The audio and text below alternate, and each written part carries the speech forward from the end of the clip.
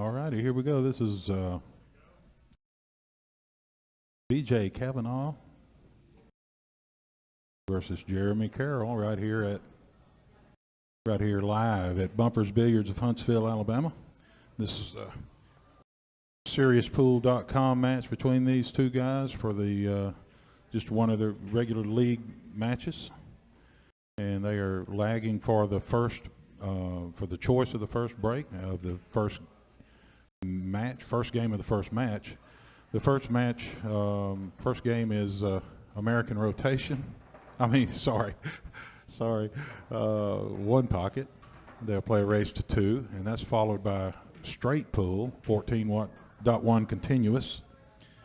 That is to 60 points, and then they will follow that up with American rotation to 60 points.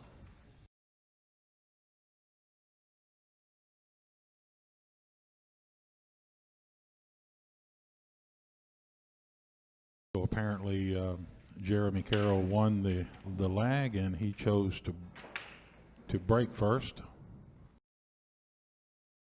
And we play rack your own in all 3 of these.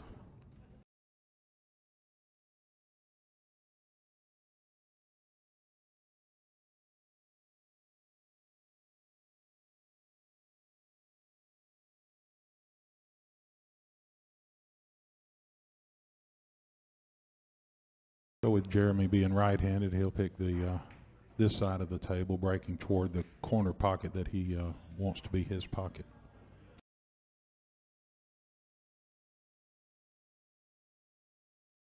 That's a pretty nice break, laid up a ball on one rail by his hole, and then on the other rail, the 14 on one side and 2 on the other.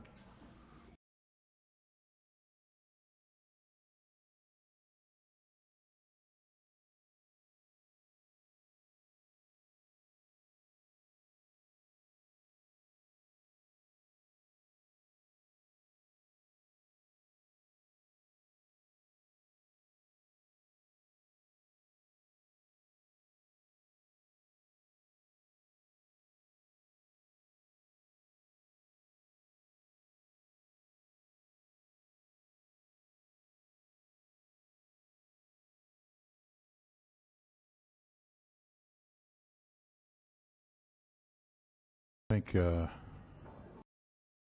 BJ would have liked to have gotten to the rail there on that shot to hide a little bit better the access to the 14 ball. So if he could have put the cue ball over here, it'd have been a little bit better. He doesn't want his opponent to have access to that ball.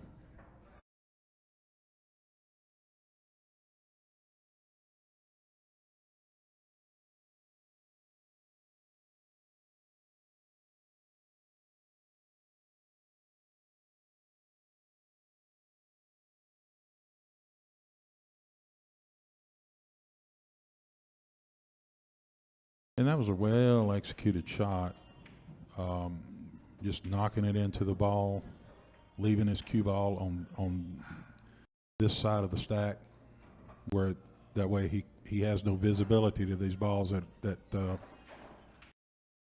Jeremy just stuck close to his hole. It makes it really difficult to get those away from there to play a safe shot. That for those not familiar with this particular game of the game of one pocket, Jeremy has to make any 8 balls, not a stripe or a solid or anything, just any 8 balls. Oh, nice, into the pocket where you see those where the cue ball is now, and his opponent BJ needs to hit any 8 balls in the opposite corner pocket in this corner. So that was really nice that BJ put the cue ball where he did, because it makes it almost impossible to make something in your hole unless you bank like a monster like Jeremy does here. If he'd hit that just a little bit harder, I think he might have pushed that 4 into the hole.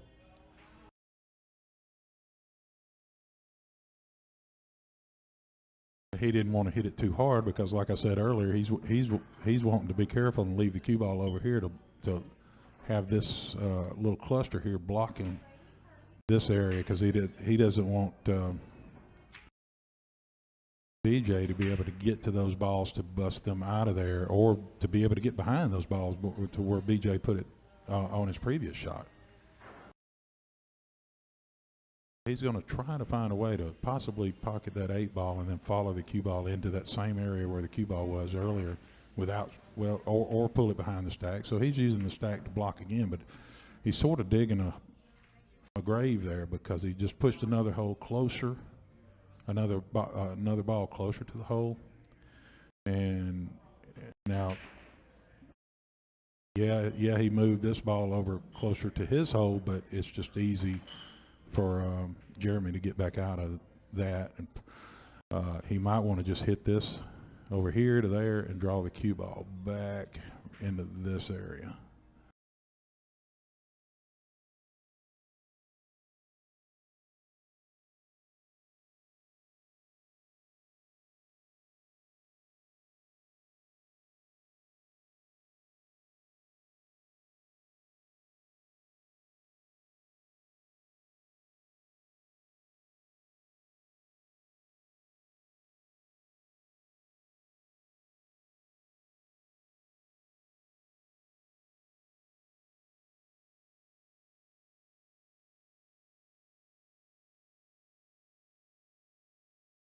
Did he read my mind or what?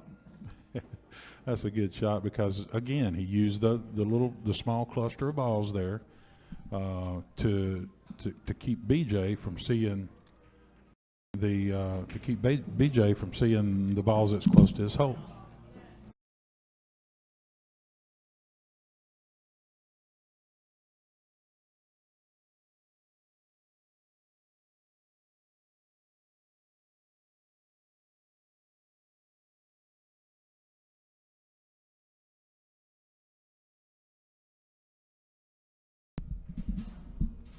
All right, I got Jeff Hannon here with me now.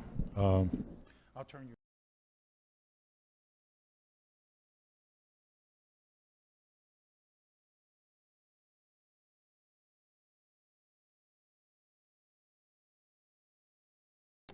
If he scraped off of that ball, he may be okay.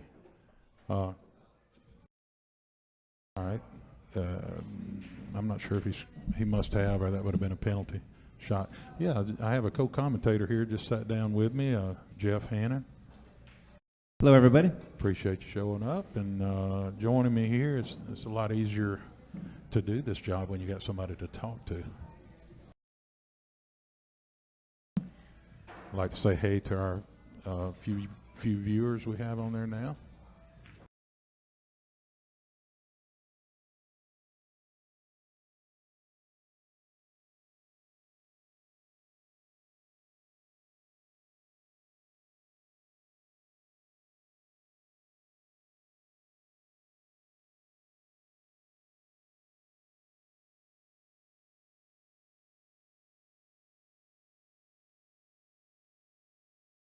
Jeremy Carroll is shooting now, and he wants to go ahead and pocket that ball, but he needs to really be careful, because he doesn't want to give his lead away here by trying something too difficult and missing it and leaving BJ's shot.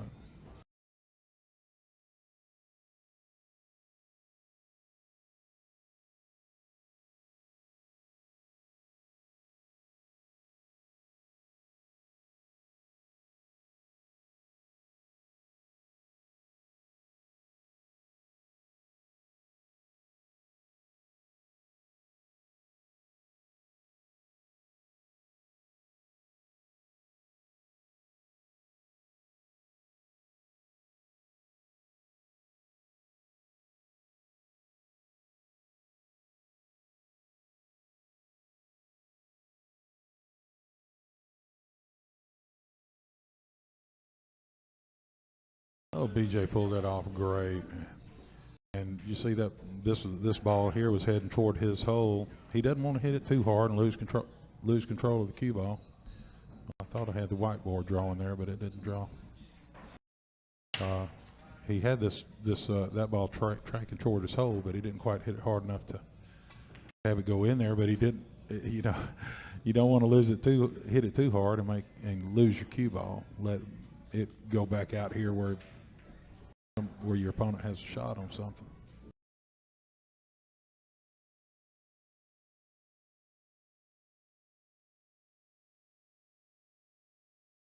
So is your mic working, Jeff? Yeah, it's working, but Okay. so, Good. You want to make so sure. what do you think he's going to do now with this shot? Well, let's see.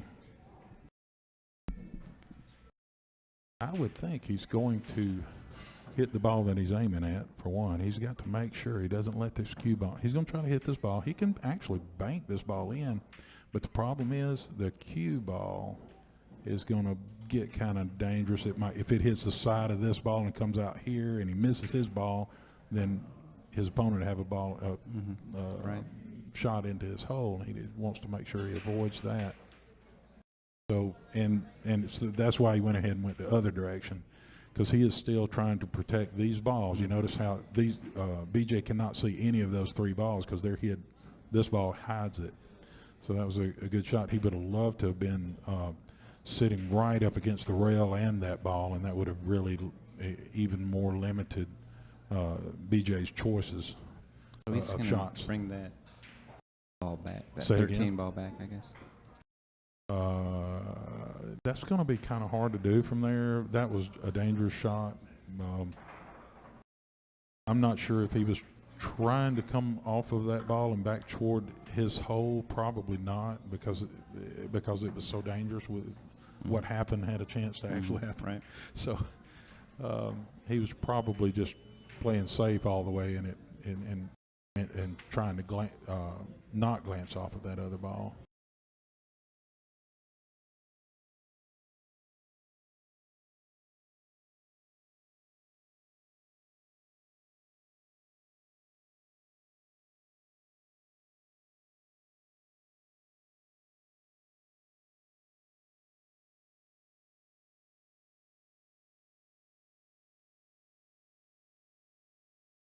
So hopefully we'll get the score right here in just a minute.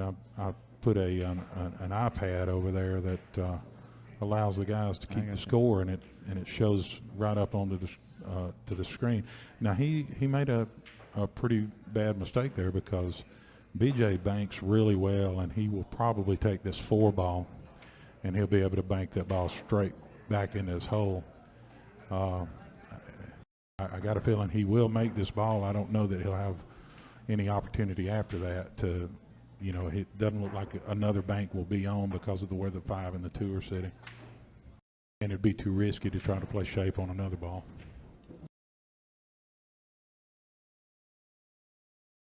I do think he should go ahead and try to bank that in, though. He'll probably hit it pretty hard.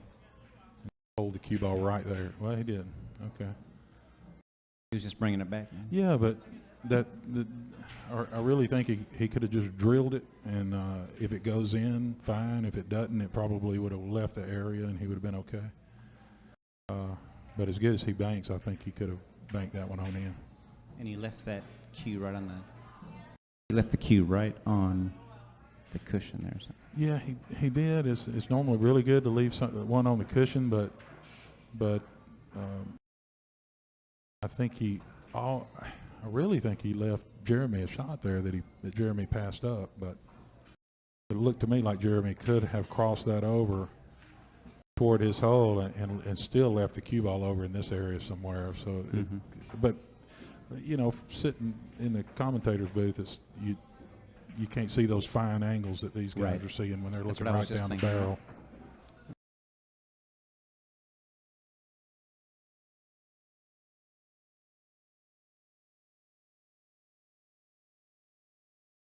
He's thinking pretty hard. Yeah, he is. He doesn't have any really good shot to shoot at here.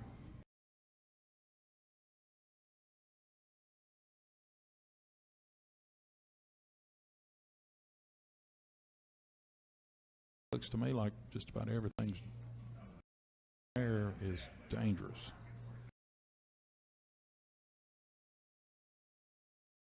Yep. I think he might have gotten away with it, but still, Yeah,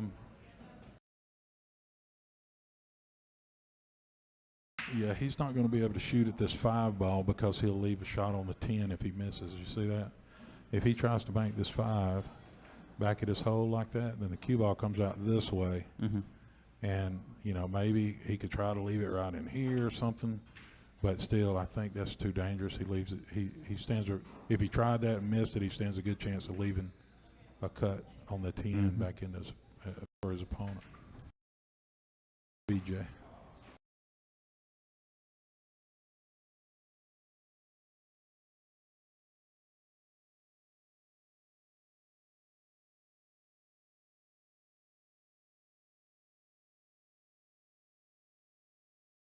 That would have not been a good shot if the 2 was not there. But with this 2 sitting where it is, over here, there's no good path for the bank back to BJ's hole. So BJ can't really do that. He's got to figure out something else. What he might can do is hit into this side of the 2, let the 5 ball come out this way, and the 2 goes out this way, and just follow the cue ball up a little bit. Let me get these.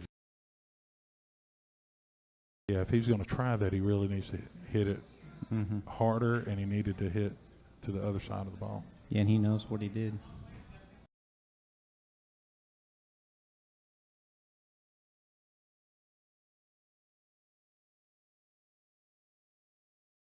It's all the pressure from being on this international television program, you know. That's right.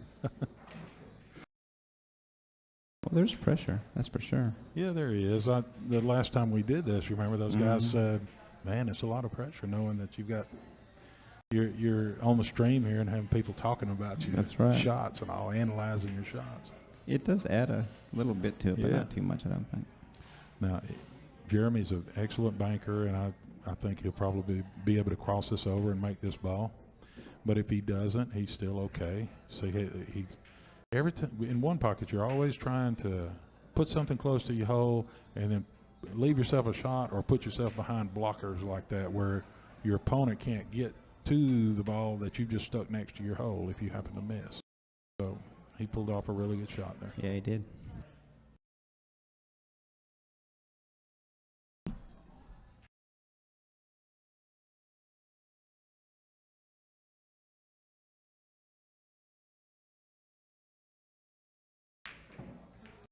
That was excellent. I would, if I'd had time to get my pencil out, I'd have drawn something very similar to that, I think, for him. Mm-hmm. As long as he leave the cue down there on that side, on that corner. He may have left. I think he can make the cue. He can cross this over and keep his cue ball out of the way. Keep his cue ball from double kissing this 5 on his way back to his hole. But no, I think he could have. He just didn't that time. With a little bit of draw on the cue ball there, I think he could have escaped that double hit. So cue ball would have come back more like this, and then he would have this ball would have went onto his hole and missed the double kiss. Mm-hmm.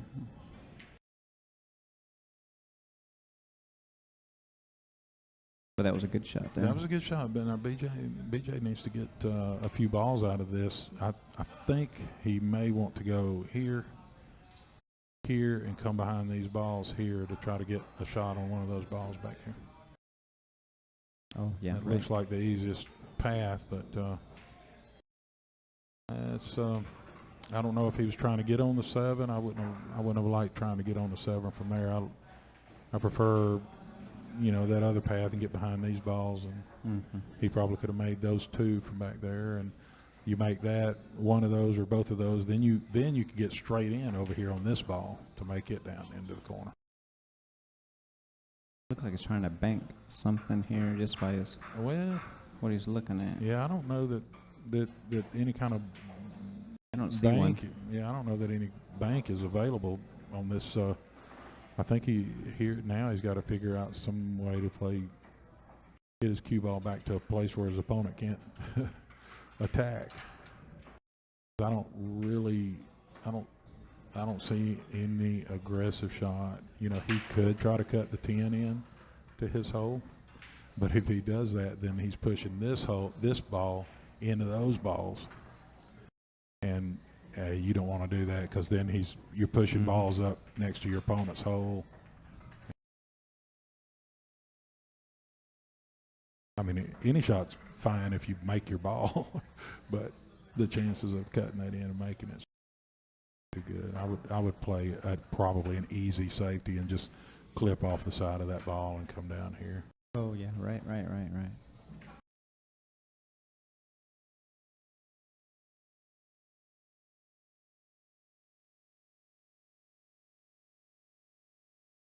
That wasn't too bad, because he tried the shot I said he shouldn't try, because I thought he would push this ball up to those, but he avoided running into that ball, so he turned out to be okay.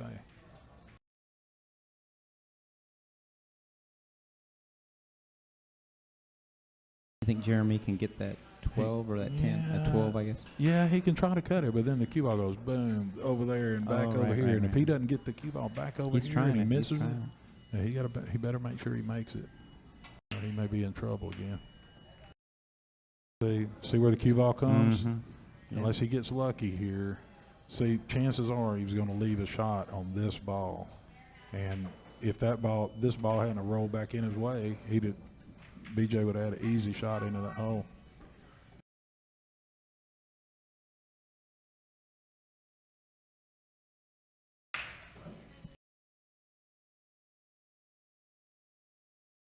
I might have shot the shot he just tried if I was up there and feeling really good, feeling really in stroke, but I would have hit it way harder than that, to where the cue ball would have gone back and forth and back and forth. But again, I would have had to feel really good about my stroke and feel like I had really good speed, a sense of speed for the table, which both of these guys have a good sense of speed for these tables because they play here a lot. Yep, made it. Yeah, he's, like I said earlier, both of these guys are really good bankers. I played Jeremy last week. Some bank pool, and he just tore me up. It just he was making all kinds of bank shots.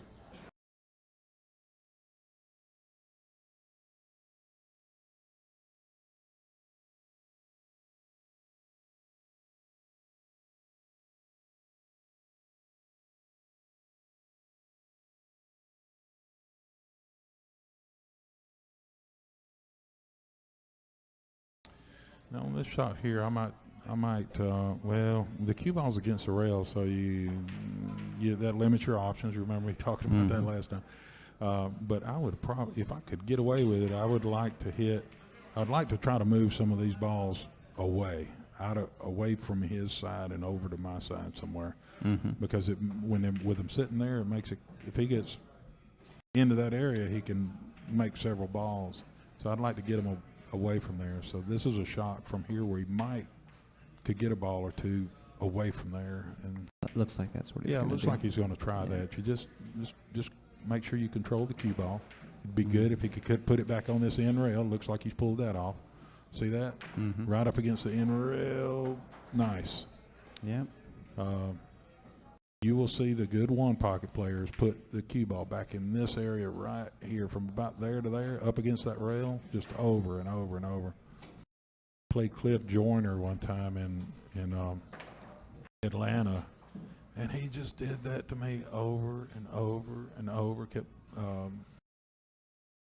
just freezing it to that rail right in there, like right in the center of that end rail. It's actually a handicap tournament. Where he had to get to 15 before I got to 5. And at one point I was -2, and he beat me 15-0. Dang. That was embarrassing, but he's one of the best players there is in one pocket. So then they just spot that one. Yep. If it goes in a pocket other than one of their two corner pockets, it spots up. if it goes in one of their two pockets, whoever's pocket it is gets to keep that ball if it was legally made. But if they fouled on that shot, it would come up, plus a penalty ball from the player who fouled. But that wasn't a foul, right? That was not a foul. Right. No. If it had been a foul, then that ball would have come up plus a penalty ball. Mm-hmm. Yeah, if he can just keep moving those away from that little, see, he's only got 2 left over there now, over in this area that I've said I'd like to get rid of the balls over there. If he can get rid of those, that'd be really nice. Get them away from that side. And actually, you know, these are on his side too, and they're just past the line, just outside the kitchen. So, but they're still not that bad because of the angle they're at. Even if he got ball in hand right here, he can't make any of these balls down into, or Jeremy can't make any of those balls down into his pocket. That's right. So if I was BJ, I think I'd leave these alone. Just let them sit there. Just let them sit in BJ and Jeremy's way. Mm-hmm.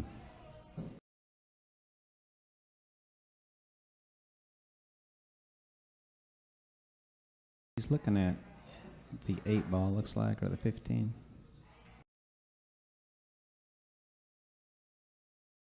Hitting the eight ball. Not sure what he was doing other than maybe just trying to he was, well, okay, 2 things. He's the 7 is blocking the 9, so BJ doesn't have a good shot at that. And he also wants to protect these balls, right? Because I said earlier BJ should get these away from up there, and so he wants to keep BJ from doing that. So he's got this blocking BJ from getting to those balls. Mm-hmm.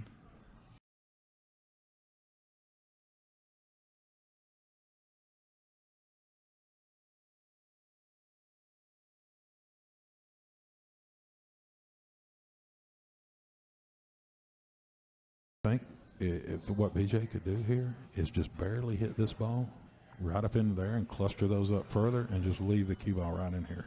Maybe butt it up against the 15. I think he might be able to do that. Even if he pockets the ball right here, I think that'll be okay too. And just try to leave the cue ball frozen to the, 11 ball right here. But no, he's trying something else. That's fine. See, he's trying to put him on that end rail again. Wanted to freeze him to that end rail, because when you freeze somebody to a rail, then that means you can't hit the part of the cue ball that is from the rail down. You can only hit the top part of the cue ball, and then it forces people sometimes to jack up, elevate the back of the cue. And when you do that, it makes it the shot more difficult. In my case, it makes it impossible. As you well know. No. Give yourself more credit than that. These people around here are making a lot of racket hitting them balls around, aren't they? Yeah.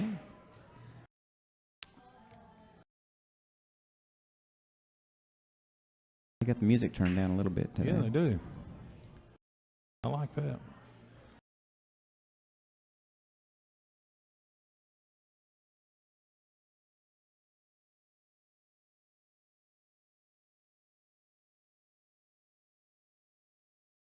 He's thinking hard right now. He is.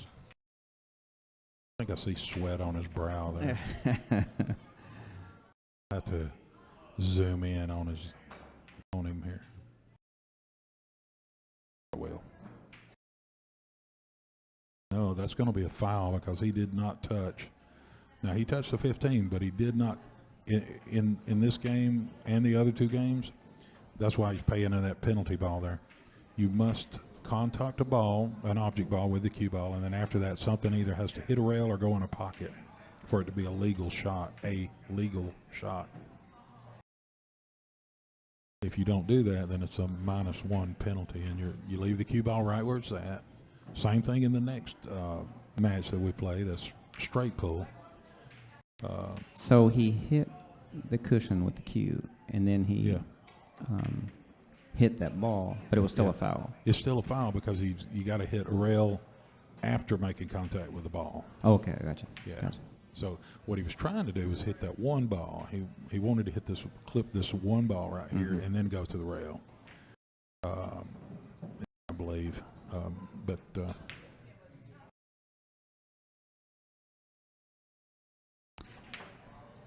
looks like he might have left Jeremy a possible shot on this 10 ball back at his hole. Mhm. The only problem is that cue ball. He does not. If he can make the cue ball hit here and then bump that ball, that'll be fine. But you don't want to let it go back into here because if you miss the 10, you don't want to leave the guy your opponent a shot at his hole.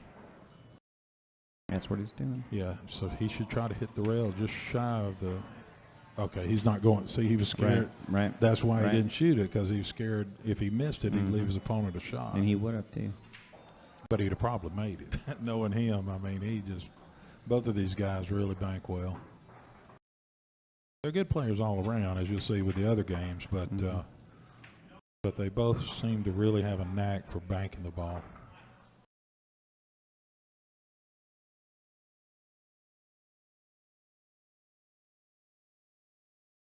This is B.J. Kavanaugh up to bat right now. He will try to.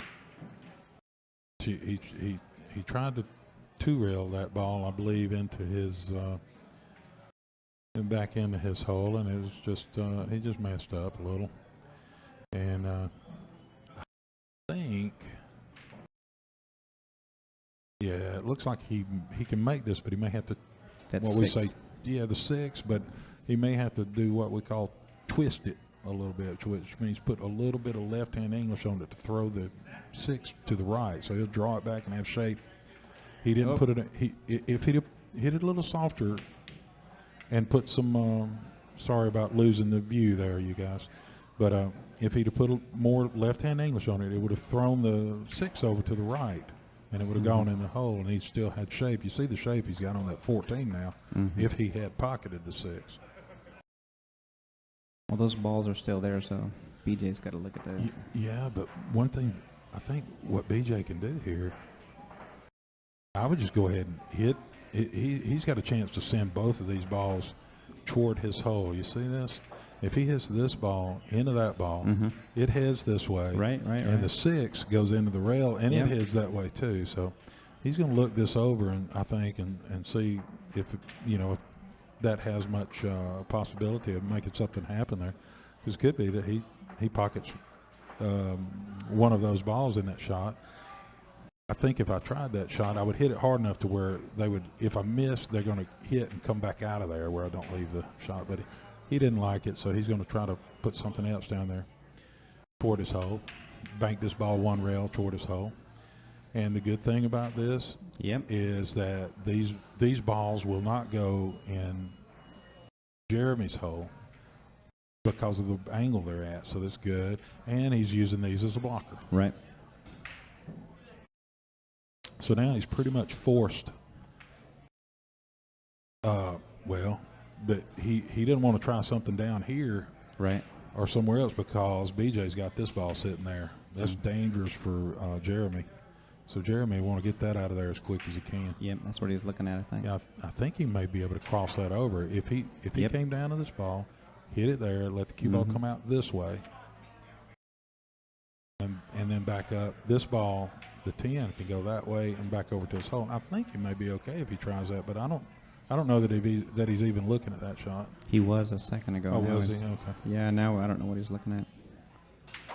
Well, he's looking at it again. It's a touchy shot, but I kind of like it. I think he's going to need to put a little bit of top right English on it to make this work.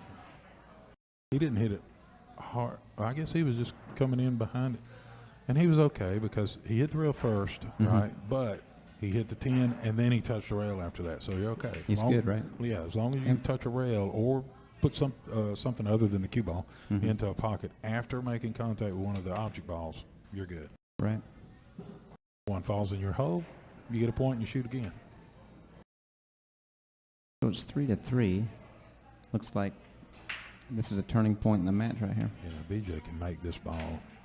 He can make this ball. If he could make this and follow it up just a little bit. Ain't that something? He didn't. I would have loved to have seen him play that shot and follow the cue ball on up to here. Something about the shot may have prevented him from doing that, but I'd have liked to have seen that. Then he could have made this ball in the corner and then brought the cue ball over to here and played this ball in the corner after that.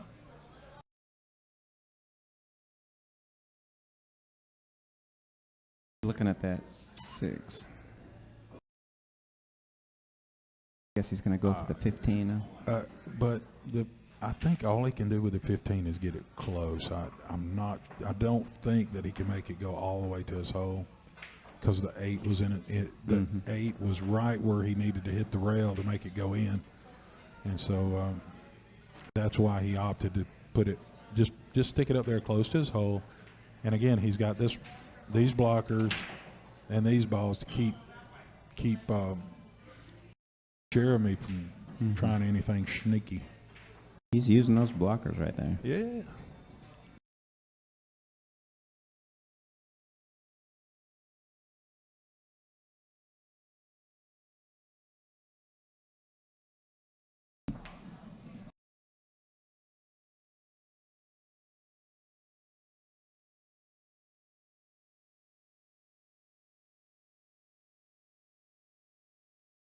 If he can get this all the way to the end rail, he's okay.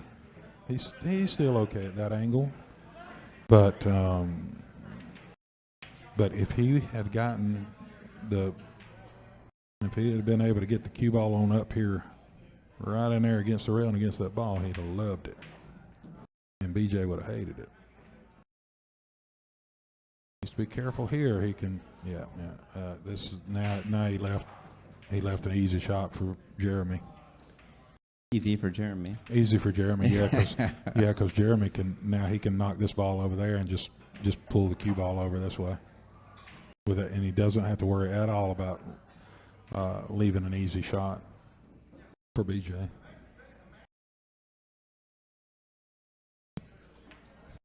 It's a very competitive match. Oh yeah, that's why I wanted to go ahead and stream this and commentate on it, because I thought these two guys would be a really good match. I don't think he has anything to worry about from there, because if BJ tries to cut this 70, and that's a bad place for the 7 to sit. BJ can't do much with it there. So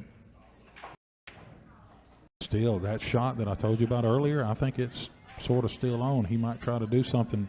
Remember where we moved both of these balls toward that hole? Man, I don't know what's going on with my mouse now. It's acting goofy on me. But he may be able to send both of those balls toward his hole and follow the cue ball up. He can hit this 12, and then he can follow the cue ball up this way, like that. He could just follow it up and leave the cue ball right in there. That way both of these balls go toward his hole. The 6 ball goes there and over to his hole, and this ball hits the 6 and then starts heading that way. Oh, he's going for the 11. Yeah, or the 12. Oh, 12, right. Yeah. But you can't really do that because now, and he wasn't happy with it. I would have loved to seen him try that other shot that I was pointing out, where he tries to send the cue ball up to there, and that would have been my number one focus on that shot. I wouldn't be moving him toward the 6 and the 14 toward my hole, but I would have really been focusing on following the cue ball up the 2 rails to get behind that 1 ball. Oh, what a shot. That's what I'm talking about, having a knack for banking. He really does. Both of these guys do.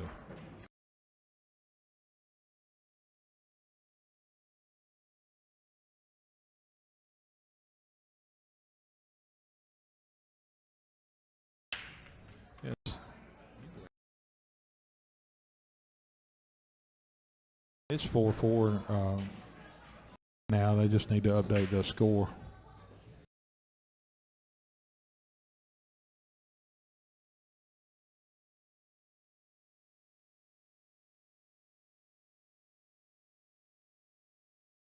Give these guys this nice technology, and they won't even keep it up to date. For I us. didn't know they were Man. doing it. I thought you were doing it. Oh no, no! I've got that that's iPad nice. over there for them, and Because last time, I'm using AirPlay, I think it is, a little app called AirPlay to send the over wireless. It sends the screen on the iPad. They're keeping score on the iPad, and it just sends the whole screen over to me, and I have it displayed in the bottom corner here for you.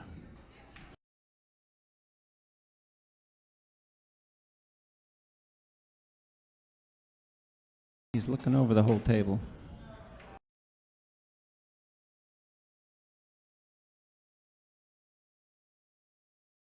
The balls are fairly spread out. Yeah, they are. He is going to really have to dig into this ball. I mean, it's still got to have some bottom on it when it gets to the. He did a good job of that. It's a little dangerous though because see, he hit the side of it, sent the one toward BJ's hole, but I don't. If I was BJ, I would not shoot at this one ball though because you can't. If he shot at the one, it's going to come off here and then go down this way, and you might run into a ball. If you miss the one, you're leaving your opponent out basically. You know, he could get out from there.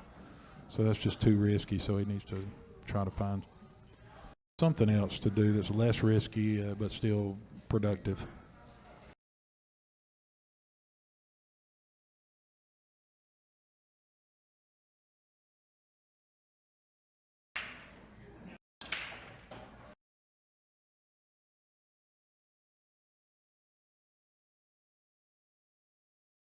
And that was okay. I didn't mind that at all because you see where he left the cue ball. That's You right. know, if he leaves the cue ball up in here, you're fine. That way, if he had made the ball, he's got a shot on the one right here, and if he had missed the ball, which he turned out that he did, then his opponent doesn't have too easy of a shot. It looks like he can bank this. He can cross this over and possibly make it over in his side, but. Ooh. Now here's a shot a lot of people wouldn't shoot, but I will, and that is to shoot this ball. Sorry I can't draw straighter lines, but my having to draw this on the mouse pad on the computer instead of with my mouse. But I would hit it there trying to knock it into my hole, and I put a lot of top spin, and the cue ball just kind of goes right in there. And that way, you know, if I do that, if I miss it, so what? I don't leave the guy shot. Mm-hmm. But I feel pretty confident with that shot, too. You don't Grady Matthews, a famous player, one pocket especially, used to call that the Dipsy Doodle shot. He passed away a year or two ago, but he was also called the Professor. He did a lot of commentating. Oh. Yeah, I had several videos and big time gambler and just a very well known pool player for years and years. Sort of like Jeff Hannon. You've heard of him, right? I'm working on my game. Needs a lot of work, though. Yeah. And for those of you just checking in, this is Richard Andrews here, and I've got Jeff Hannon. Hey, Jeff. Sitting here right next to me, helping me out. We work together at our real job. This here is just for fun and to help promote pool, because I love me some pool.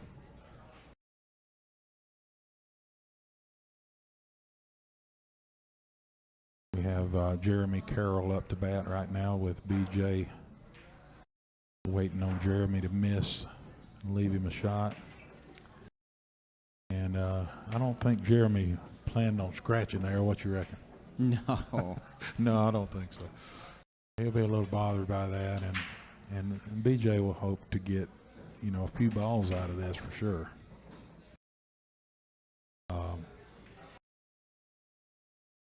I think I'd like to see him shoot I'd kind of like to shoot the 7 first, and then the 11.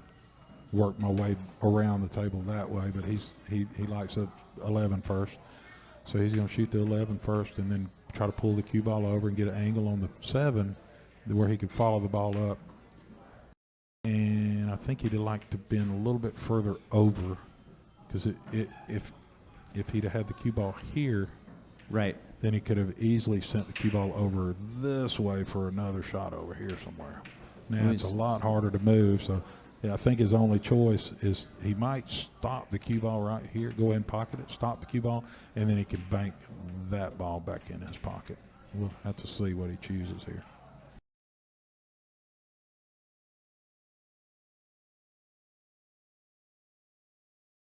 Well, looks like he's going to try to pocket this ball. I don't think he can get to the other one, the one that's against the rail there. Got a shot at the 8 too. He doesn't want to leave the cue down he here. He does, yeah. He's got a shot at the 8, but yeah, if he doesn't want to leave the cue ball anywhere down here and leave Jeremy a shot. He should hit this hard. And the reason I say hard is I was thinking of hard and not crossing it over like he did. You hit it more over this way, and then it comes straight back. And if he misses it, it hits the rail and goes back out, and you leave your cue ball right in here, and no problem. If you make it, great, you got another point. And if you don't, then your opponent doesn't really have a shot.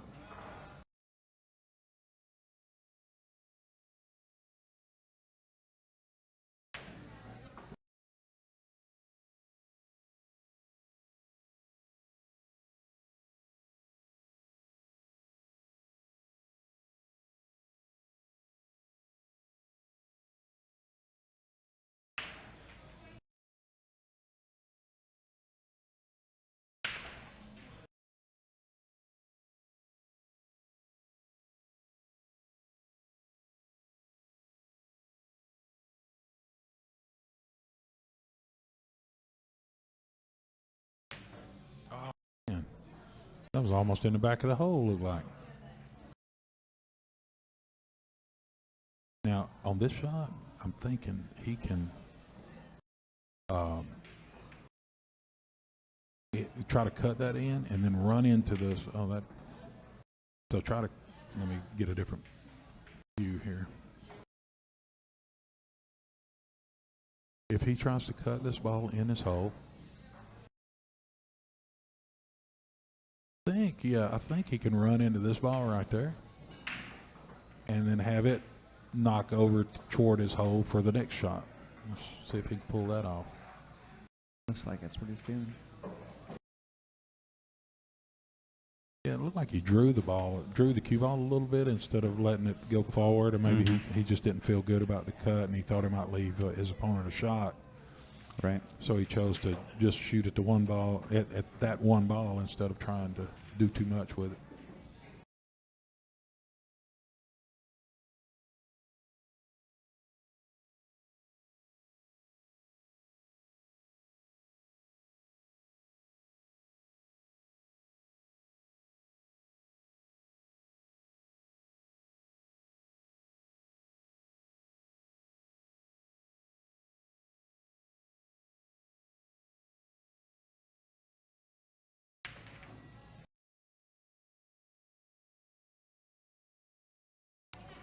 I don't think he can try to make this ball, because if you try to make it from here, when this ball tries to come off the rail, the cue ball is still there and it ends up double hitting it. So I really don't think he can try that.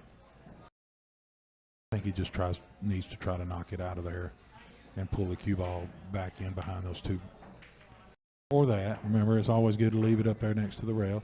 And he put the 14 into a pretty decent position. And you want to leave the cue ball.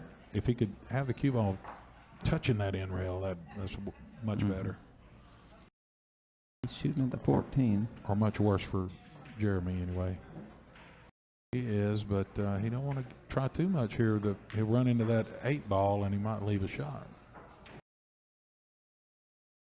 If the 8 ball had not been sitting there, I think it'd been a really good shot to try to come in, because it goes 2 rails and back out toward your hole. But with the 8 ball sitting where it was, too many goofy things could have happened and left BJ a shot, so it was pretty dangerous.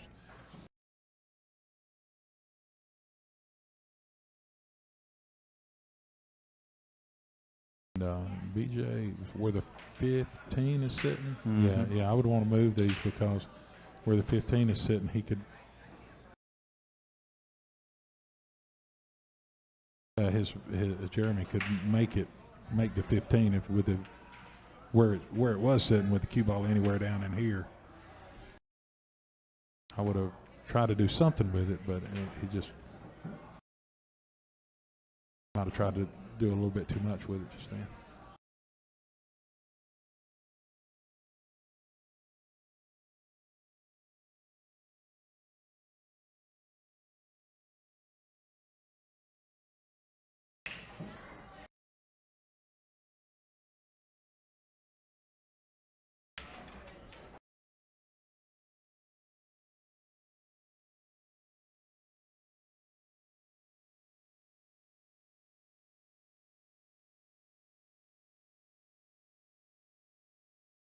So it's 6-6. Pretty close game. Yes. I knew it would be.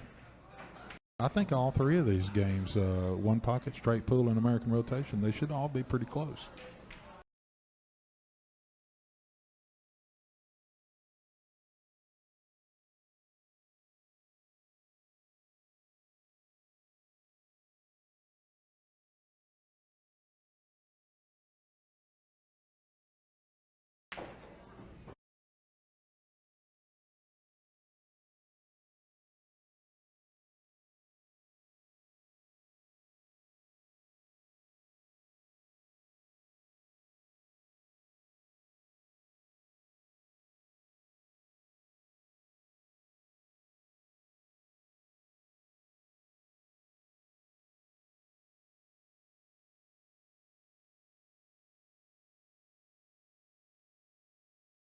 Who's got two choices, the 1 or the 8? Yeah, he did.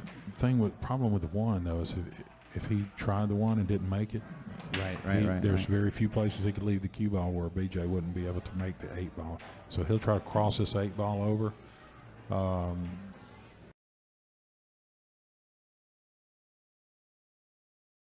And you know it's good. He left the cue ball at this end of the table, so that's good. Mm-hmm.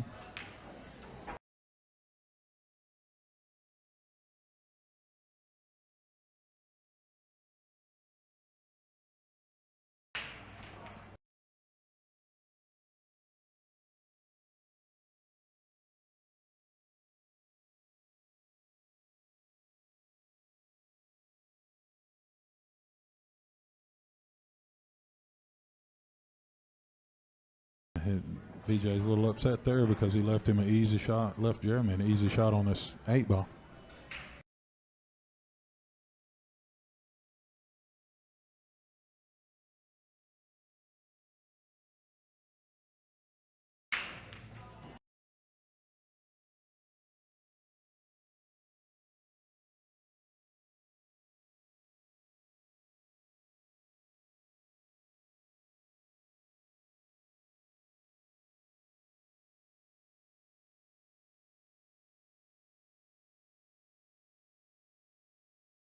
Nice little shot. Can't do better than that, I don't think. Yeah, that's a nice little shot because, you know, if he'd have sent the 1 ball just a little bit further though, I don't think he'd have liked it very much because then the bank would have been on for BJ. He could have sent it back up to his hole, but where it sits here, you just can't do it. So, you know, he could just tap. I think instead of trying anything difficult, he could just barely tap it, send the cue ball there, and just leave that ball there. And there's nothing really that Jeremy can do aggressively from there, I don't believe. So it's just cat and mouse right now. It is. Yeah, that's very, very similar to what I was talking about. Just a little bit harder. You know, it just hit it a little harder than I was talking about, but you know, no problem there at all.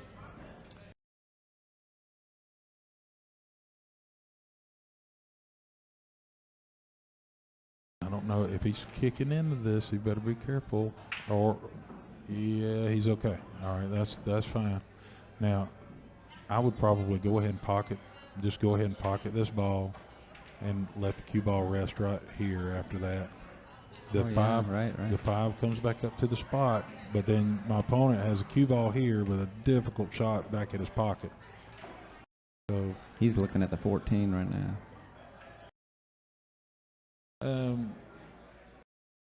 Yeah, but if you do that, then then you got to move the cue ball more because you can't see. Now he's got an easy shot back at his hole. Isn't that Jeremy's hole right there? Mm-hmm. That's right. So if he'd pocketed this other ball, then Jeremy's looking right. At a severe he knows cut. it too. Yeah. He knows it.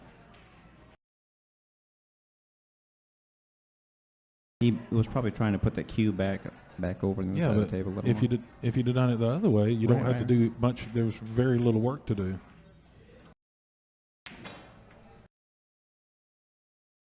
Okay, so now the score of the first game was 8-6 Jeremy's way. So this is a race to 2 games. So now we're at 1 game Jeremy, 0 games BJ. It's BJ's break now, and you know Jeremy, with these 2 guys being so evenly matched, I think they're very evenly matched. They should win on their break. They should win on their break. So Jeremy broke. He won his break. Oh, right. So, right. So now That's the BJ. ball. So now BJ's breaking, Okay. and hopefully BJ will be able to hold his break. Right. But so this is how critical it is to win the lag, because if BJ had won the lag, he'd have broke first. Oh, okay. Right. If they're that even and everybody wins their break, then BJ comes out the winner. But we'll have to see. I mean, you're not guaranteed to win on your break, but it is a big advantage in this game.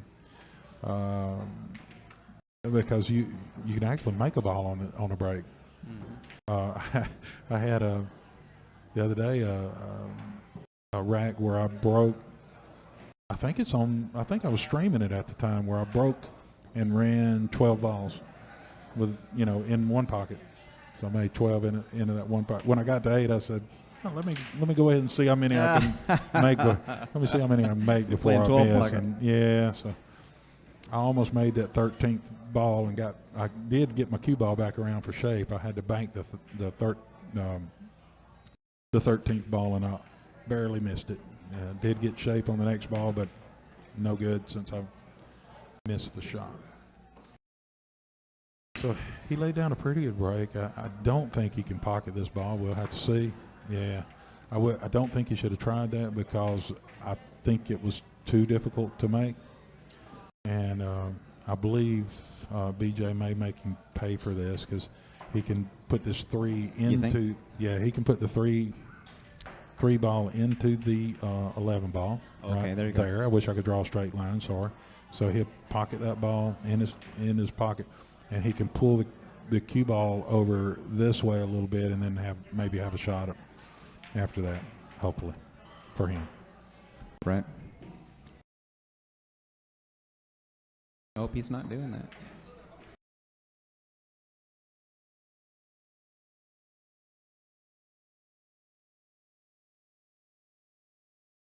He was just freezing that cue ball up in the middle.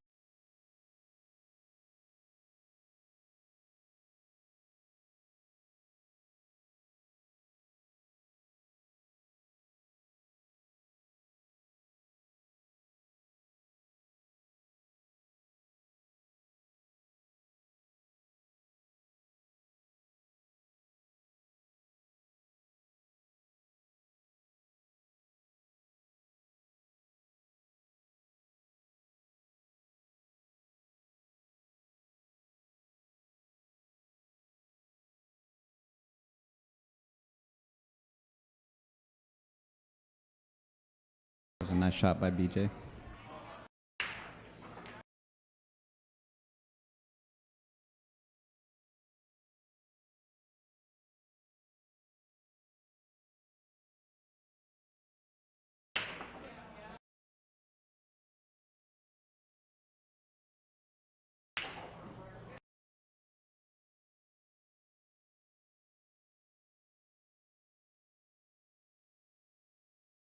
So Jeremy scratched just to catch up. Now BJ's not so two. he's a in. -1 now. Yeah, -1.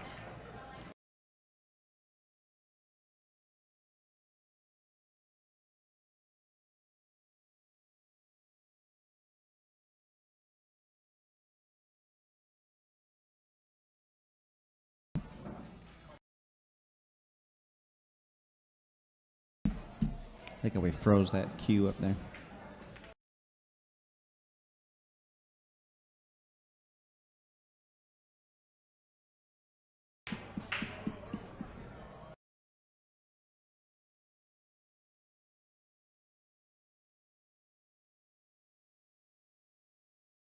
That's tough, bridging over the balls like that. But he's going to have to be careful, too. He needs to follow his cue ball up to this end rail to make sure he doesn't leave a shot on that 3 ball. He did an excellent job. You see how he almost froze that ball to the rail? Yep. Yeah, BJ froze it to those balls, and then he froze it to the rail. It's pretty good shot. Yeah, that was good because he wanted to make sure he didn't leave the cue ball like mid-table or anywhere because he didn't want BJ to have a shot at that 3 ball into BJ's corner. So now I suspect that he's just going to knock that 5 back out of there.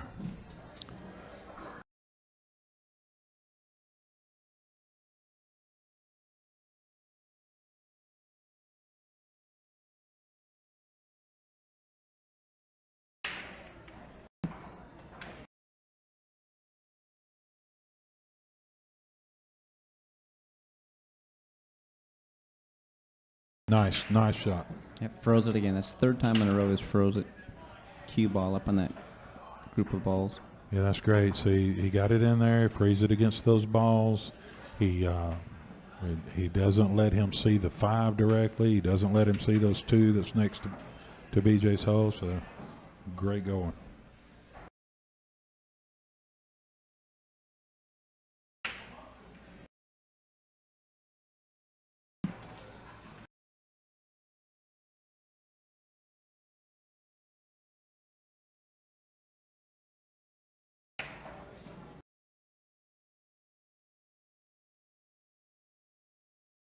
What's he going to do here, you think?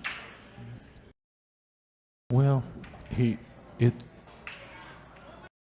could just come off the side of this 6 ball like this, and if he leaves the cue ball over in this area, I think he's okay. Oh, I got you. He doesn't want to go around his head like I just did, though. Hard to do. Trick shots. Yeah, he's a trick shot artist.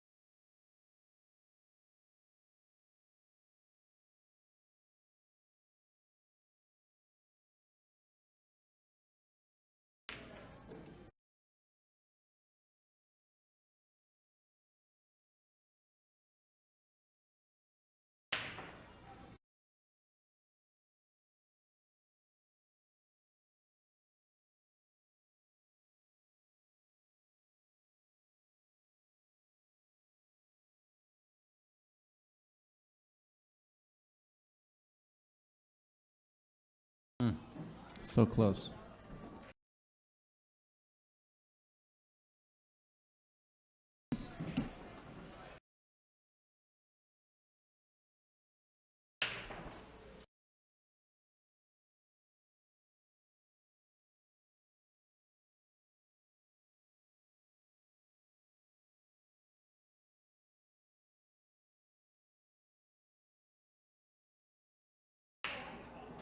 That was a good shot there. Did you notice what the cue ball did? It hit the ball, then it hit the rail, and then it started coming back down the table, and it went forward again.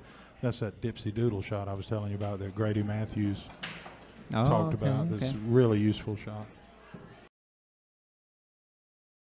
The dipsy doodle.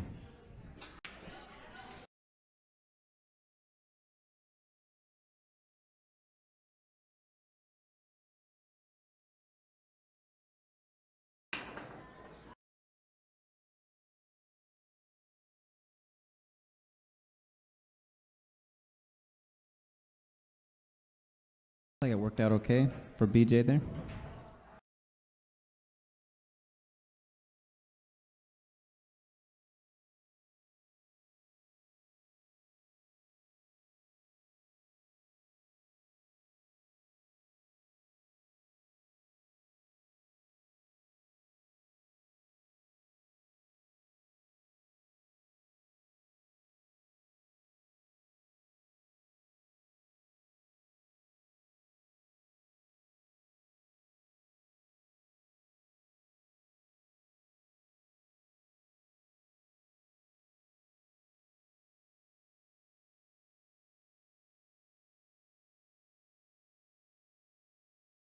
Getting a few people gathering around the table to watch the game.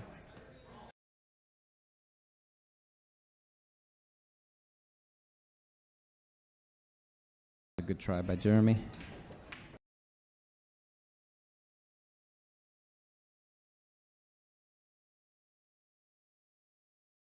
Yeah, I've been trying to get something to make my mouse work where I could draw better on the screen, but I guess we're going to have to live with squiggly.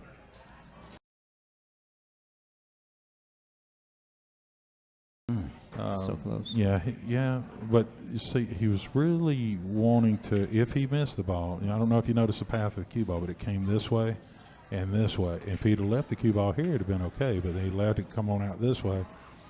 And I think Jeremy, I'm certain Jeremy will shoot at and make this ball in his pocket, and then he's a little iffy whether he's able to pull off getting shape on another ball, but he really needs to bear down. Since he chose to shoot at this ball, he's got to make sure he makes it. Right. Whether he gets shape on the next ball or not, he's got to make sure he pockets this ball. Oh, what a shot. Good. So he got shape on the 6. This seems like an easy shot, right? Making the 6 in the corner. That looks easy, but when you have the pressure of knowing that if you miss, your opponent has all these balls sitting here to make in his pocket, it's a little scary. It's pretty scary. Oh, he made it though. And he might have got shape on this 2 ball. I don't know if he can hit that 2, but if he can get that, if he can get that 2 and draw it back, just straight back, it'll run into this ball and then scoot out this way a little bit for shape on the 9. But if he can't do that, then he's got to go for this 9 ball and just follow the 9. Yeah, but when he shoots this, he'll follow the cue ball up for. Now he left. See that? That's the every shot he had there. He was having to worry about those other balls. Leaving BJ a shot on those other balls. He may be okay still though, because it looks like. The way these balls are sitting, BJ still doesn't have a decent. I don't think. You talking about making the 8 in there like that? I don't think he gets there. And if the 8 was a little further out this way, then he could hit it in and play the combo on the 14. But I don't think either one of those is on. So I got a feeling he's going. Okay, here we go. This will work. He is shooting to make this 3 ball go into the rail and then come off of this 14 ball and into the pocket. So Okay. I'm pretty sure he'll make that. He just got to make sure. Oh, he had went straight he had in? straight into the hole. I think he might have been better off if he'd have tried it the other way. But Oh, now he's going but 15 into the. yeah, 15 14. into the 14. Don't hook yourself. Ouch.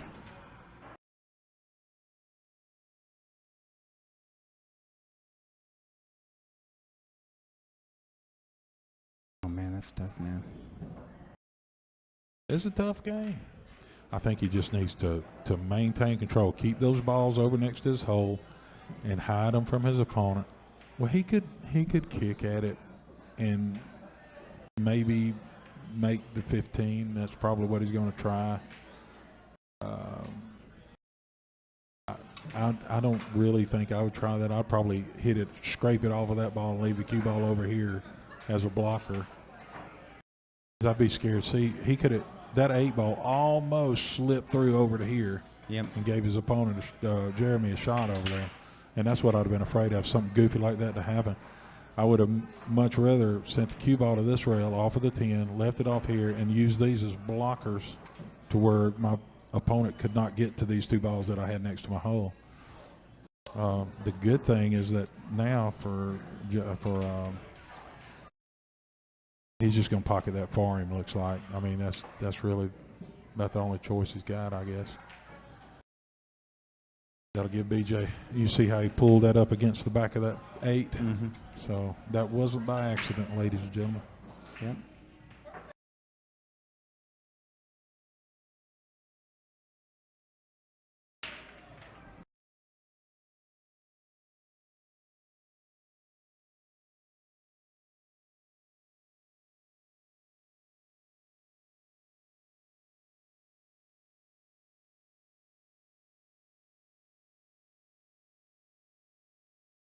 Looks like BJ's got him on the ropes a little here, but you know how fast things can change.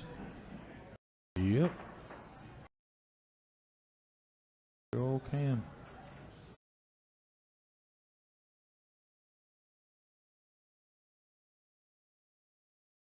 Well, if that 8 slows down, it'd be okay, but it didn't. So Jeremy's got a shot back at his hole now without anything to worry about. Oh, right. Yeah, so he can put it back to his hole and let the cue ball come off that ball and stay behind these 2 balls to her shot back at his for his next shot toward his hole. It's right on the cushion though, so. Yeah, that does make it tough, but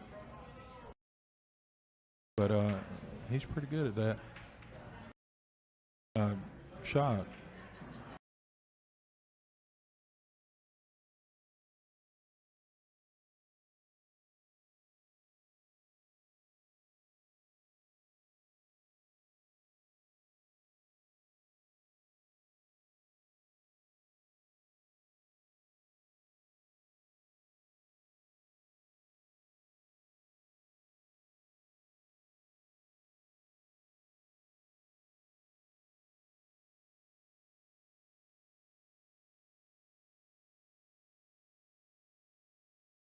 Okay, Jeremy is up to bat right now, and he's been playing pool seriously, I guess, for about 4 years, and he is a world-renowned one-pocket player.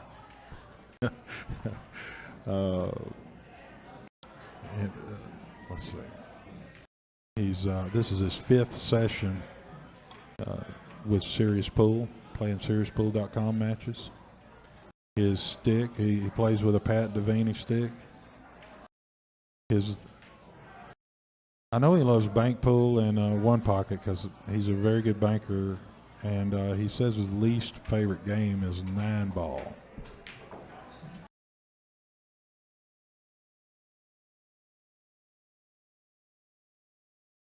And we're doing this live out of Bumpers Billiards of Huntsville in Alabama, USA, for you international people. And if you ever make it to Huntsville, Alabama, or if you live here, come on down. Their happy hour specials Monday through Thursday are from 3 to 7 o'clock. They open at 3 o'clock. So from 3 to 7, they have happy hour specials. and it is $6 per person to play all day. So you can come in here to Bumpers, get yourself a $6 paper bracelet, and you can play all you want from 3 o'clock when they open until 2 o'clock a.m. when they close. What a deal. And all of these tables are Pro-Am. They're Diamond Pro-Am tables. They've got 8 9-footers. That's what we're playing on here, a 9-foot table, Diamond Pro-Am table with 860 Simonis cloth. And they have 16 of the baby tables of the 7-foot. He's going to be down to 1 point now. But they have 16 of the 7-foot Pro-Am tables. That's what I play on, Richard, just so you know. Those 7-footers.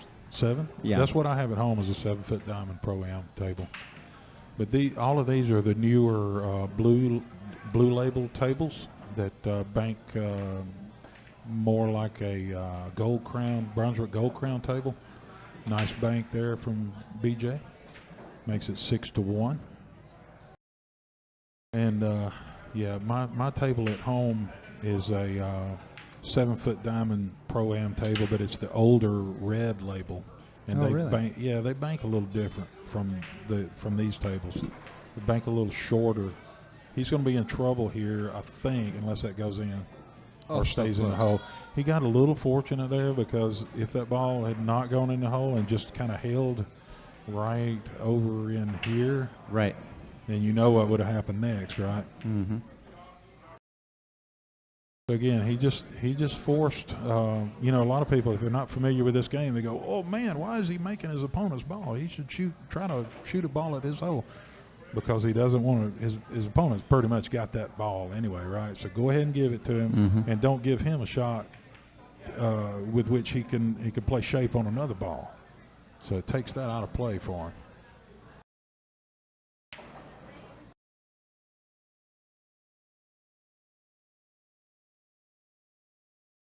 This place is really filled up tonight. Yeah, it is. Tell you, you see the score here, right? 7-1, BJ's way. So BJ needs to be very careful.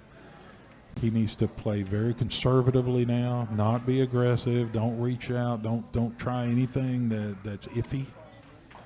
Where if he feels like something might go awry, don't shoot for it. You need to just wait for your opportunity for that one shot. Because that's all he needs, right? It's just one.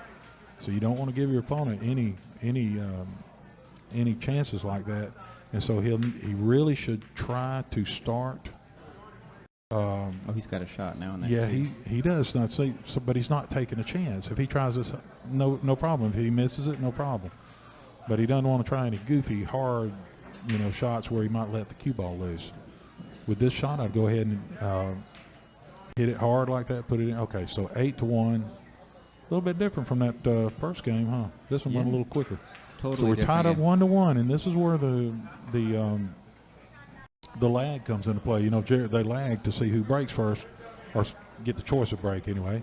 Jeremy won the lag. Jeremy chose to break first, and he won the first game. So now he's breaking the third game, and if it keeps going the way it is, with a breaker winning the game, Jeremy would end up winning the match because we just play race to 2 games. Right. So that lag is more important than ever. It is important. And when they after they do the race to 2, somebody gets to 2 games on this, then they play straight pool to 60 points. That's 14-1 continuous. They play that to 60 points, and when they finish that, they play American rotation to 60 points. They report these 3 matches they go to seriouspool.com, report their scores on this nice system called Challenge that we use, and then they set up their match to come play the next person next week. They play one person per week, play all 3 matches. It takes 2.5 to 4 hours according to who you play and how well you play that night. Let's see what they got here. Yeah. So it's Jeremy's break, and he is picking that right pocket again. He hit the one ball way too thick, and sort of lucky, really, that he didn't sell the farm on that shot. because there was a good chance the cue ball could have come on over here and BJ had a shot at on the 10 ball into his pocket. But instead, BJ's going to have to find something else.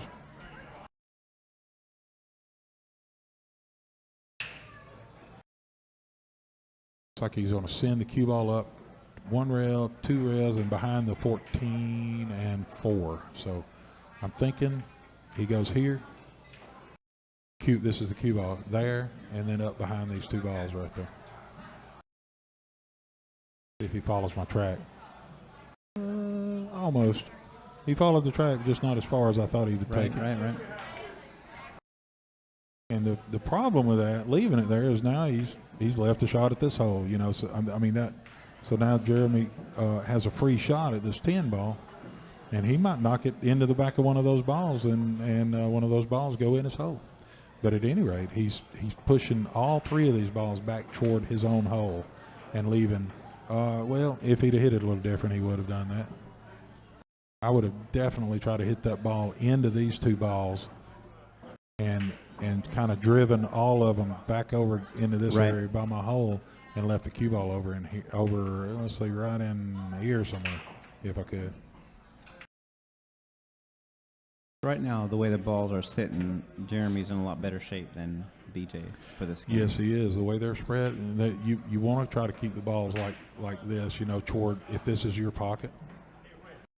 But at the same point, you don't want to give your opponent a shot at those balls and be it. So now he's got it. So he can get in there, knock a ball out. See how he tried to put that cue ball where I wanted him to put it in on the last shot. Yep, right. That would have been good if he could get it back there, because it lessens the opportunity that Jeremy has to do some damage, you know.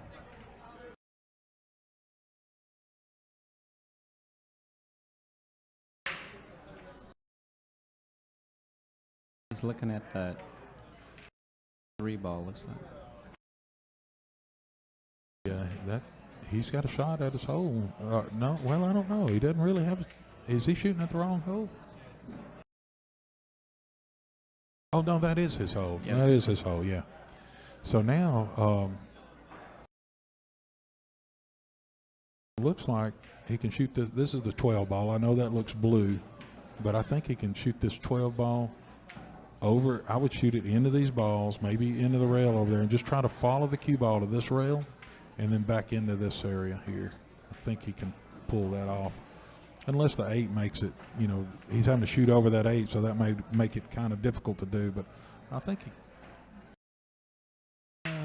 not sure. Not sure if he's got the correct angle to do what I'm trying to do. He may just be able to make that ball and follow the cue ball up like what I was talking about.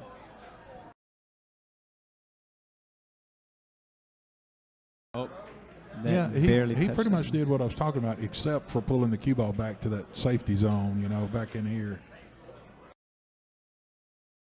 He's good at freezing that cue ball. Up in that middle there.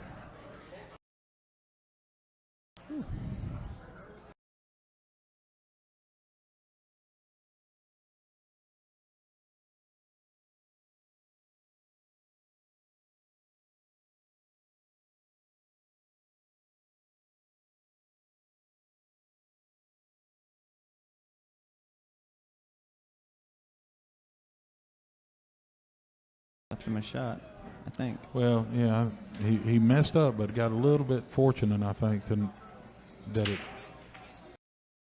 BJ doesn't have an easier shot after this. So BJ has a shot on the 4 ball with a bridge. He'd have to use a bridge to do it, but this is the 4 ball here, even though it may look a little blue to you. And this is the 2 ball here. He's not trying it. He's just. Oh.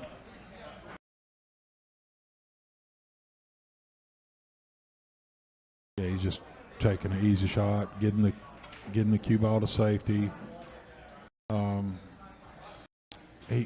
what I was going to say is he could have tried to make this ball, but it'd have been pretty dangerous because he wouldn't have been able to control the cue ball Right. for That's sure why to make sure he didn't leave that. he thought his about shooting opponent it, shot. and then he- Yeah, he looked at it.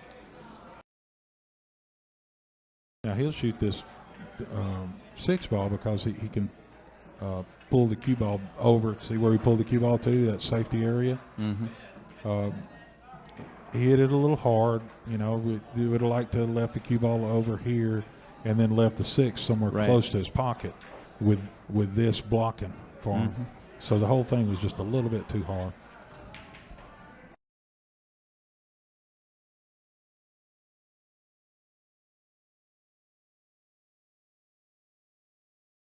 I'll be back in a moment, Jeff. You keep everybody straight, all right? Okay, I'll do it. All right.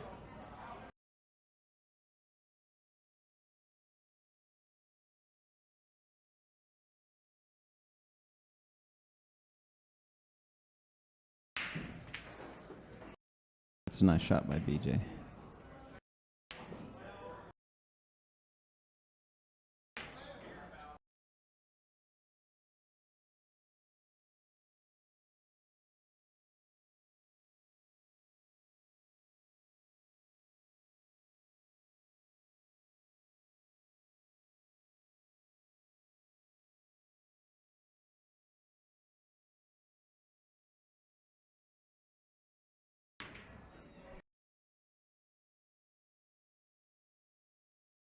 Oh, what a shot by Jeremy. That was a really good shot. If he had made that ball, you see he's got shape on another ball, and he could have made that ball and went into the stack a little bit and maybe gotten a shot after that. But I think he may have sold out and left BJ a shot on that 4 ball.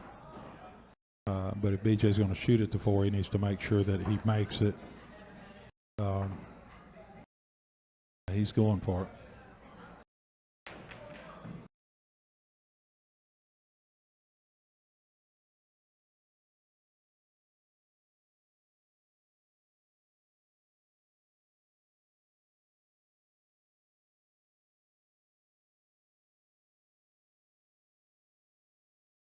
Changed his mind, looks like.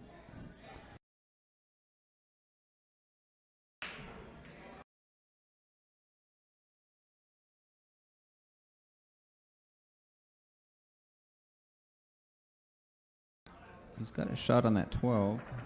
Jeremy's got a shot on the 12, but he's not taking it.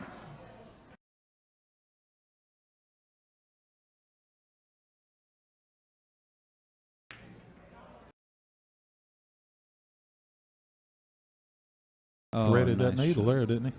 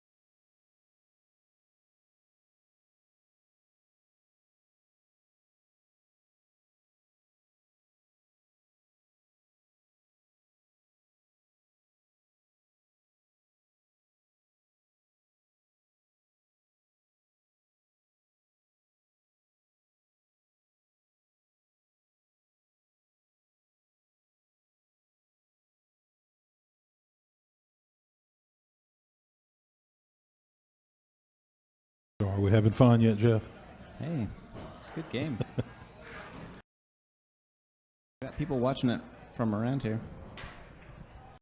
Yeah, there's a lot of people sitting around watching it. They know this is a good match. And there's a few people watching it online now. Welcome to everybody. Glad you showed up. Hope you enjoy yourself. We also have this match displayed on a one of their many big screen TVs here at Bumpers Billiards of Huntsville.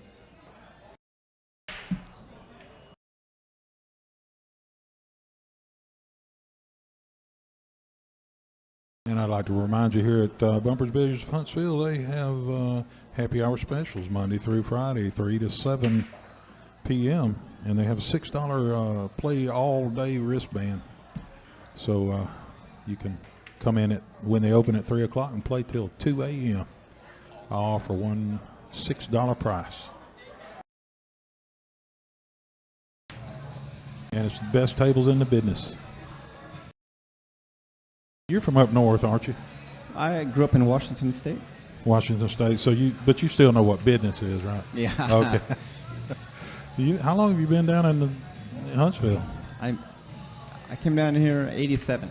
87. You've been here longer than I have. I've been down here more than most Alabamians, and they still call me a Yankee.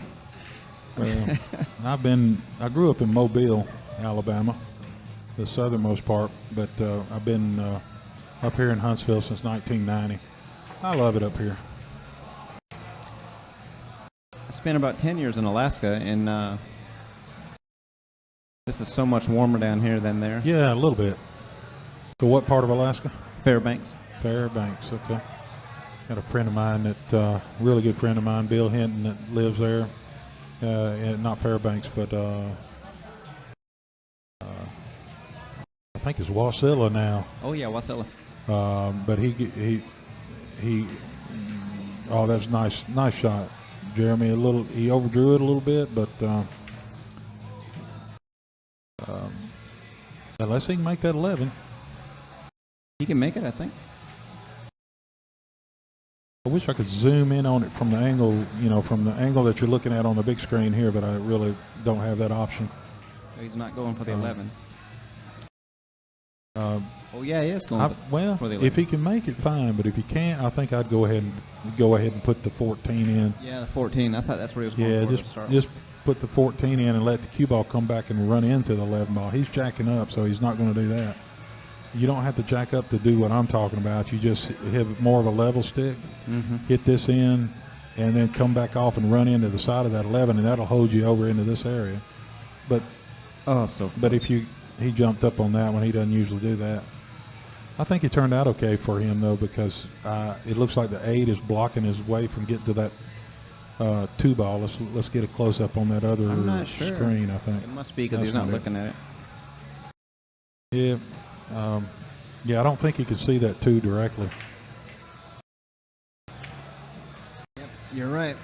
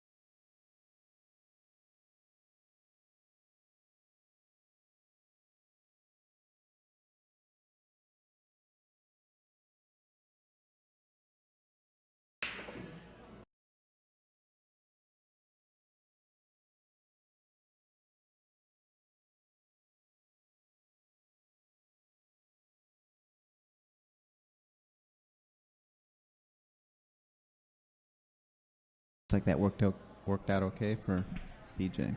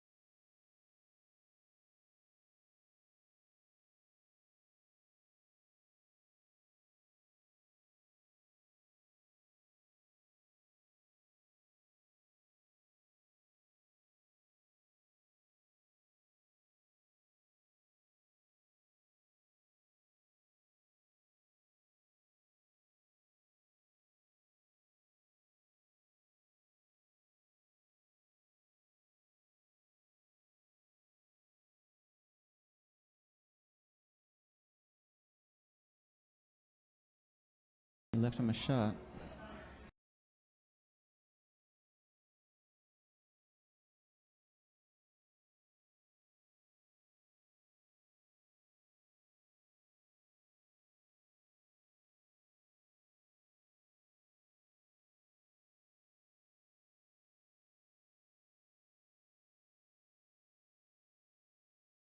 He's taking that 14.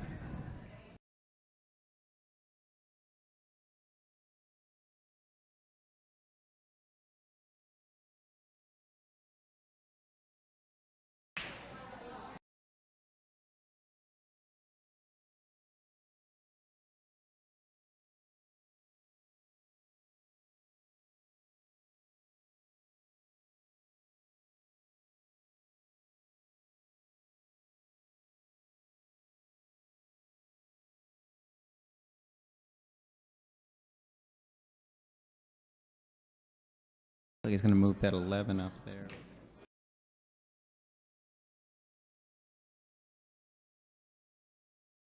Good shot by BJ.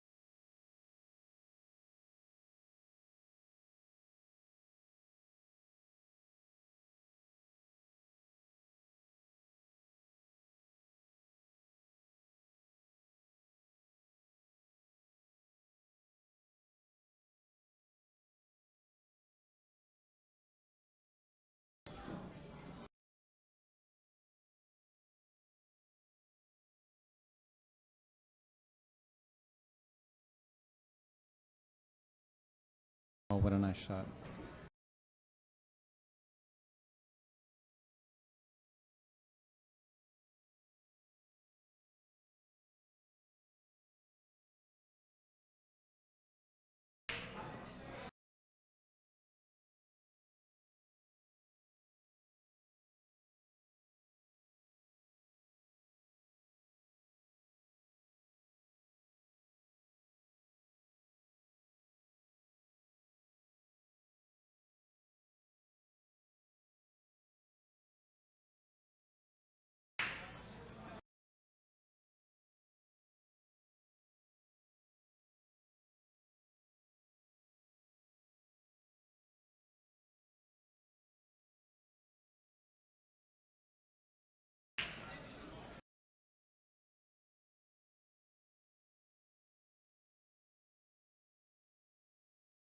Can't really tell what Jeremy's got here.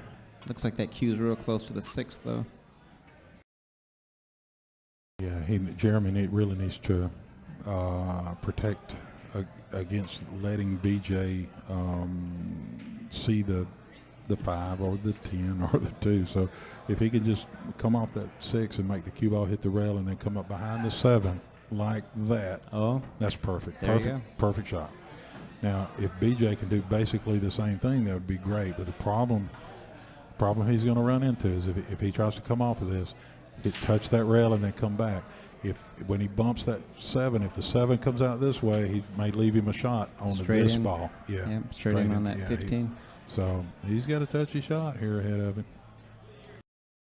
So is there a time limit? I mean, every shot, they're being blocked in every direction, seems like, from making a ball.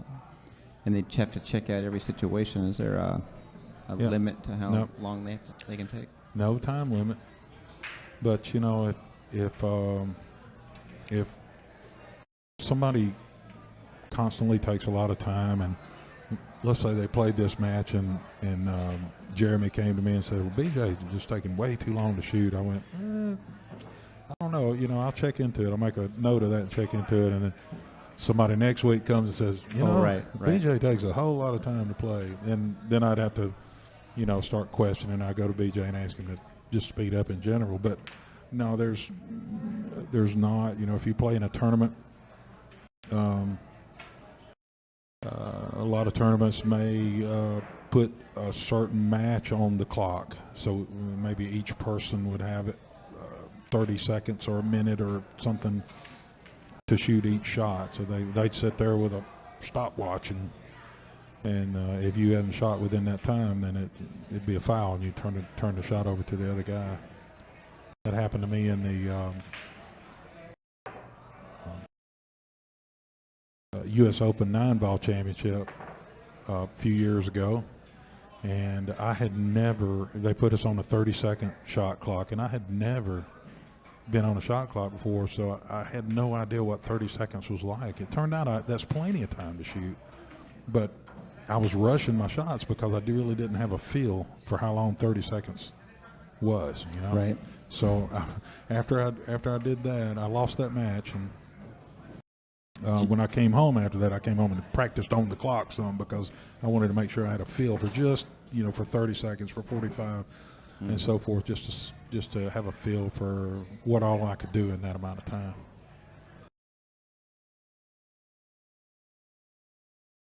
Which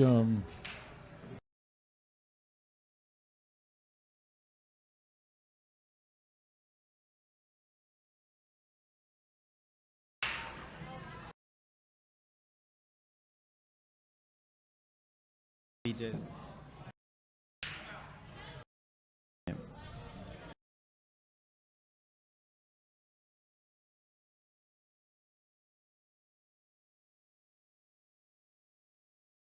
I don't think I'd get fancy and try to send it. He may try to send it around 2 rails, but I think I'll just draw this ball back.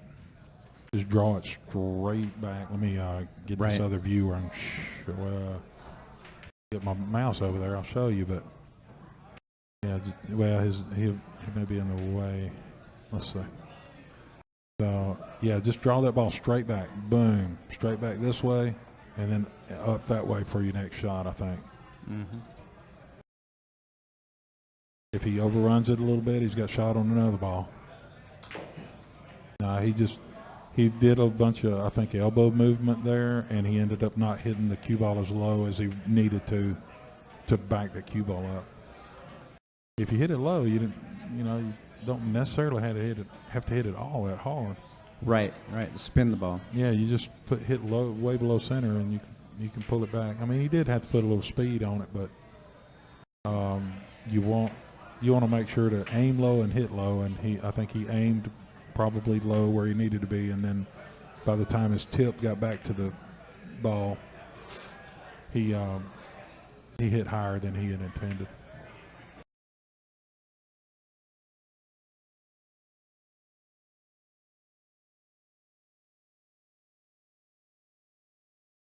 This is Richard Andrews here. I've got Jeff Hannon here helping me out. Thanks for being here, Jeff. Yeah, glad to be here.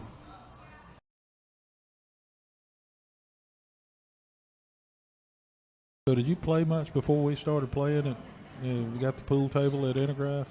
Like a lot of kids, we had a pool table in our house growing up. So I had 3 brothers. Yeah. So we could play doubles. Yeah. We could play doubles, Uh-huh. and then we had friends over too. So Now, we played a lot. Did you play regular doubles, or did you play the Scotch doubles that we sometimes play at Intergraph? We didn't know about Scotch doubles. Yeah, most people don't, seems like. But I think Scotch doubles is a really good format to play when you've got, like we often do at Intergraph, have a bunch of people waiting to play. For one thing, it's a more social game, and for those who are not aware of what Scotch doubles is, we play 8-ball there mostly, but instead of the regular doubles where one person shoots and shoots until he misses, and then the other team shoots, one of the guys on the other team shoots and shoots till they miss, then it comes back to the previous team. You alternate. If you're on a team with it, like if Jeff and I were on a team together, he would shoot and make a ball, and then I would shoot and make a ball, and then he would shoot, and if he missed, then it's the other team's turn to do the same thing. So it's a really good social format and a way for more people to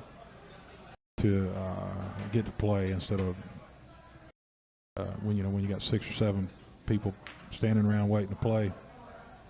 This way you get 2 people playing at a time, or 4 actually, but Right.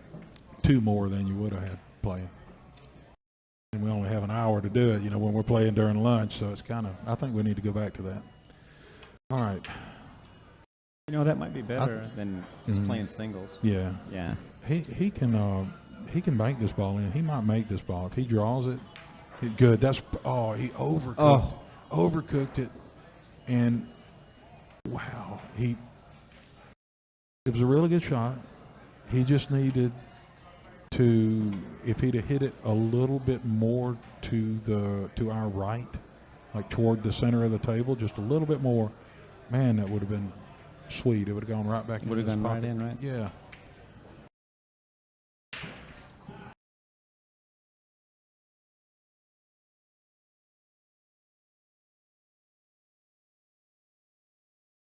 And I wasn't sure how well he was going to be able to hit that shot because the ball was so close to the rail, which meant he had to shoot it out away from the rail. And then, you got to have a little bit of English applied to the object ball to make it spin back to his hole down there. And he had plenty on it. It actually went too far and ended up hitting the side pocket, looked like.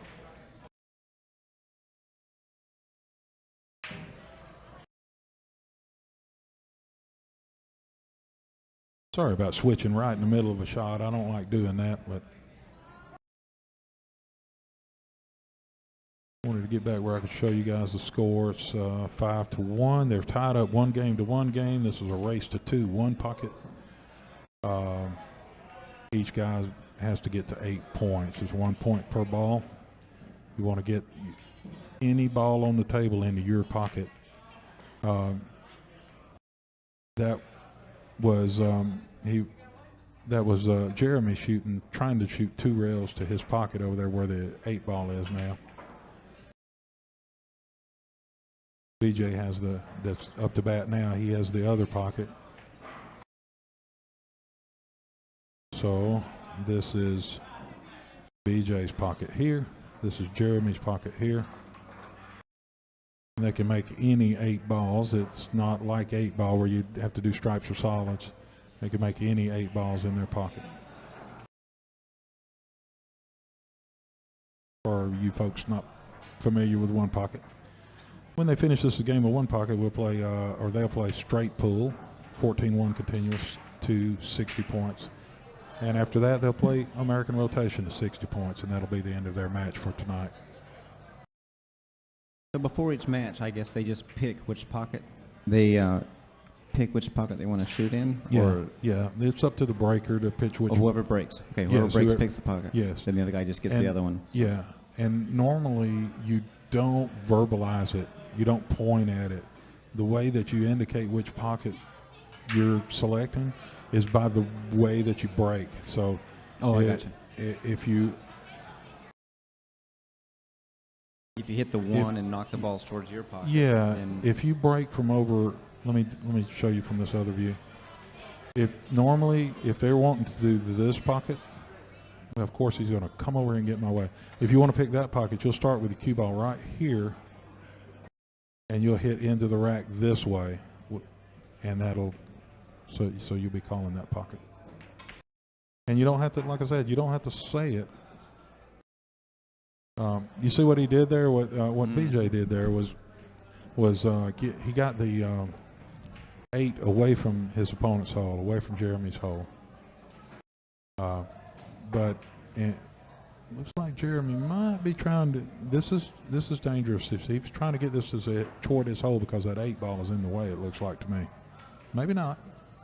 Okay, the 8 ball is not in the way at all. I misread it from this angle. He actually could have made that 10 ball in his hole. And you notice he hit it hard enough. Since he's going to leave his cue ball up in this area like he did, he wanted to make sure he hit it hard enough to where he got the 10 back out of there, because he does not want to leave the 10 up in this area. Right. You see what would happen, right? He'd let BJ hit one back to BJ's hole, and really got to avoid doing that. So in other words, he did a good job. took a shot at his hole and left the cue ball somewhat safe. And BJ might be trying to put this 11 in, but that's dangerous because he can leave a shot on this 10 ball. If he misses the 11, he may leave a shot on that 10 ball. Well, not the way he shot it. I was thinking he might come off here and leave the cue ball over in this area, but he was, and that's why he went ahead and shot that shot, because he knew he could bring the cue ball back to a safe place.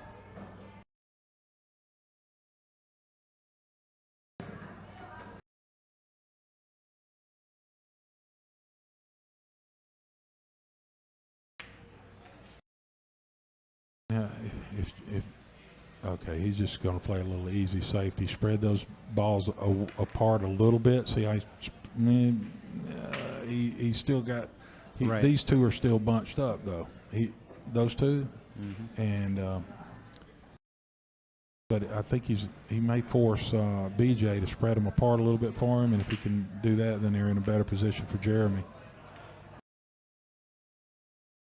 Now Jeremy is in so much better position because this ball goes to his hole, that ball goes to his hole. After that one's gone, that one goes, that one. So where earlier they were all sitting there and they were just blockers. He couldn't really make anything into his hole. He's sitting a lot better now. So what's he going to do? What is Jeremy going to do here? Let's see.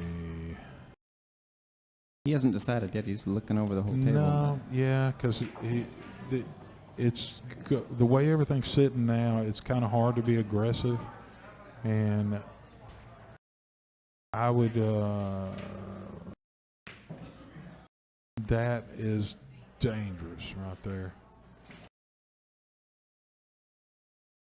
But still, even from here, though, I don't think BJ can be very aggressive, because if you're trying to put that 13 in the hole, he can bank it, bring it back. Well, he can, and he could he could put it, send it down just a little bit, and leave the cue ball on the end rail like we like to do. And then he could, if he hits the 13 and leaves the 13 over here, this is a really good zone for him to leave his 13. Yeah, that's what he's thinking. And then probably he can just leave the cue ball on that end rail. I think that would be a good shot for him from here.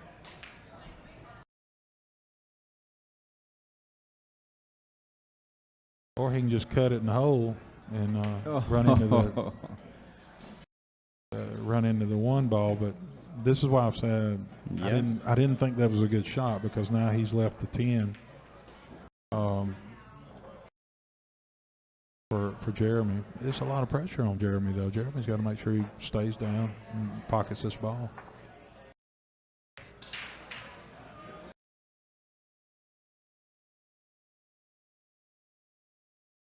I'm not even sure if he can see because he needs to go ahead and make that 13, unless he's sure he can pocket a ball, one of these other balls, and I don't. That 6 is blocking him from shooting straight at the 13. I think.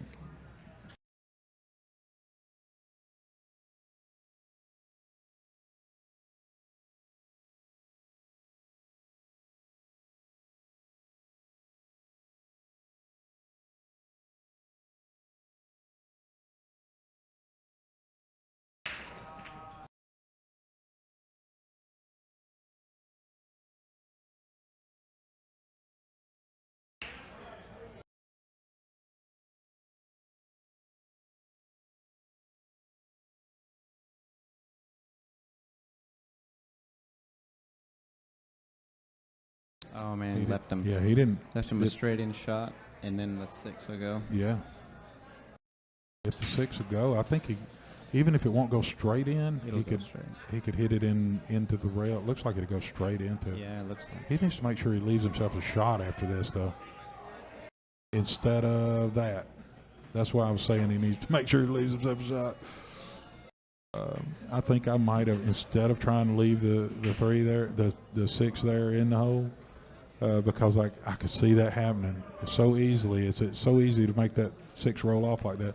I might have went ahead and drawn my cue ball over here and played the 8 next into the corner. I don't know. If he had just hit that super soft and straight into the ball, I think he'd have been okay. And he only needs one more, now. So, but he might have left a 2-rail shot for Jeremy. I think Jeremy might be able to hit it into here, and then end his hole. Well, that 15 will go too, I think, right here. No, because he'll double hit the cue. It'll double hit the cue ball there. Mm-hmm.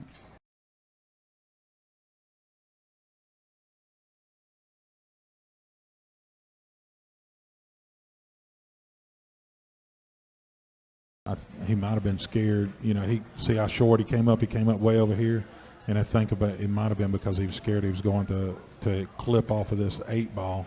If he clipped off that 8 ball, then it sends the 6 over here and leaves BJ a shot.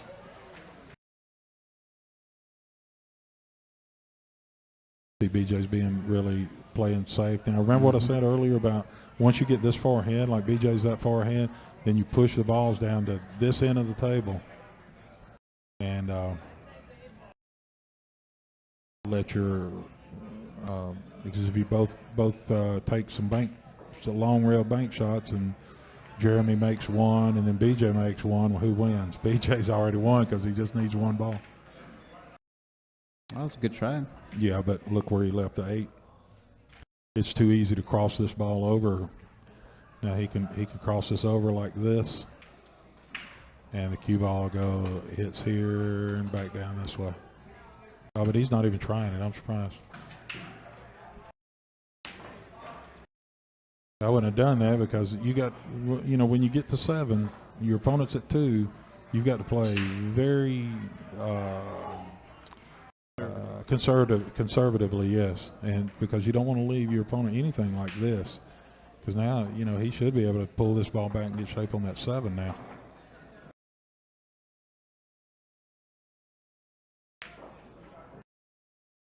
Oh, hit the 7. Yeah, he needed to hit that softer with more draw, and it would have, come back more for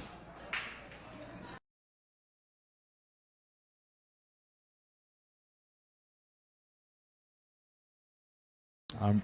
I really don't think he has a shot at his hole from here, because if he tries this 6 ball, he ends up double kissing. The cue ball is going to stay up here and double kiss right in that area.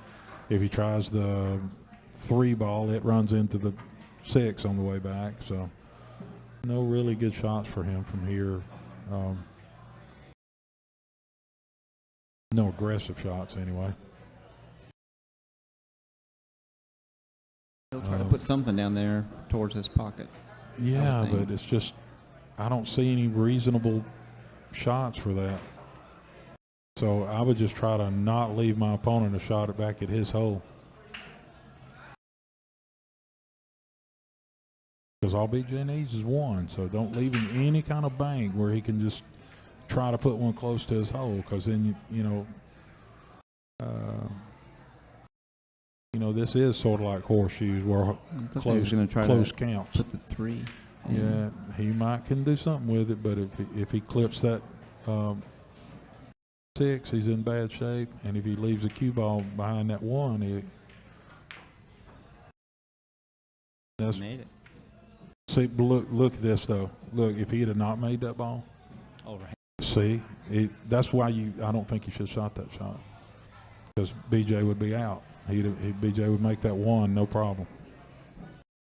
Hell of a shot though. It was a good shot, but I don't think it's a shot he should have shot.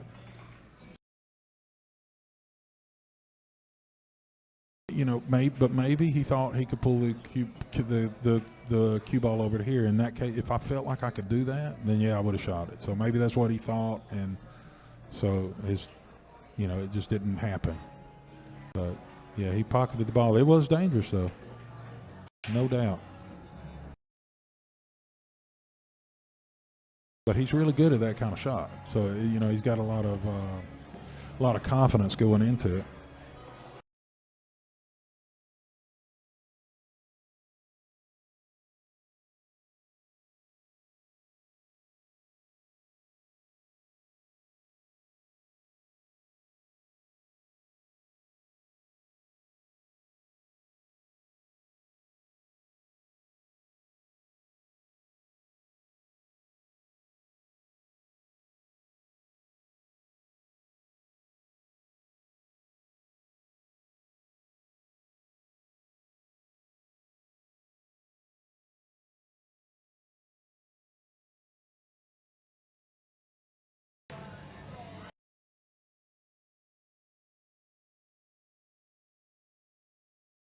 Well, he left that cue down there. BJ's gonna have a hard time with that.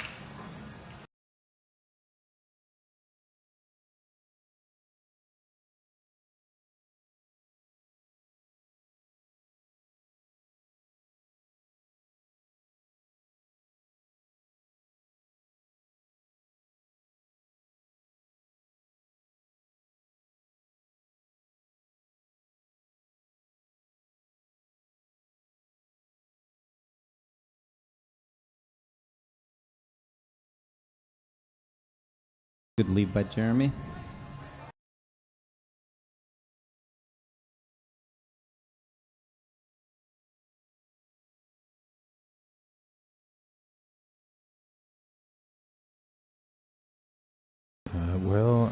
I'm not so sure because this gives BJ a nice little shot at his hole. I think he can put this really.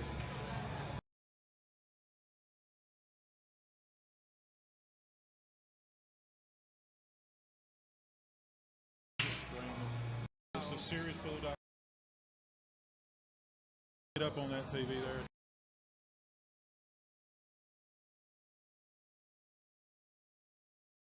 There's nothing APA going on this side of the house, really. Look up. All right. Yeah, no, I enjoy watching this stuff while I'm watch everything.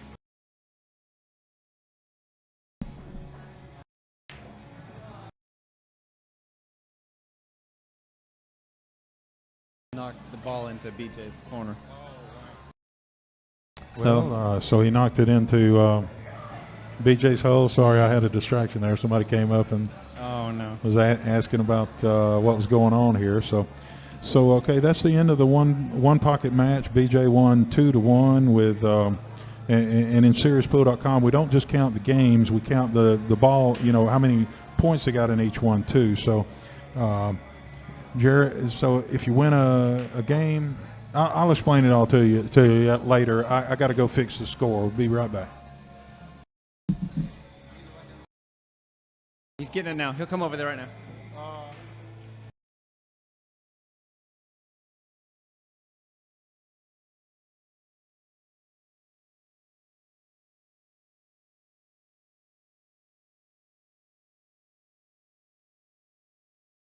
So Richard's getting the correct score to enter in so that they can add up the total score.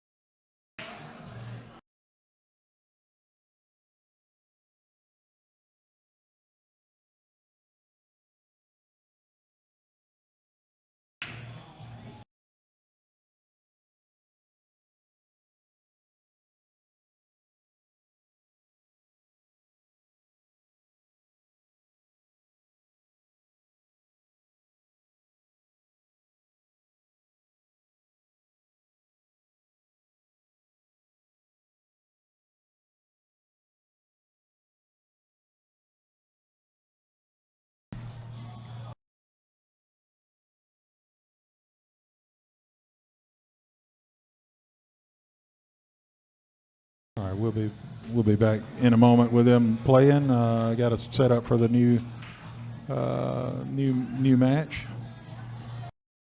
The game two of this match, or match two of this SeriousPool.com match. It'll be Serious Pool.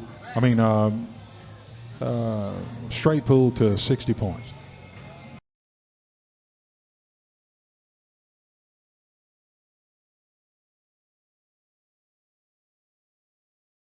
Okay, they're lagging now.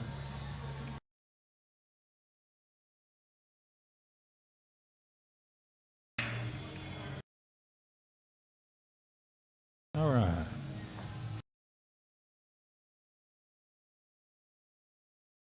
So, did you see who won the lag? I'm trying to take care of some other stuff Jeremy too. won the lag. Jeremy won the lag. So, can you any idea why he's not the one racking and breaking here?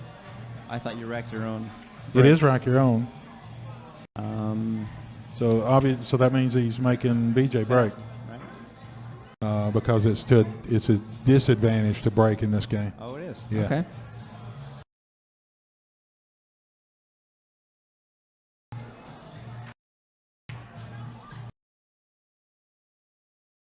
So 60 points.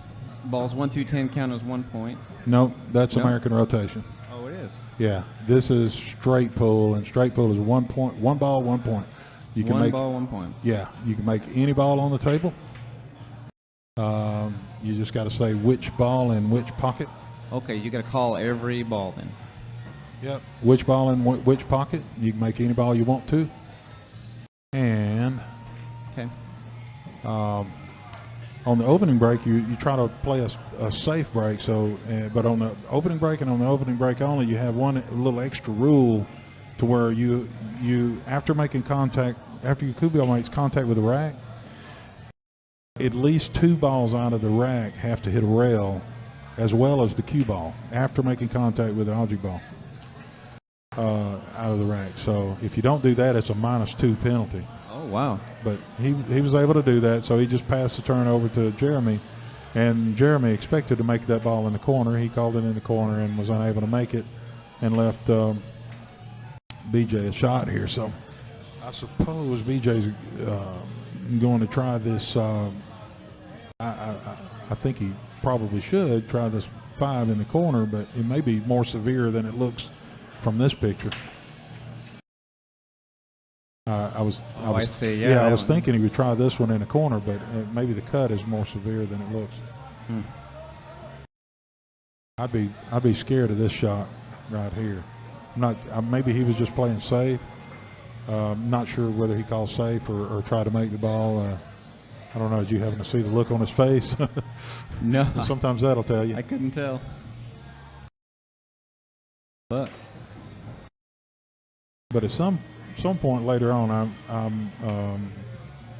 I'll spend a little bit more money on this setup. I've already spent enough on it, but I'd like to have mics on each one of the players, and then we can hear them say 3 in the corner, 15 in the side, all that safe, you know. And I just don't have that set up yet.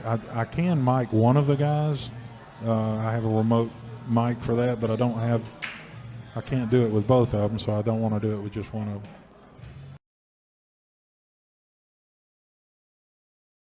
so 11 in the side, I guess. Oh, no. No, I guess he was just trying to play safe there, but he didn't go far enough down, because now BJ can make this ball in the side and send the cue ball probably into here. He needs to make sure he hits it properly, pick a good place in that stack to hit, because he you know, if he hit off the side of this too, he might scratch in the corner. He's not even going for that ball that I just called. Ooh, yeah. I'd have been scared to death of that ball, I think, from that distance, but a lot of people are scared of the ball that I said I would have tried to make, but I just feel more comfortable with it.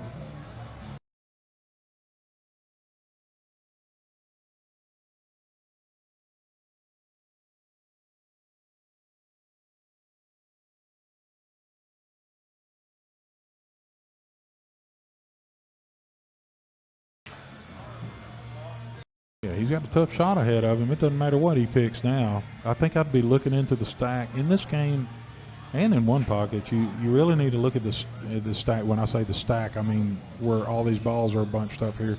Look at them and see if you have any balls that look like they may be heading toward a hole, where if you just tap one of the balls here, another ball will go straight to the hole. And if you can do that, then you can bust the balls up and get a shot and make a ball. But you really need to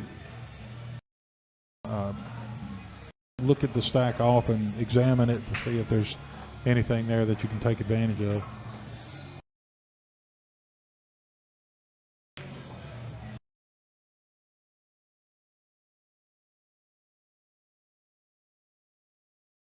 I would have liked to seen him left the cue ball more in this area.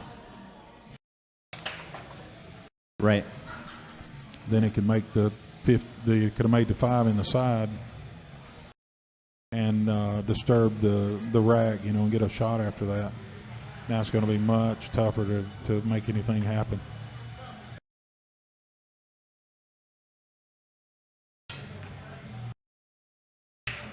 I don't know if you guys could hear that. We could hear it here, but there was a miscue on that shot. So meaning the tip just slid off of the cue ball instead of grabbing it. So shot didn't turn out too well for him, but I think if he can just pocket this 5 ball, he can follow it up a little bit and then have the 14 into the same corner pocket.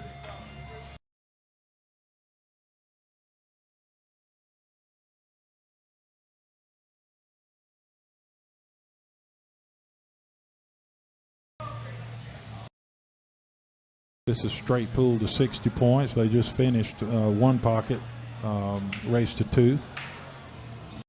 BJ won the 1 pocket, 2 games to 1.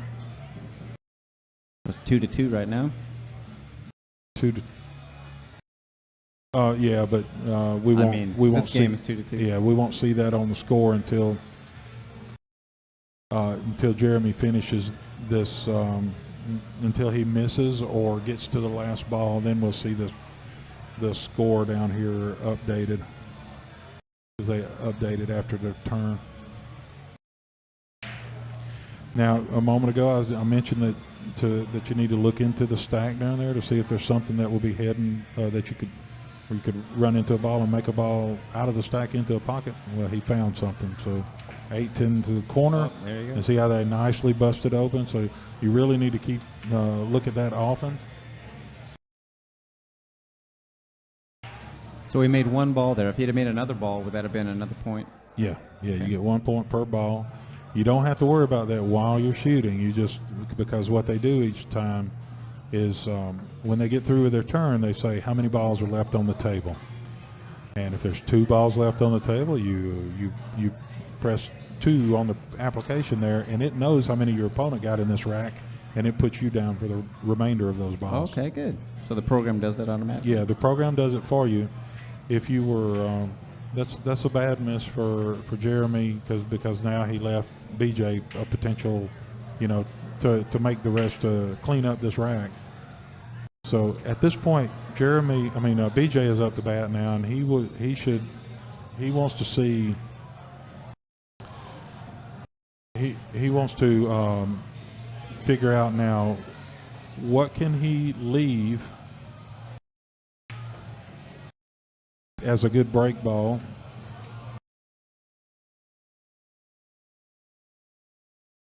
What can he leave as a break ball, meaning the last ball on the table? When you get down to 1 ball left on the table, you leave it where it is, and you leave the cue ball where it is, and they will rack up the other 14 balls. It'll be minus, you'll have the head ball missing, so there'll be no ball on the spot. We'll see that here in a moment. But you'll want to do that, and you want to leave the cue ball and that last ball in a good location to where you can then pocket that ball and then make the cue ball run into those balls that you just racked up, where they bust up a little bit, and then you can just continue running. And that's why they call this 14-1 continuous. He's a little straight in here, but the good thing is he's got the 15 at this other side, so he really doesn't have to do much with the cue ball to still have a shot. He went ahead and did do a lot with the cue ball, but he didn't have to.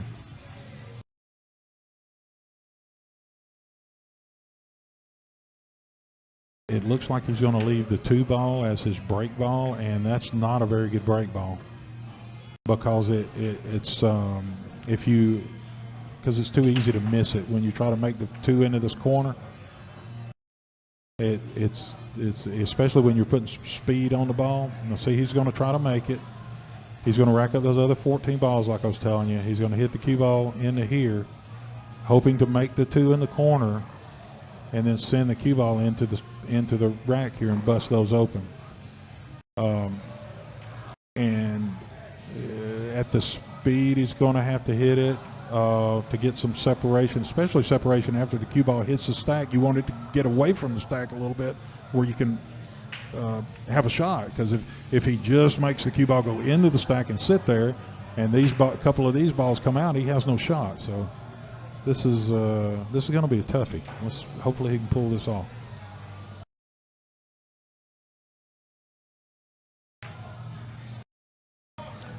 And that's what I was talking about there. The shot. See, both of the things I said to beware of were what ended up happening. One is he missed the ball, and the other one was, even if he'd have made the ball, his cue ball is still sitting right there against these balls, so he has no shot.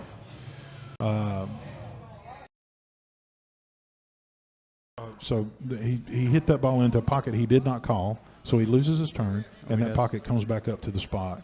Now this will be a -1 if he doesn't touch that rail. So that is a -1. So what they'll do is when they go to put the score in, they'll count how many balls are left on the table. He'll mark foul. You can't see him marking that, but he'll mark foul and then say how many balls are left on the table. And you'll notice that his score just went from 5 to 4. It takes 1 off of his total score. Interesting.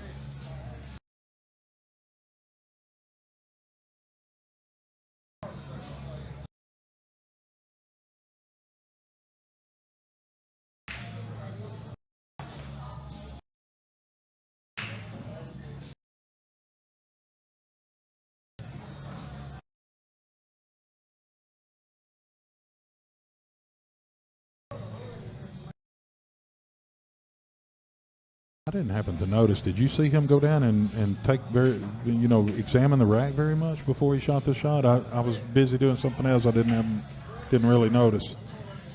But yeah, he took time to look at that. Good. Yeah, I would expect him to, because you really need to look all over that rack and see if there's any ball that's heading, connected to another ball, frozen to another ball, that's maybe heading toward one of the pockets, and then you can pick that and knock it in there. Whoa! Now that's going to be terrible for him, because now BJ's got this 5 into the corner, and he could make the rest of this rack from there.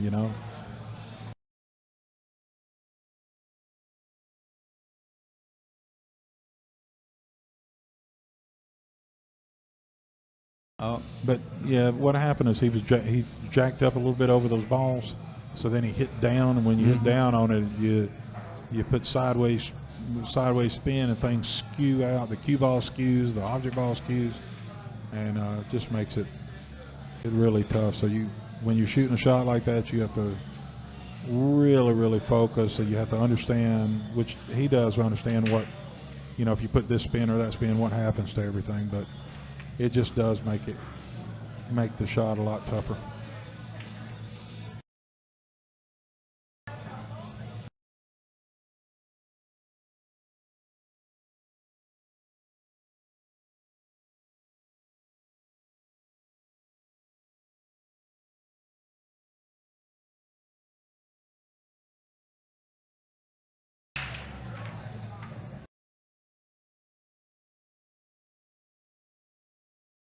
Okay, so we scratched. Yep. So he does not get ball in hand. He gets to take the cue ball. BJ gets to take the cue ball anywhere in the kitchen. So back here, behind the line, he can shoot it from anywhere back here. And playing straight pull, you can make any ball you want. Just got to say which ball in which pocket. You don't have to say how. Which ball in which pocket. You don't say this ball off of that ball off of this ball.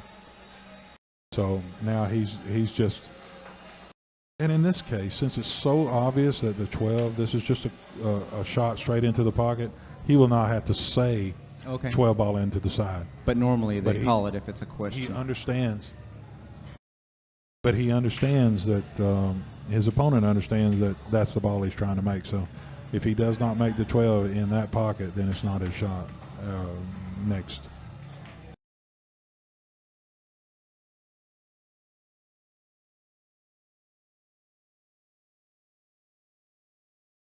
So he'll pocket this in the corner and then hold shape for either the 5 or the 9 ball.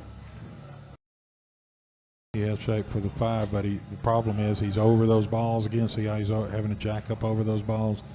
So he really needs to bear down, make sure he stays down and follows through to his target on that 5 ball. I don't think there's another shot in play. He's just got to figure out how to make the 5 and then get on to the next ball. And I'm thinking the 9 will be his next ball, but I'm not certain. Stay down, focus, follow through. Oh, he did it. Yeah, the 9 is the next ball into the side pocket. I think maybe he's got the 10 into the corner. That would be a little bit easier, but when you're that close to the ball, it makes things a little tough too. But at least he's not jacked up over a ball. Like if he tries to make this 9 in the side, he'll be jacked up over that 10 ball. He'll still make this, I think. Well, maybe not. He must have put a little spin on it or something and threw it over to the left. So Jeremy scratched on that last time he shot. Yeah. Does he lose a point Yes. for that? Okay, so he lost a point. Yeah. Okay. And if we look at this, the scoreboard, where's the scoreboard at? Let's see. Right here, you see the F. Okay. 2F. Yeah, I see that. Yeah, so he lost a point right there.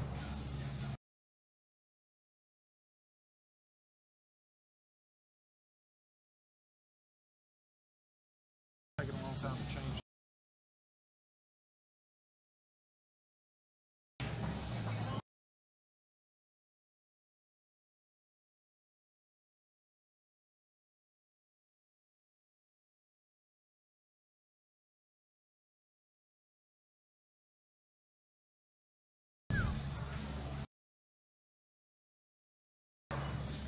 It makes it so much tougher. He's sitting next to the rail right there. Right. If he'd have been just a shade away from the rail further than that, the shot would have been way easier. It's strange how much just that little bit, how much tougher it makes a shot with it being close to the rail like that.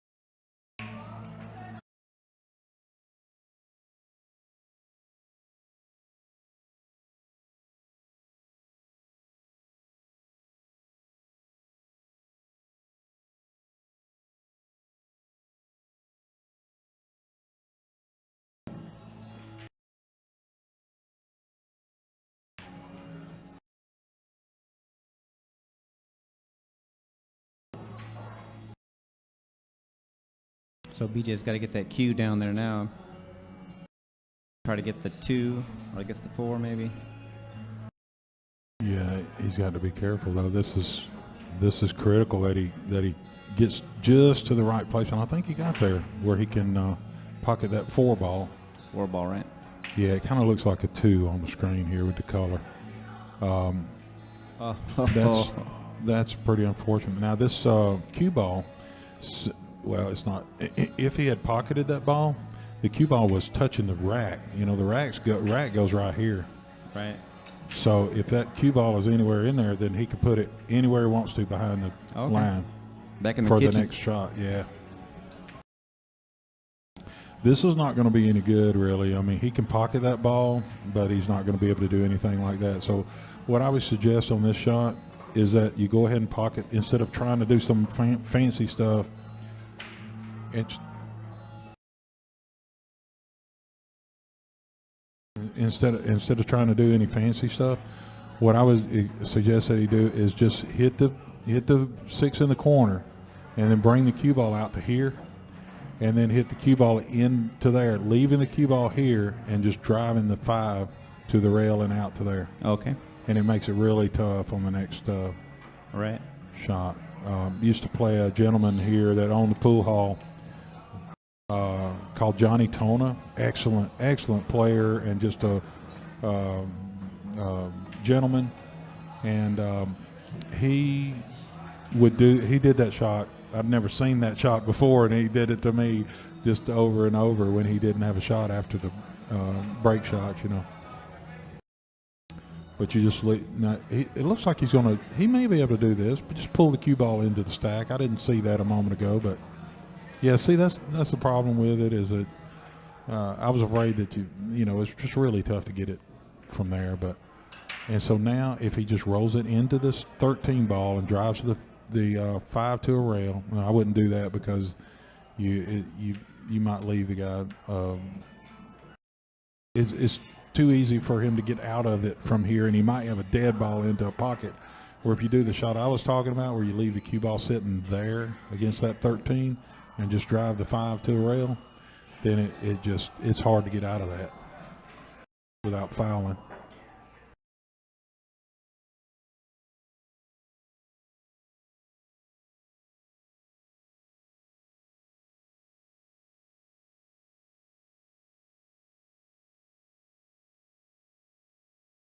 So it looks like he may have left him a shot, huh? Yeah, he did. He left him the 2 ball into the corner, it looks like.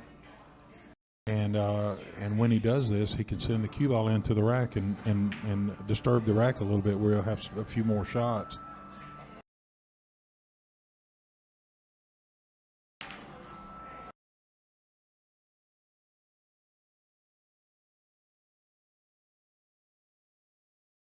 I think both of these guys are playing this game a little nervous or something. They normally make a lot of these shots some of these shots that they're missing. I normally see him make them. Yeah, he just hit. You say it. Yeah, he just hit that into the point right here, and that's what happened. Boom, boom, boom, boom. Yeah. Just got to loosen up a little bit. Yeah, maybe so. That was good. Now I would make this two ball and draw the cue ball right back into that 1 ball, and then you bust balls out this way, and then you keep control. You'll have this ball into the corner after that. Now he overdrew that ball. I mean, from what I would have tried to do anyway. Mm-hmm.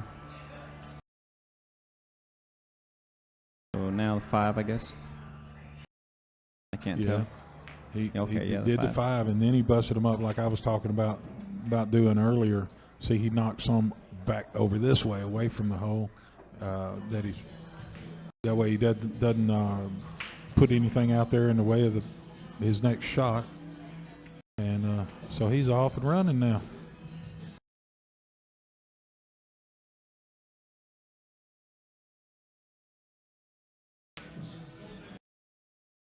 Looks like he's playing a little bit more loose now too than he was a little bit ago.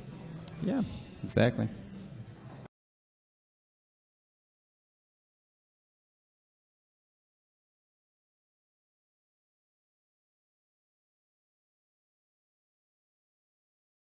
He's looking for his next shot, I think.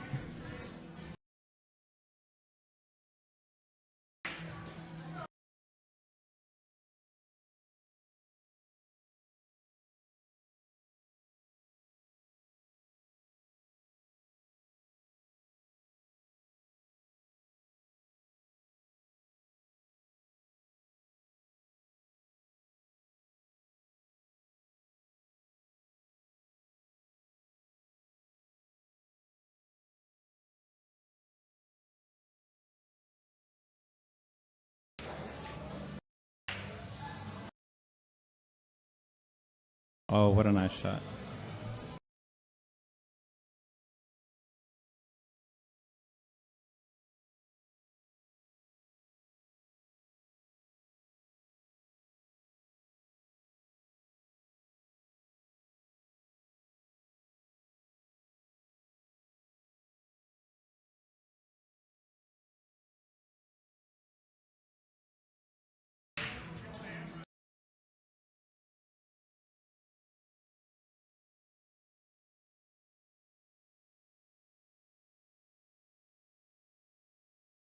17-18. We got a good match here now.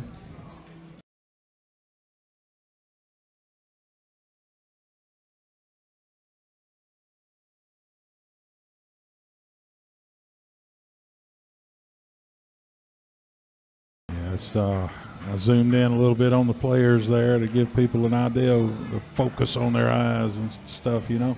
Oh, yeah. There's a lot of pressure. Mm-hmm. They're both getting their rhythm now, though. Yeah. This is just a league match, you know. It's a SeriesPool.com match. But still, you know, these are two of the top guys in the league here at Bumpers, Billiards of Huntsville. And, you know, they want a best the other guy, you know. It's a pretty close match all the way around for the two of them, I think.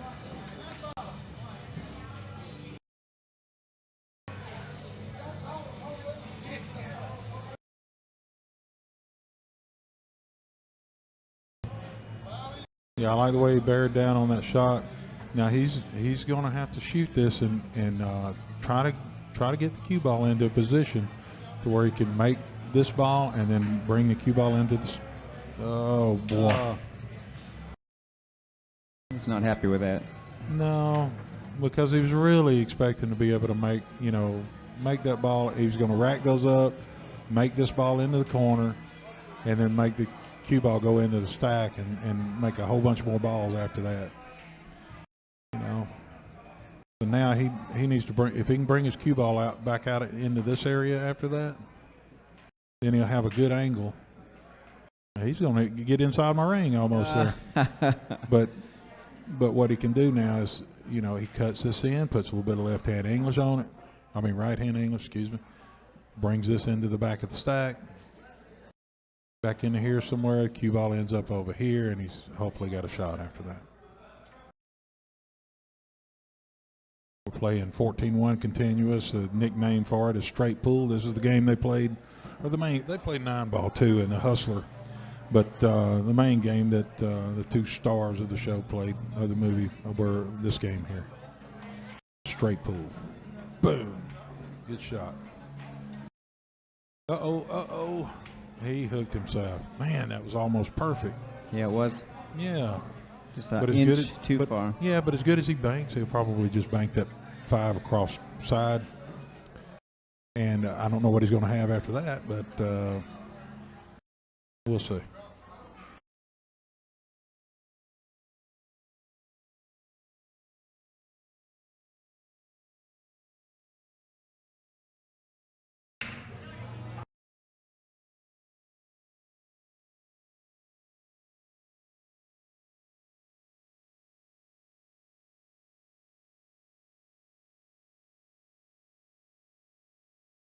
Now this is where he needs to examine this rack. Oops, sorry. This is where he needs to examine that rack a lot and see if there's something that he can pick out of there. And if there's not, then he needs to place some type of good safety. One possibility I can see here is coming off the side of the two rails around here, and then right back into there. So he's just leaving it on the end rail. And that's fine, but I would have preferred to go 2 rails and back, just freeze it up against one of those balls in the stack, right against maybe right there, you know, would have been sweet.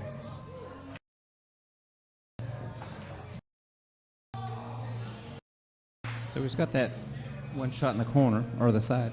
11 ball, I guess. What's that? The 11 ball into the side? Maybe. I don't know. We'll have to see. I'm not sure if he can make that ball or not. It looks like he can. He's got to stay down, follow through, and hit it a little softer. Because at that angle, that'll happen. If he hit that, he probably had to hit it like a half softer or something. Right. You know, right. and then it just, touches it and drops in. Mm-hmm. I'm not sure BJ has a shot here. We'll have to see. Yeah, I think he can make the 5 in the side pocket. Oh, yeah, there you go. Looks like. Yeah, he made this 5 right here. Always going for the corner. Yeah, he did, but I really, that's a couple of times where he's played the ball into the corner where, for me anyway, just, you know, playing my game, the shots I like to take, I would have gone for this side pocket over here. I think. Now, a lot of times you get over the table, you look at the shot from where they're looking at the shot, and you pick something completely different because it just doesn't look the same from here. You can never know exactly for sure what you would do unless you're looking down the barrel right where they're looking at it. Right, in the angle we're looking, it's hard to tell Yeah. exactly what the best shot is sometimes.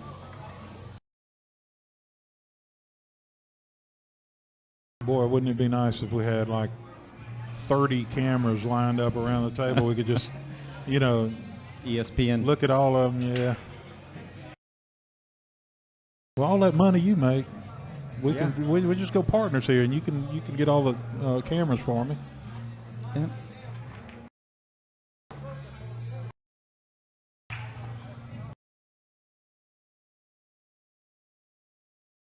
You make a lot of money reffing those Soccer soccer. games. I thought that yeah. was football. Y'all call that football? We call it football, yeah, but Do you really call it for us football? Americans here? It's, Okay. Yeah, in Australians, You're they call it really soccer. into that too, aren't you? I mean, you've been coaching and umping for years, and Well, just from the kids playing, you get yeah. whether they need refs, and then you just start helping out, and then right now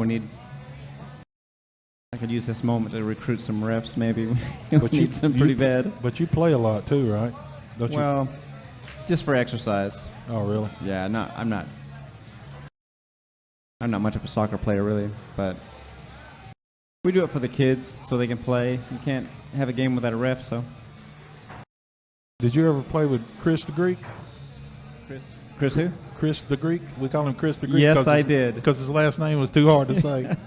But he was a pool player. He was a big-time pool player. Oh, was he? Yeah. He was a pretty good player. I had no idea. Yeah. He had bad knees. Yeah.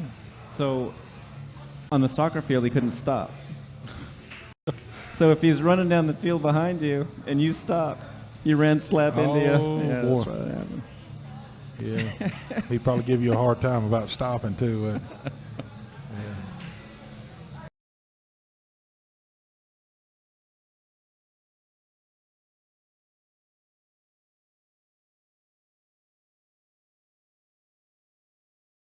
Yeah, you see how long that shot was?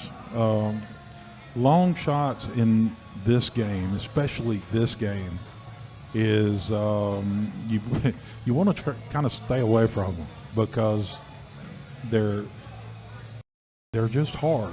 They're hard. It seems like long shots are harder in this game because the penalty is so much more severe because your opponent. It's not like you can try a long shot and then not leave your opponent a shot. If you're trying a long shot and trying to leave shape for yourself and you miss it, you're leaving shape for your opponent. Where a lot of other games like one pocket, you try a long shot, you hit it toward your hole. Well, it's easy maybe to not leave your opponent a shot. Or in 9-ball, you can play the two-way shot where you're trying to make a ball, and if you miss it, you don't leave your opponent a shot. But straight pool, no. You gotta, if you're trying for a shot, you got to either make it or or you're up the creek. So he's going 12 in the corner. Oh no, it's not 10. I guess he was trying the 10, but he made the 2, so the 2 is going to come up as close to the spot as he can get it, frozen to the 6 ball. The only time you would not freeze it to the ball is, let's say that 6 ball were actually the cue ball. Okay. Then you would get it as close as you can to the cue ball without touching the cue ball. So you'd leave it right behind it, on that line, not touching it. But for any of the other balls, you freeze it. What we call freeze. You put it right up against it where they're touching each other.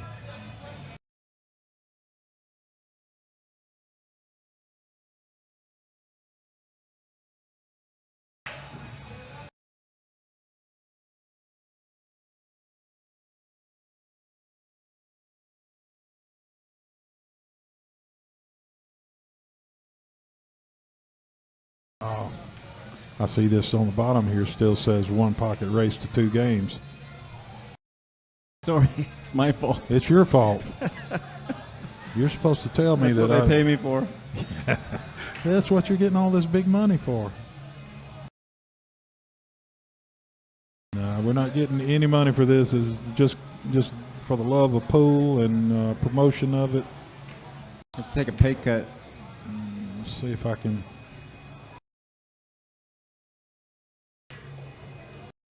Well, Jeremy just tied it up.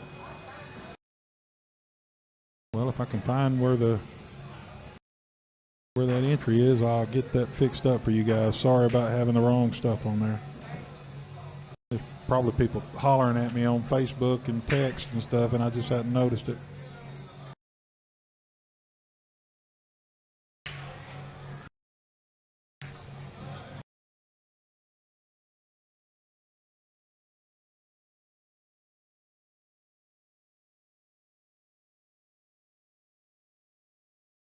There we go.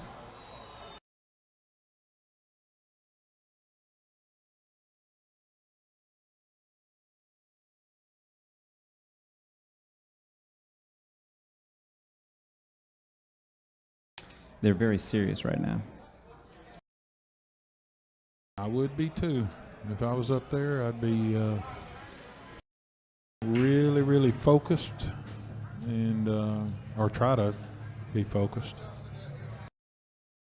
I think we're just far enough away to not disturb them, though. They don't seem to be bothered by us here. Yeah, you notice I'm Announcing. scooted back just a little bit too from the edge of the wall there because I want to make sure that we're not disturbing those guys. 'Cause when you're playing pool at a high level, any little distract, you really got to, when you pull the trigger, when you start your stick forward toward the cue ball, you've got to have really some top-notch focus, and you don't need to see us or hear us over here talking.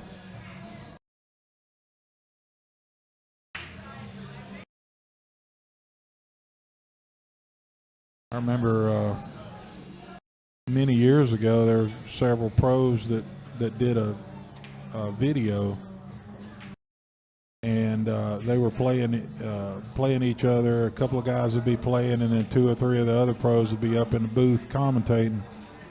And the guys playing could hear the guys commentating. So they were saying, he's going to do this, or he really shouldn't have.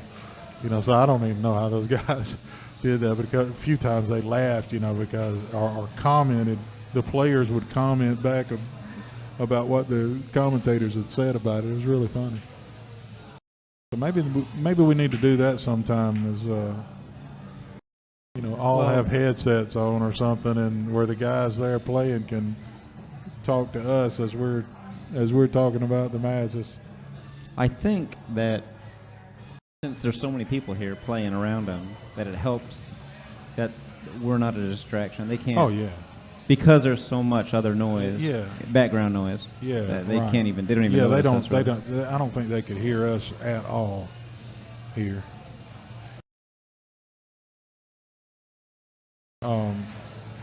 BJ does not have a decent shot here.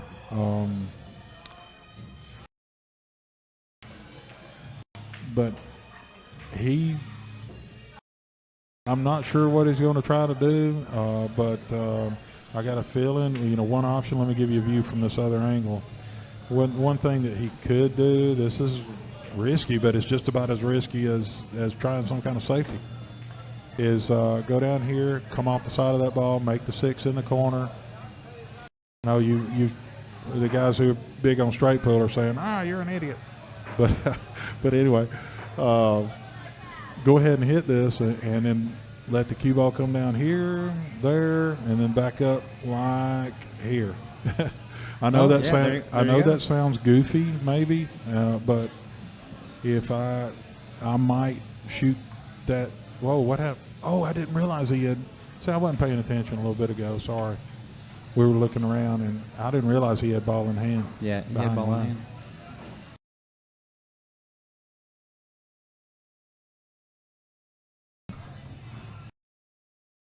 Well, you know what? It looked like he was trying the shot that I just drew out. Exactly what are you And doing? yeah, and he just went into the pocket instead of hitting that rail over there. Exactly.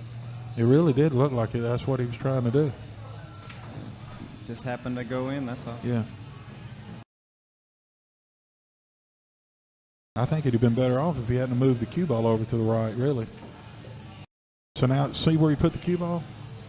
That's where, now, I mean, here, that's where I was talking about after going all those rails, I was talking about leaving the cue ball about there. Right. Because when you do that, your next shot now he just goes into here, makes this ball in the corner, comes off the rail. Now he needs to clip, needs to put a little bit of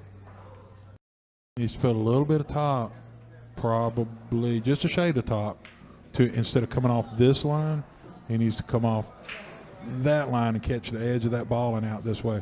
Because if you come into here, then you're dead. The cue ball just stays there in the rack, and you don't have a shot. So let's see what he does. He's coming backwards, coming back at us a little bit. See what I mean about, well, one is he missed the ball, but if he'd have just gone forward, he wouldn't have had to hit it that hard. Just not as hard as he hit it, just slightly above center with the cue ball. He could have caught the edge of that corner ball, and I think he'd had a shot after that. He wouldn't maybe not moved as many balls, but he would have still had a shot. And he's got a shot on the 14 in the corner now. So I think he may walk around there and look at playing the 5 next, but I don't think he needs to play the 5 next. He needs to go ahead and clean up some of these other balls first. Because if he rolls up and plays this 5 next, then he's going to be pushing some balls into the way of the 2 and the 15 that are in the open at this point. See what I mean? See this? See this 15 and the 2, they're in the clear now. But now when he makes this 5 and he starts pushing these balls around, he's bunching some more balls up. So I would rather get those free balls out of the way first before I mess those up again. And I wouldn't want to shoot that long shot right there either. Whew.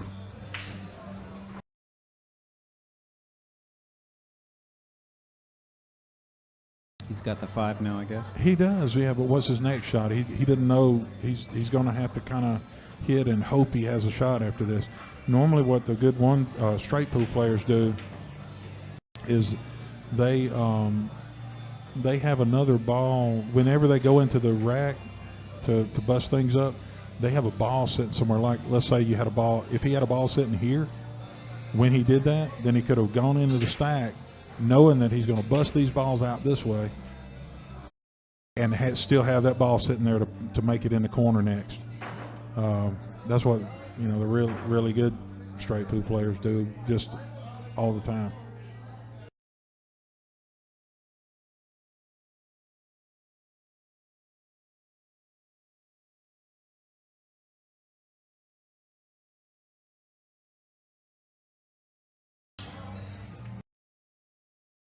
Okay, there's 2 miscues in this entire match so far, I think.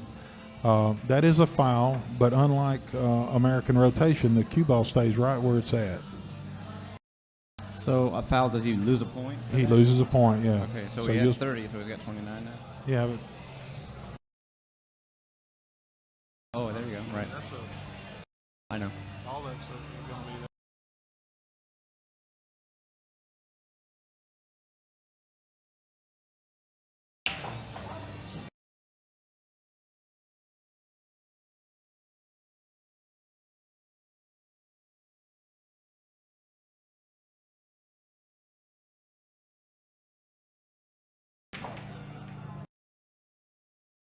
Yeah, I believe I would have had to try to make the 2 that time instead of the ball that was against the rail, the 11 ball. I think that's what Jeremy's going to do. But you got to try to make, I said I would have done that, but you got to try to make the ball that feels right for you. Exactly, that's what I do. Yeah. Not for what somebody that's good for somebody else, but what shot is good for you. You got to feel confident when you get over it.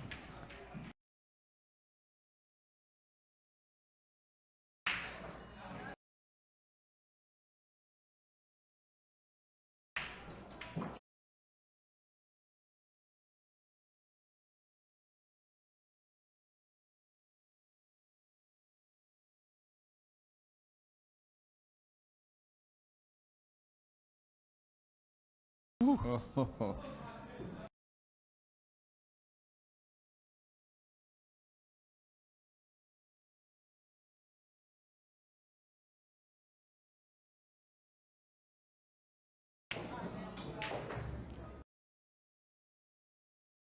since I streamed these guys and commentated on their match, I need to get them to come. I'll set the stuff up for them sometime and let them come.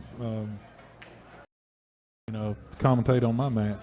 Yeah. Then they can get me back and talk bad about me while I'm playing. Payback. Yeah.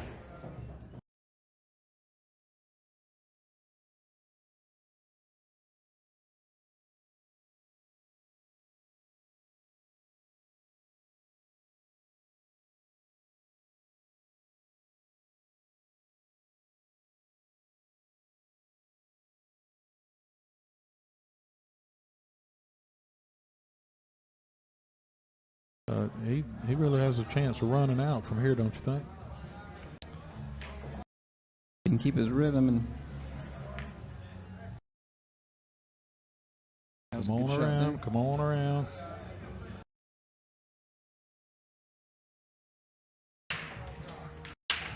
He wants to leave that 12 as his break ball, so he needed a little bit more angle on the 7 where he could get over to play the 11 next, because he doesn't want to play the 7 and the 12 and leave the 11 for the break ball. He wants to make the 7 and the 11 and leave the 12 for a break ball. That way he can bust that next rack out.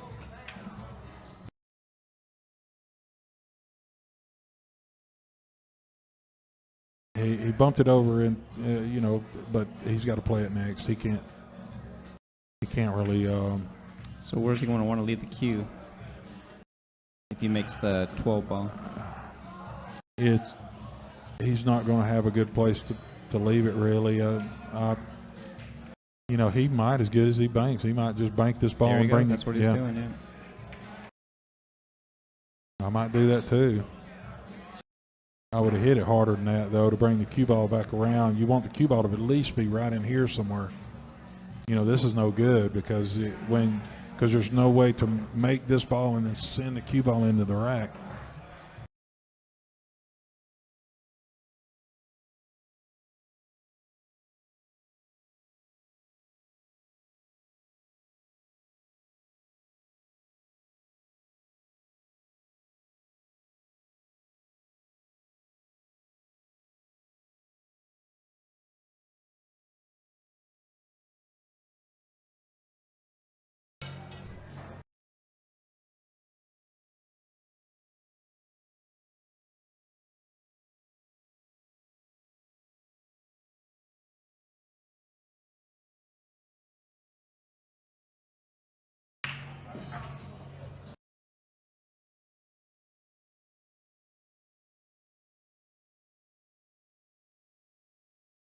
So BJ's up now? Yeah. I don't know if you noticed, if you were looking at the upper left-hand corner where I was zooming in on him, you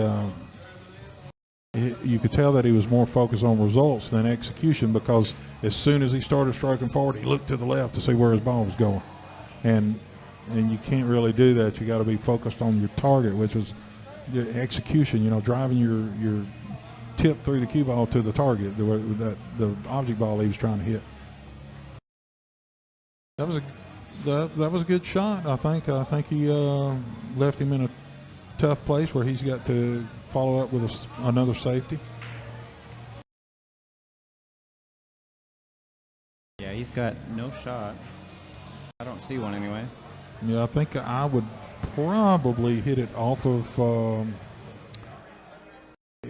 I'm not sure he can play it off that one. So he's just got to barely clip do what he did. But I would have hit the 2 ball even less. Hit it thinner and where it would not have come out of the rack.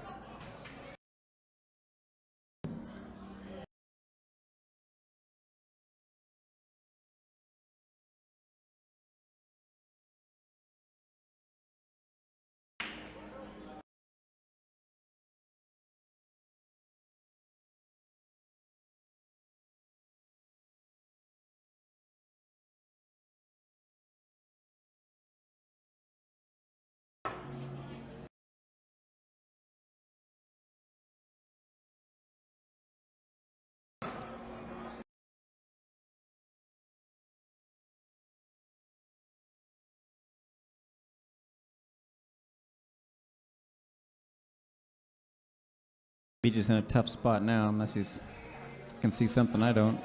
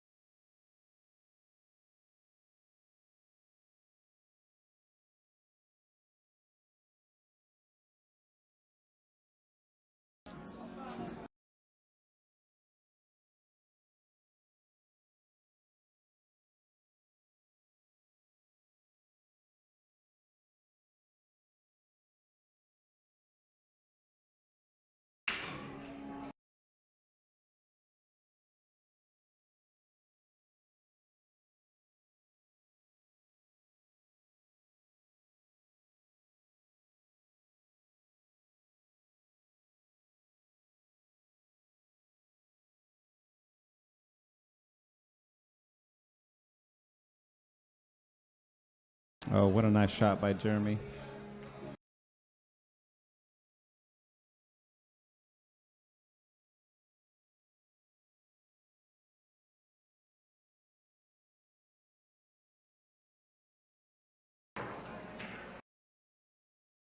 Looks like he's putting the 9.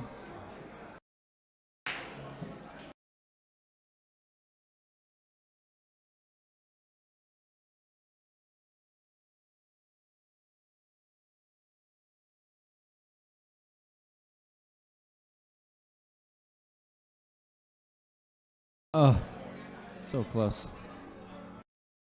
That'll just make you sick right there when that happens.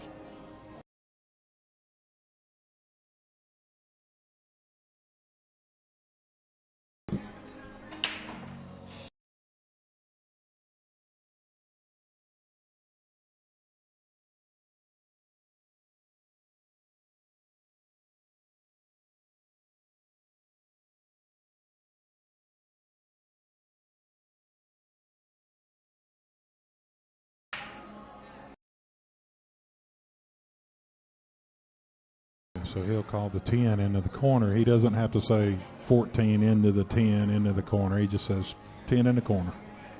And he would need to verbalize that here because since it's not just a straight, one ball into a ball into a pocket.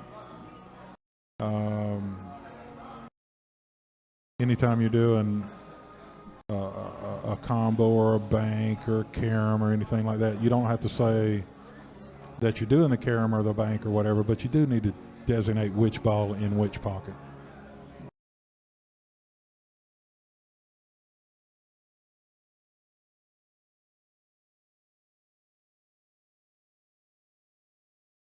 BJ's got a little bit of catching up to do, and it looks like he's to doing it. He's got him set up.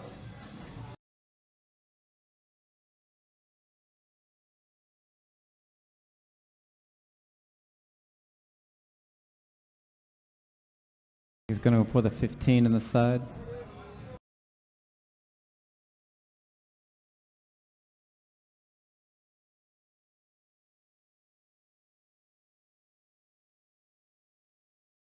Nope. 5 in the corner. Good shot, BJ.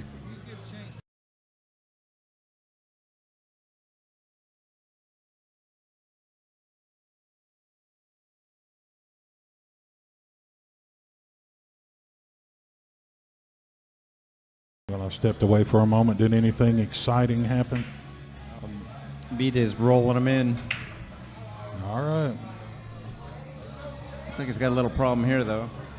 He can do it, man. The first game I played with him today at Intergraph during lunch, it was my turn to break. He had just came up in the line, and he racked them on me, and I broke, and he ran out. And so I had to sit down for a while.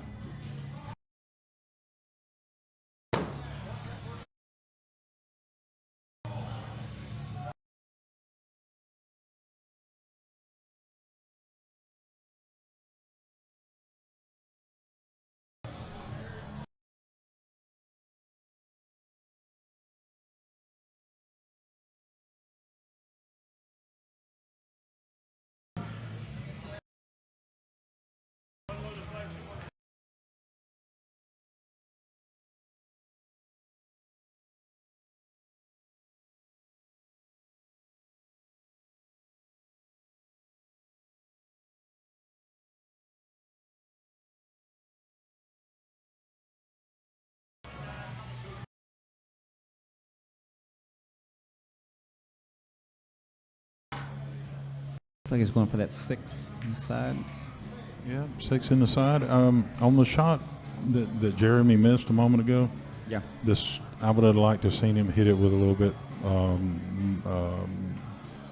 more speed. I think he had more control on it. He seemed to baby it a little bit, and I think that's what kind of threw things off on him. I think if it hit more of a medium pace on it, he would have pocketed the ball.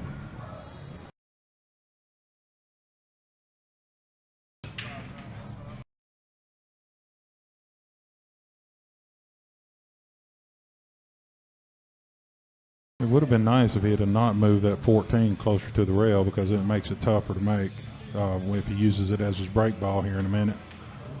It's going to be tougher to make than it would have been if he left it out where it was. So he's just going to drag this just a little bit, just put a shade of draw on it.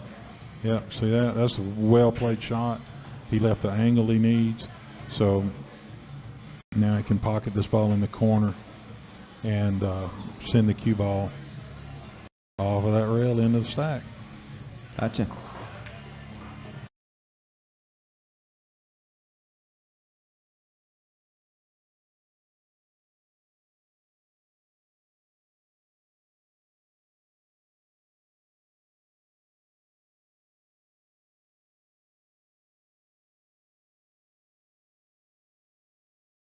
Just got to hit it pretty hard then. Yeah, but you don't want to overhit it. You know, he's got to make sure he makes the ball. Okay, remember that shot I told you earlier, where you make the 10 drive that that end ball to the rail? Boom. That's exactly the shot I explained to you earlier. Remember that? Right. He hit it, cues right but he there. hit it a shade too hard. You see where this ball ended up? I would have. Ooh. I thought I had my whiteboard there, but I moved the whole screen instead. This turned out good. Good for BJ. But I would have liked to have seen him hit it just hard enough to leave the 10 right there instead of over here, because it just makes it that much tougher on Jeremy, I think.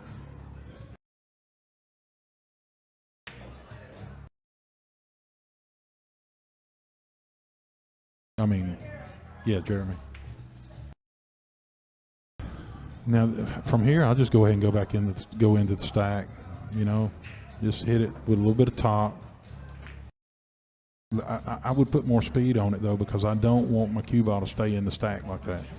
Right. Whenever you're going into it like that, from that angle, you got to hit it a little bit harder. You know, if you're going straight into the ball, or it just stays there like that, and you don't have a good shot. I don't know what he's got here. I'm not. I don't know if he has a decent shot, anything to shoot at. That 1 into the 10, maybe, or 12, whatever that is. It's so iffy. I would be afraid of it. I'd probably try to come up with some kind of safety. Maybe rub off the side of the 1 and just leave the cue ball on the end rail, maybe close to the corner pocket. So he's going with the 3. Yeah, he's going to try to make that 3 in the corner. But the problem with it, if you don't make it, then the other guy might be up there shooting for, you know, a bunch of balls, and you're sitting down. So I'd rather go ahead and play the safety, just rub off that 1 ball and leave the cue ball on the end rail with no shot from my opponent. I got you. I think it was more of a sure shot than what he just tried. I think it was too risky to try that. See if I can get the whiteboard up on this screen, and then I can draw something.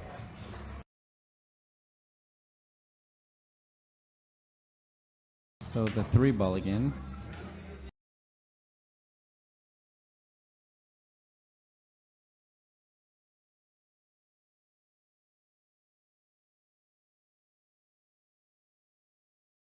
Yeah, that 3 ball's a tough shot, though.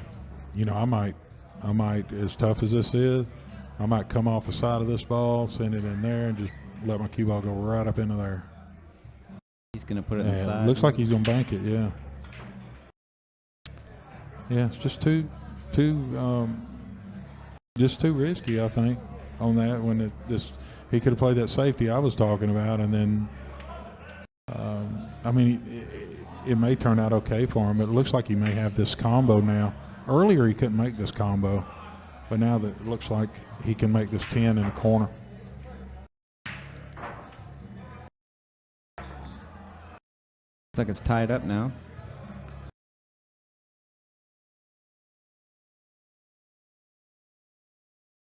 (41-41).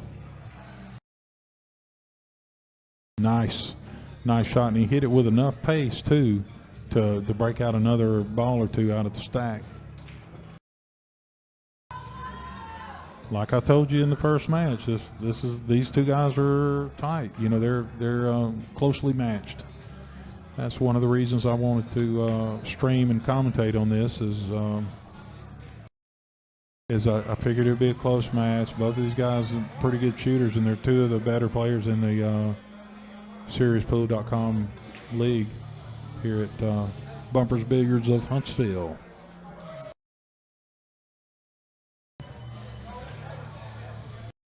And again, let me remind you that here at Bumpers Billiards of Huntsville, we have happy hour specials Monday through Friday, 3 to 7 p.m. And if you come in, anytime you come in here at Bumpers Billiards of Huntsville, you can buy a bracelet for $6 and play pool from the time you get here till the time they close.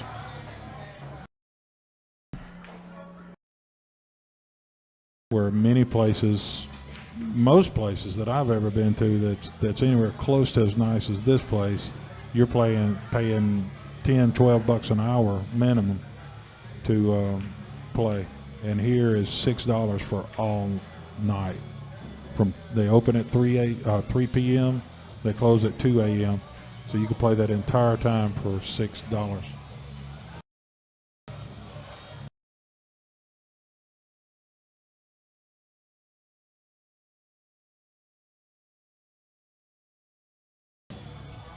Going for the 1, you think? Looks like he's going for the 7 in the 7? corner. Okay.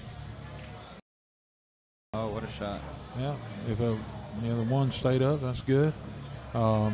He looks like he will have to make the 1 and then try to make the cue ball run into something over here where he has a shot.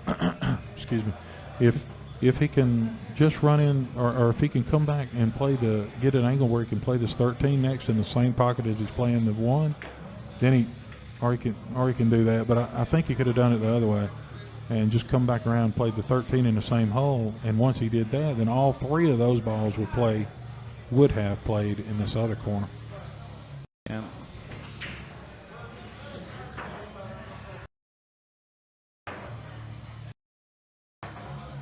Yeah, all 3 of those balls would have gone into this pocket a moment ago if he'd come back and made the other ball I was talking about, get it out of their way.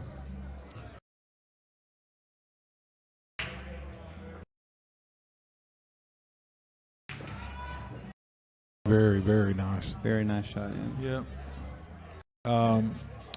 It's too bad that he hit the 9 down as far as he did, because if he'd left the 9 up in this area, then he could have made this ball, pulled the cue ball into this area, made that in the corner, and then busted his next rack up. But now where it's sitting, making the 9, I mean, he turned out, that's pretty good. If he can bear down on this one, make this ball in the corner, put a little top on the cue ball.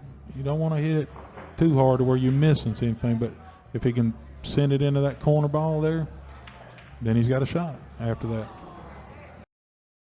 Let's see if he can pull it off. This is one of those where you really got to stay down. Let me zoom in on it.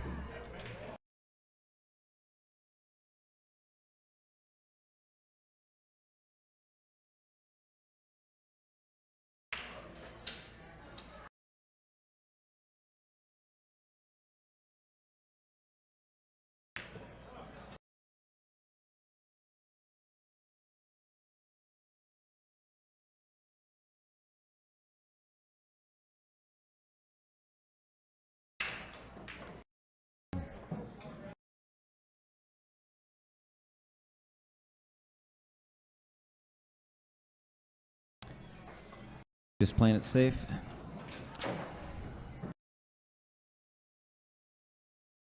Yeah, now if He's going all the way down into the corner with this because this really, if he can make this, it'll really pay off for him. If he feels comfortable with it, that's great. I would not have felt very comfortable with it. I would probably played safe because I would have hated the thought of missing that shot and leaving my opponent a shot with that really nice break ball sitting right there. He makes that ball in the corner, and he busts those up and keep going and going. And he's got a bad angle. He doesn't have a good angle to do that now, though. Coming from here because his cue ball goes out this way. Right. He really needed to leave his cue ball in this area. Would have been preferred. He's going to have to try to hit this hard, put a lot of top left on it, top right, I mean, to go into that stack. But now he just needs to hit the 2 over this way and leave the cue ball sitting right here in the stack. Maybe maybe bump a ball or 2 out that way. Yeah, see that how a ball came out?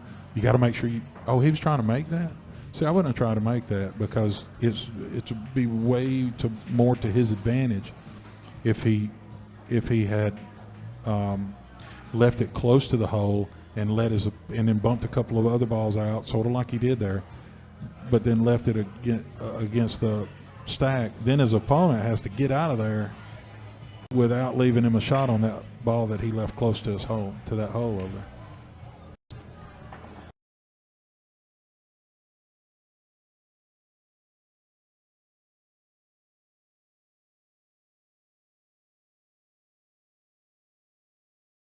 They really need to.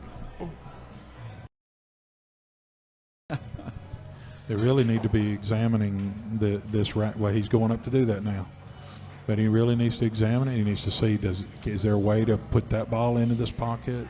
By hitting the 1 first or hitting another ball in this rack or something. So he's going for the 5. Really look at it closely.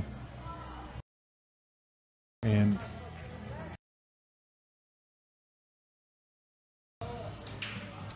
I believe he's got this. I believe he might be able to make that 5 in the corner.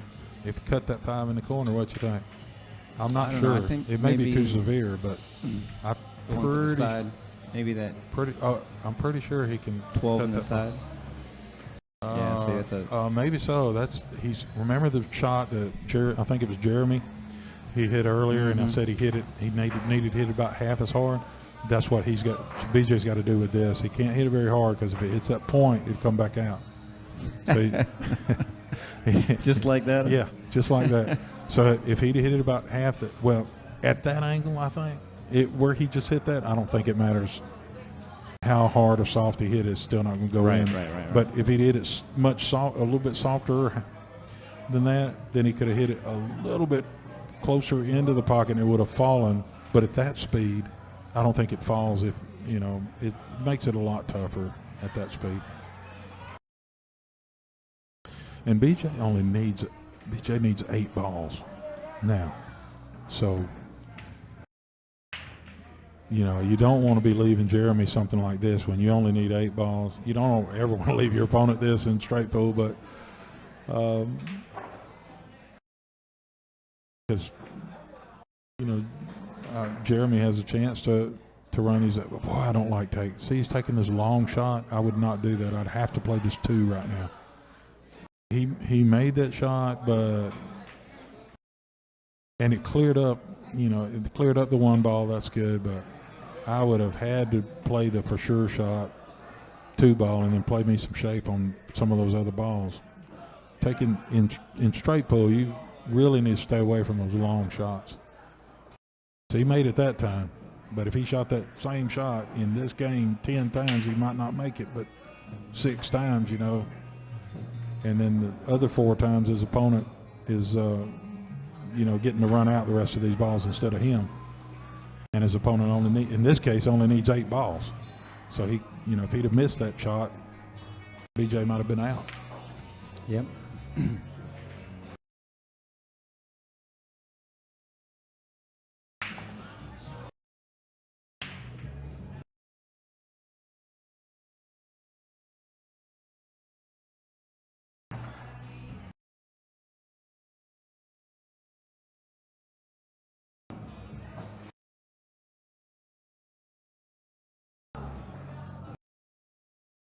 he's got an opportunity here to really do well. If he can make this 10 ball and pull the cue ball out into this area, then he'll have a really nice break shot on the 7 ball. This is still good. See, he's still maintained that basic angle into this ball, so he's good. I said there, but this might even be better because he can reach it better than he can up here. Oh, right, such a long Well, he's table. pretty tall anyway, so this would have been a little bit better, but he's still on that basically that same line, so he can cut this ball in here and then send this cue ball into that stack, bust him open good. But he's got to stay down. I'm going to zoom in on him with my other camera here, and let's see if he stays down good, because you really got to get in on this, lock in on it, stay down, make sure you make that 7 ball.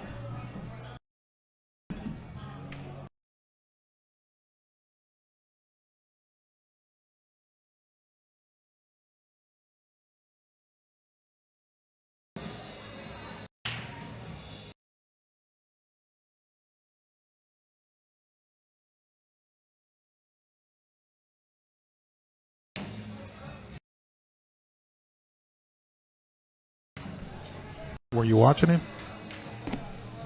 You see how Moved a little bit. Yeah, he did pull up, and that's all it takes. You've got to stay way down. You got to stay down. You got to stay still. You got to stay locked in on the object ball. Follow your tip all the way to that object ball, that target, and stay down and stay through and focus. You know, got to make sure you make that shot. You can't. Don't worry about results when you pull the trigger. You got to worry about execution. And if he executes it correctly, the ball goes in the hole, and the cue ball goes into the stack, and you know, and he's running out the other 5 balls that he needs now. So when I kick my leg, that's not good. No, that's not good when you kick your leg. Yeah. I'm just joking, of course, Oh, but I know, but you do that. they yeah. point that out to me when I Yeah. start doing it. This is we're getting right down here to the end. That was, how many is he at now? 55, I So think. he's at 55. He needs five more of these balls. This is another one of those long shots, but he's got to shoot this.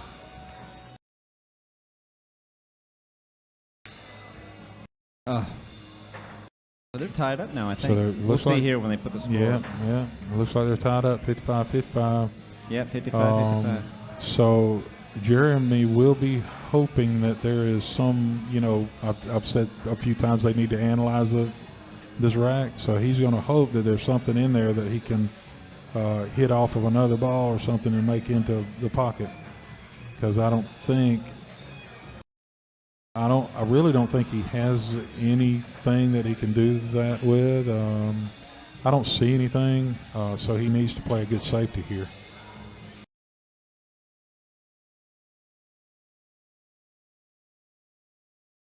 Yep. That's the exact shot I would have tried. Nice.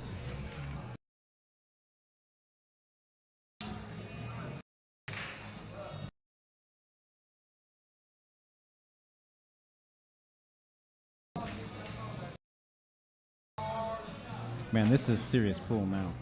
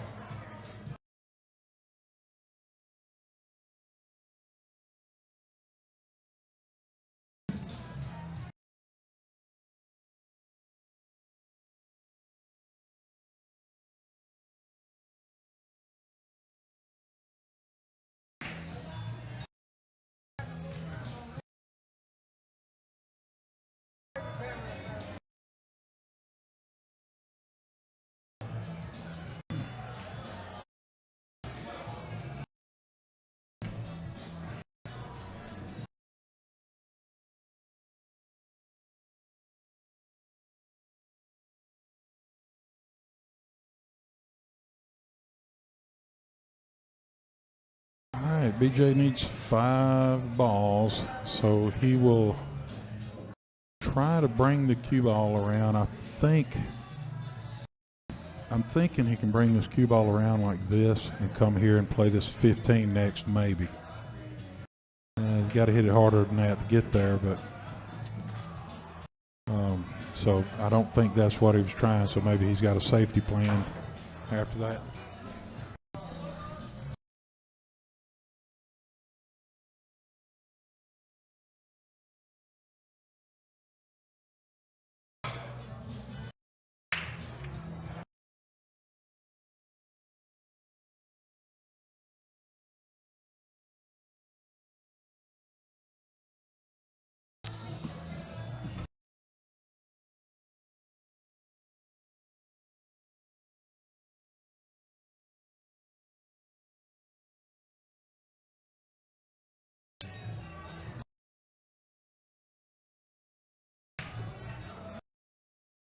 Well, first thing you do here is you look at that stack again, see if there's anything, you know, that looks like it might be dead into a hole that you can work into a hole somewhere.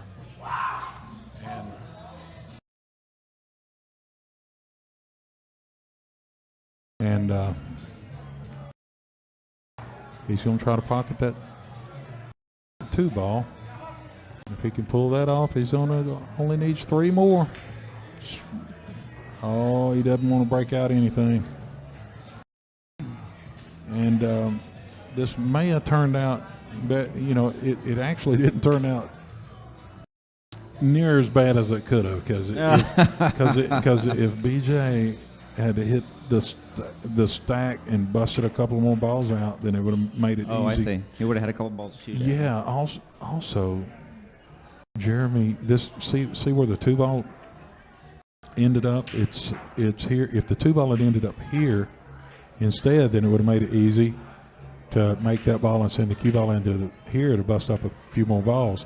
But where it's sitting here, the cue ball goes this way, so it's a lot harder to do anything. But it looks like he can play the 5 off of this ball and into that pocket. Oh, there. maybe so. Yeah, I think he can do that. He's looking at it. Just a little bit of bottom to help the 5 go forward, and I think he's got that. Needs to be really careful now. Oh no, that's going to be all she wrote right there, I think. So now, Jeremy needs 3 to get to 60. BJ needs 4, so it looks like he's got 3. he's got the 6 and the 5 lined up. He's got and the 8 in the side if you want to take that. But yeah. It's hard to tell the angle. I'll probably take that 5 first, but because of that, see, I don't like running into the, yeah. See, he was trying to go off of that ball and forward and keep going forward where you'd have the 5 next in the other hole. But you got to put a lot more top on it to make that happen. 15 now in the corner. Here's another one of those long shots I was telling you about, though. There's not much room for error on this shot, and that happens. That's a problem. So I think I would have taken the 5 first on that shot, first shot he had, and bring the cue ball back here, and then play that other ball next. The ball that he played first, play it next. And I think he had a path to 4 without actually messing balls up. But he needs 2 more balls now. Jeremy needs 2 more, so he can hit this ball to the rail and just come right out to there for the 15 or 11 next, or come down like this for the 4. Or the 15. I didn't see the 15 sitting down here. He's got that. And that will be the end of it. So that's the end of straight pool. Really close match again, just like the 1 pocket. Now the next match is American rotation.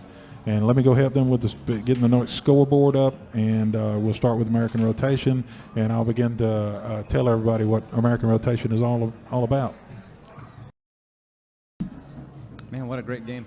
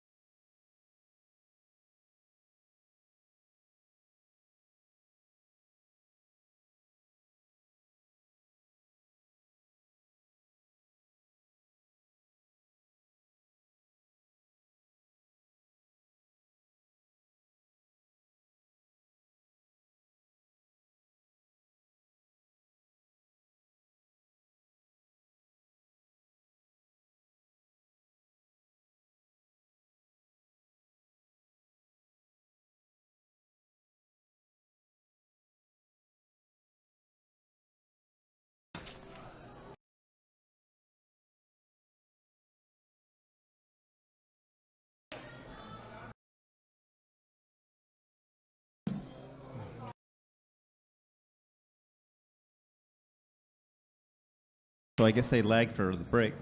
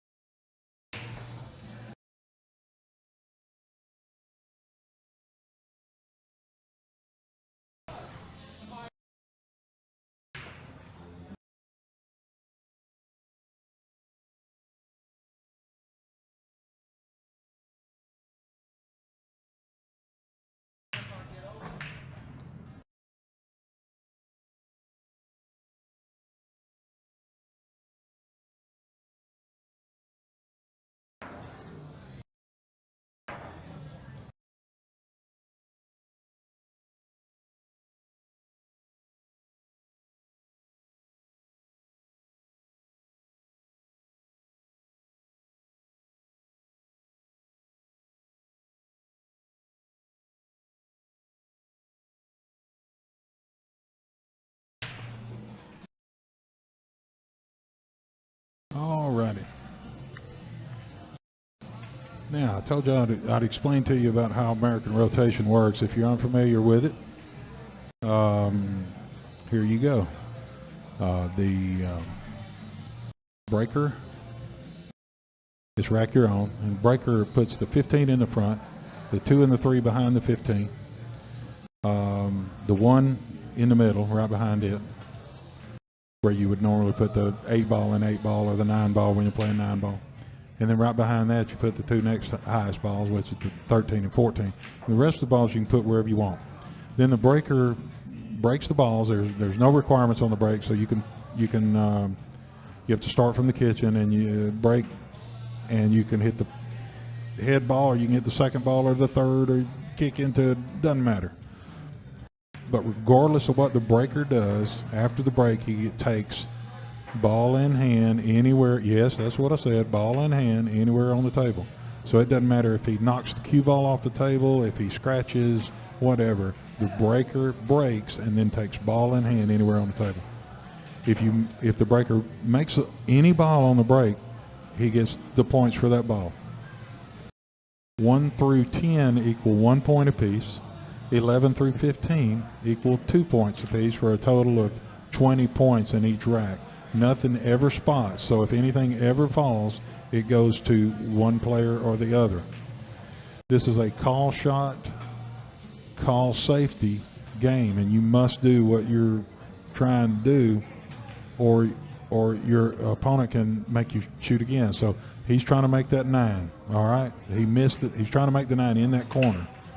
He did not make the 9 in that corner, so now his opponent coming up, BJ, gets the opportunity to make him shoot again. So he can say, shoot again. In this case, I don't think he's going to let him shoot again, because he sees a path to kick that ball and make it. So, right. Okay, so that's the way it is if you're trying to make a ball and you don't make the ball you're trying to make. Your opponent can make you shoot again. Let's say he was trying to make that 9 in that corner down there, but it went in another corner. And the cue ball went behind the 13 there, right close to where it is, but he was hooking him from the 10 where he couldn't see the next ball. Then the incoming player has the choice. He can make Jeremy shoot again. BJ can make Jeremy shoot again, or he could say, I'll shoot it. But if he makes Jeremy shoot again, Jeremy gets to keep that ball, the points for that ball, that 9 ball, or the point for that 9 ball. But if he chooses to shoot, nice shot. I guess he called the safety there. It was a beautiful safety. So when you call a safety, if you pocket a ball, the same thing that I mentioned a minute ago occurs. So the incoming player can say shoot again. But if he says shoot again, then that player gets to keep the point for that ball. So here we go. I think you know everything about American rotation now. Well, almost everything. I'll tell you more in a little bit if we need to mention it. But they shoot the balls in order. 9, 10, 11. You got to hit the lowest ball first every time, just like in 9-ball. Oh, but you can knock another ball in after you But hit you that can one. make any ball that you call. Yeah. Right. And you probably said that. No. Okay. You have to hit the lowest ball first every time. I didn't say that. I'm glad you brought that up. So this time he may say 15 in the corner pocket. He doesn't have to say 9 into the 15 into the corner. He says 15 in the corner. We know he's got to hit the 9 first. So. Oh, right. They just know that, right? Yeah, they know that. So I'm not sure whether he called the safety or what. But if he called 15 in the corner, he just has to hit the 9 first, make the 15. If the 15 goes in that corner, he gets the 2 points for the 15, and he continues to shoot. It looks like he's trying to play safe, and I think instead of hitting it head on like that, if he's playing safe, he should have hit it into the side of the 15 and let the cue ball hit there, here, and come back down into this area. That would have been pretty good safety, I think, and both of those balls would have stayed around where they are now.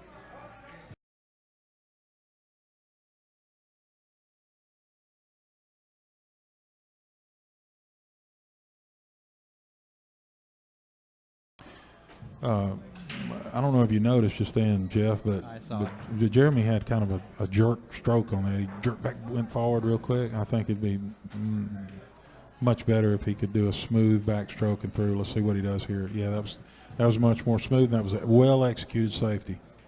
You see that? He drove this 10 down to this end of the table and followed the cue ball up, froze it there against the 11 ball. It's also close to the rail. He's making his opponent, BJ, now kick. Now, so he's going to have to call it every time you shoot. You got to call, are you trying to make a ball? If you are, where are you trying to make it? And if you're not, you call safety. So I would assume he's going to call a safety here. Okay, so safety, does he still have to hit the 10? Even if he's doing it's a ball in hand if he does not hit the lowest ball first. Right. Okay. So does he's that gonna answer try your to hit question? the 10 so he doesn't get the ball in hand. Right, yeah. Okay, so you do have to hit the other ball. You have to hit the lowest ball first every time, or you give the opponent ball in hand. Yeah, so calling safety is not going to get you out of your requirement. Safety is not worth a darn. Well, safety's worth. Well, it was worth a darn just a minute ago. Well, that was a good safety. Now he's getting ball in hand because he called safe and he stuck the cue ball behind that 11 ball back there. Yeah, that was a good move then. Yes, it was.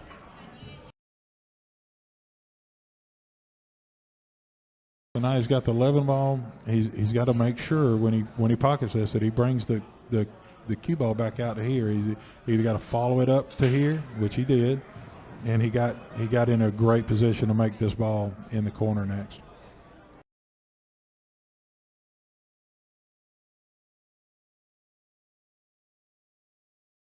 Back out for the 13. Now he'll go to the end rail and back out.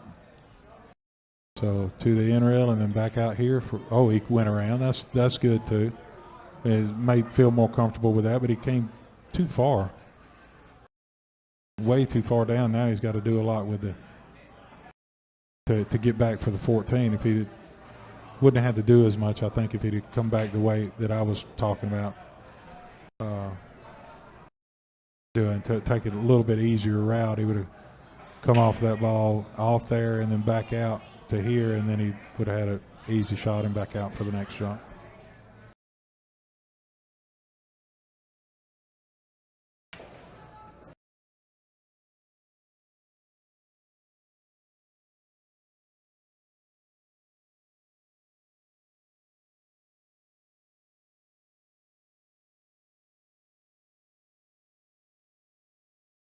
Okay, so notice now that the score is 11-9. Every rack has 20 points in it. Every time a ball falls, the points goes to one person or the other.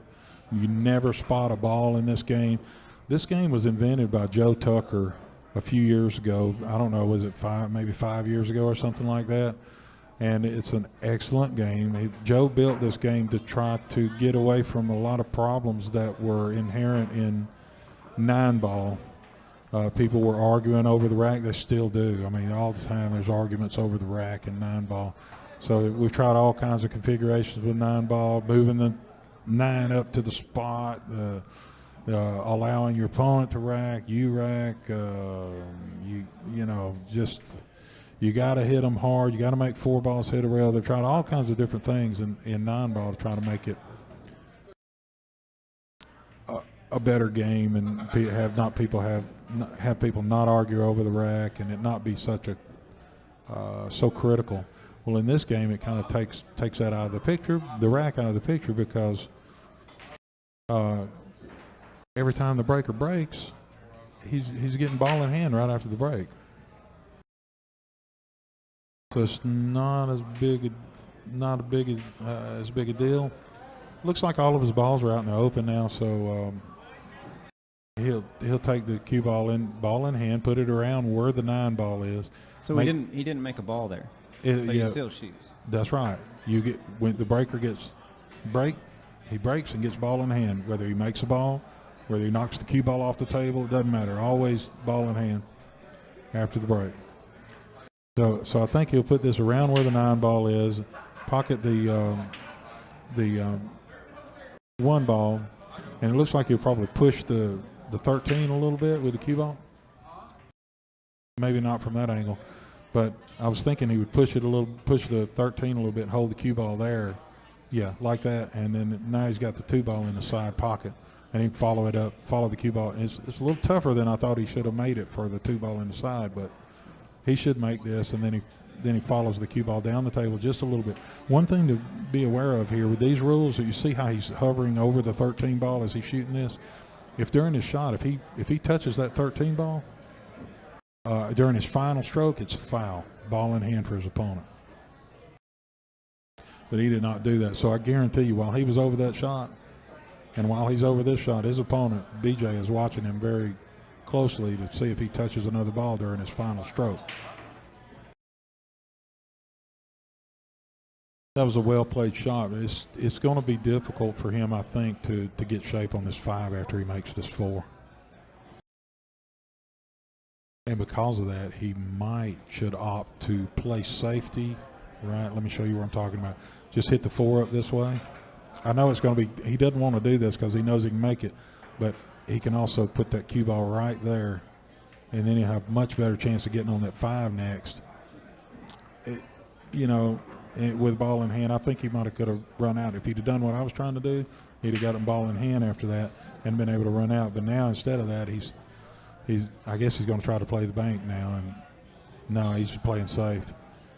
But he'd have had a for sure safety that BJ almost for sure couldn't have hit the ball on. Right, so did he call safety several reps. Oh, yeah, he called safety on that one, no doubt. So when you call safety, you get no penalty or anything? It's just what penalty? Yeah, there's no penalties here. What penalty would he? I mean, what did he do wrong for it to not be a penalty? You know what I'm saying? Right. He didn't do anything wrong. What he can't, his opponent can't make him shoot again. Right. That would have been the thing if he'd have tried to make a ball, his opponent, and he didn't make it, his opponent could have made him shoot again. Right. So that doesn't happen. There's no, there's still a penalty if he calls safe and he doesn't hit the lowest ball first, or he scratches. Yeah, it's still a penalty. Yeah. Hate to mention it, but just like BJ did. Just what? Like BJ did earlier. He called safety, but he didn't hit the ball. So yeah, if you don't hit the ball, it's foul ball in hand for your opponent. And any balls that were pocketed go toward your opponent. But you don't ever subtract points. You just go forward. There are never any subtractions in this. On a 3 foul, people may wonder, what if you foul 3 times in a row?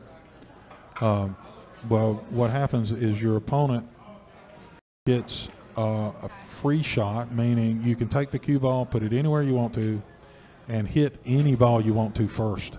So you don't have to hit the lowest ball on the free shot. Then you take ball in hand again, and it's a regular ball in hand. Okay, so you go from there. So you get the first one, a free shot. You can hit anything you want to, and then you get another ball in hand, and you're starting just a regular ball in hand shot. So then you start over with your penalties then? Yes. Yeah. So you're back to 0 slate on the 3 foul row. So then you'd have to, if you're going to put the 3 foul on the guy, he's starting with 0. He could have shot that a little bit better. Maybe follow the cue ball up with a little right and put him closer to this ball, because I think now he can. I don't. I'm not sure if he can make this ball. I think he probably could, but he might ought to go for the safety instead, like that. That was a little. He hit that a little harder. He could have hit that soft with bottom, and held things a little better. The cue ball would have held behind the 7 ball. And now BJ's got a chance to turn it around on him and play a good safety on him. Yeah, instead of hitting that soft, I'd like to see him cut it a little bit more, send the cue ball over here. I mean, not the cue ball, the 6 ball, and send the cue ball more down in this area. You think he can make that 6 from there? I mean, it looks like maybe he can hit it. Yes. He will have to hit it very slowly and put some spin on it, because the natural, about as good as he can do is hit it into this point. But if he hits it slowly and puts a lot of left-hand English, it'll change the direction and throw the cue ball off into the pocket. Looks like and that that's what still he's holds doing. the cue ball over here for him, where he's got the 7 into the corner on the next shot. See that? Yeah, Yeah. beautiful. Now the 7. Yeah, he knows all that stuff. All right. So I got to step away for a minute. So tell him all of what's all about everything. Yeah.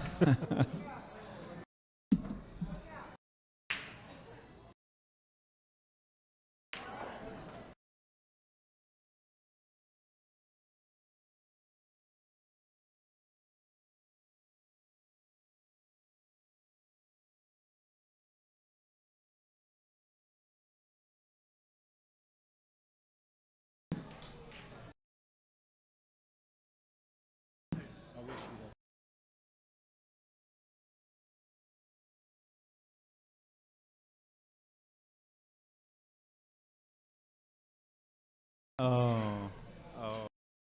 I didn't even notice.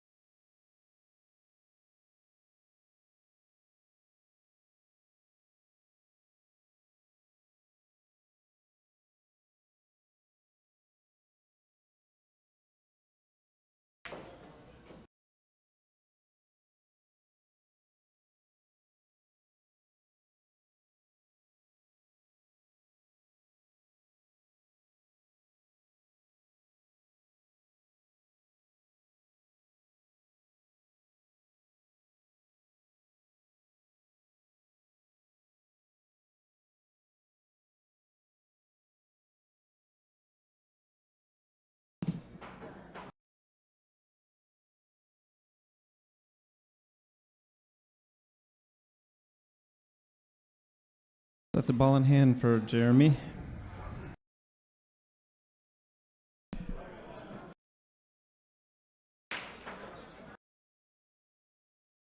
Shooting at the 9.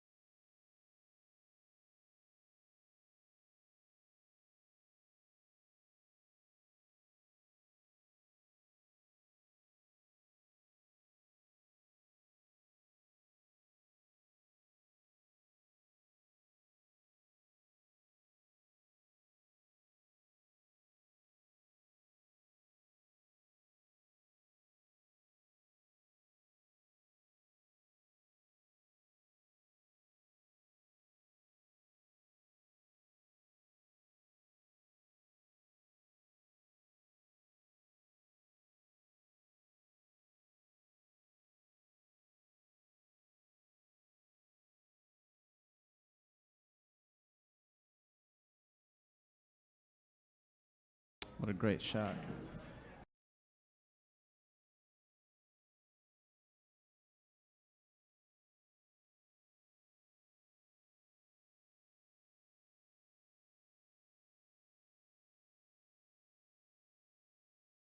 Jeremy seems to have found his rhythm.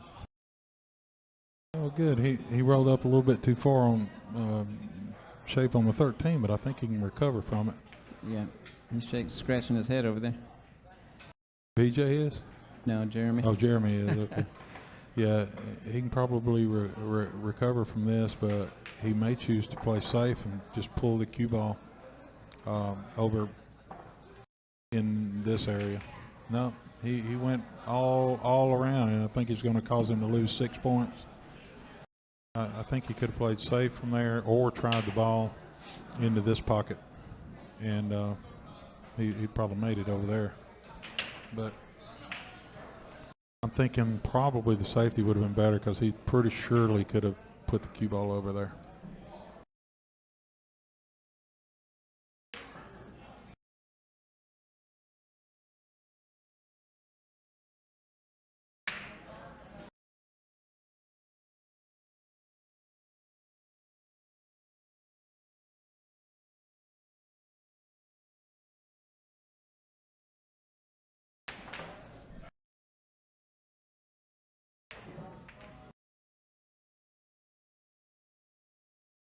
That's a tough break. Yeah, they're I think they're feeling the pressure here late in the evening, maybe getting tired or something. But these, I played quite a bit with both of these guys. I know you played a lot with BJ, and you just don't see him miss that kind of shot. No, right no, there. I've never seen him miss that.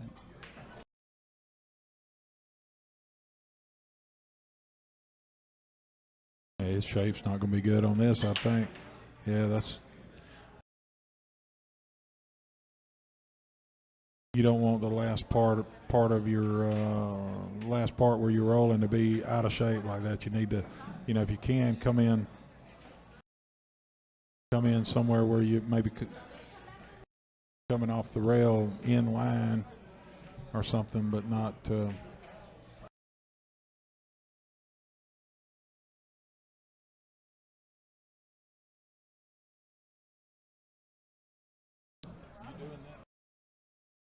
Oh, I just helps me. I don't know. This isn't always up to date. Right.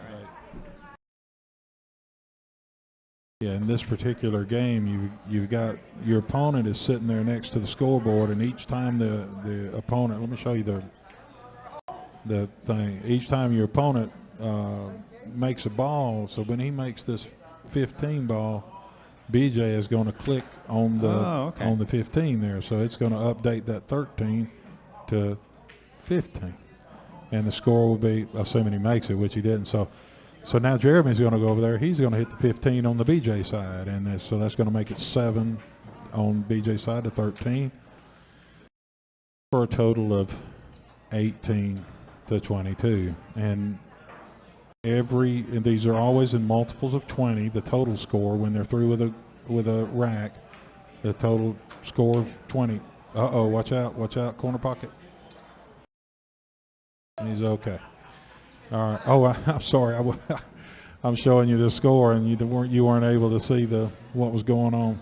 Yeah. with the match. Sorry about that. I was watching it straight with my eyes here, and while you were having to look at the score sheet. Sorry about that, but BJ pocketed the 15 in the corner.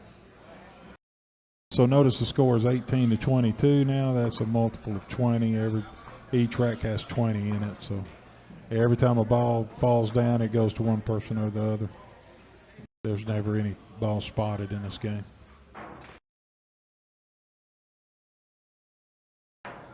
We're here live at Bumpers Billiards of Huntsville, Alabama, in the Grand Ole USA. This is an excellent pool hall. I've played in many different pool halls around the world, and this is definitely among the best. There are 8. All the tables in here are Diamond Pro-Am tables, so the best tables in the world, in my opinion, today. And so they've got 8 9-foot Pro-Am Diamond Pro-Am tables with 860 Simonis cloth on them, championship blue. and 16 7-foot diamond pro-am tables. So excellent place to play. It's a great value because it's only $6 from the time you get here until the time you leave to shoot pool. Not $6 an hour, not 8, not 10, not 12, but $6 for all night, all day. They open at 6. Excuse me, open at 3 in the afternoon, close at 2, and you can shoot the whole time for $6. Looking around, I just see one 9-foot table that's not being played on. One 9-foot that's empty. You say? Yeah. And they might be over there just not playing on it right now. Yeah, possibly. But every other It table looks like has all the other ones are full too, because they have a big league presence here. APA, American Pool Players Association is massive here. Almost every night they have big, a lot of APA leagues playing. But you come in, you get a table. I mean, I hardly ever have trouble getting a table. They let you reserve tables too for these SeriesPool.com matches, and we also have a separate American Rotation League. And you need to reserve 9-foot tables for those matches as well. Make sure you get on one of the 8, 9-foot tables.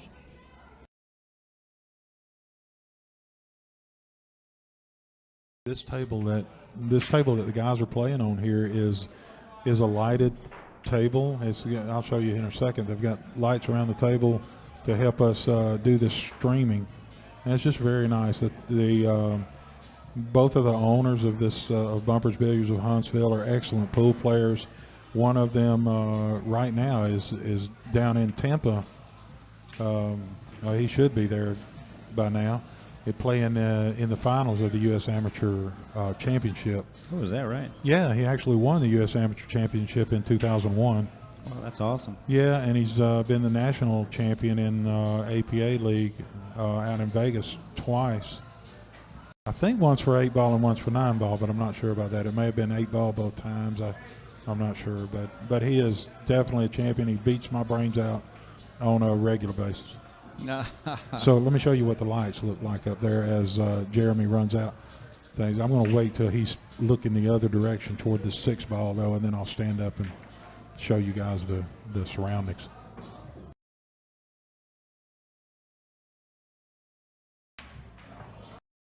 You can see the lights up on the ceiling that light the table up. There's a camera up there.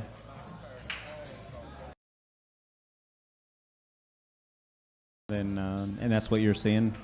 That's where you're seeing the feed from that camera.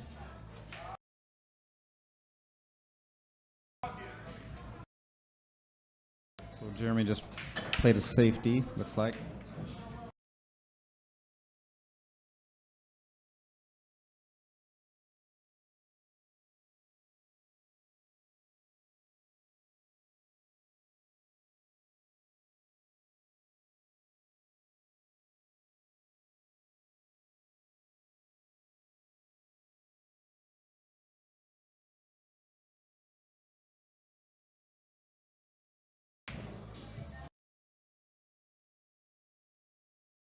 That was a nice shot by BJ. But he's got his hands full right here on this shot because there's a few things that is going to happen here. One is he's got to be very careful over that 13 ball, because if he touches that 13 or any other ball while he's shooting during that final stroke, it's a foul, ball in hand for his opponent. But the other problem we have is getting on this 8 ball. You see, he doesn't have a really good shot on the 8 ball. That was pretty tough to get on. So is he going to bank it here or cut it? Well, I think he needs to play safe. He needs to send the 8 ball over here. He needs to send the cue ball this way, back over to there. But he just didn't hit it quite hard enough or thin enough. He should have hit the 8 a little bit thinner. That would have made sure that the 8 cent went this way. And it would also meant that his energy on the cue ball would have allowed it to go a little bit further. Right. This is not going to turn out good for Jeremy.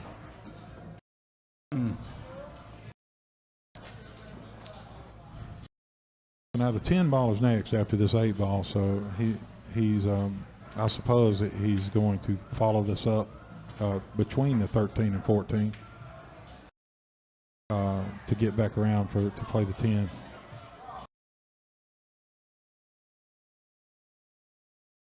Yeah, excellent shot if he doesn't come too far and get blocked by the 11. I think might have rolled just a shade too far for him. He may be able to twist this ball in. Yeah, I can't really tell from my angle. I don't think so. I think the best he can do to this 10 is hit it about right there.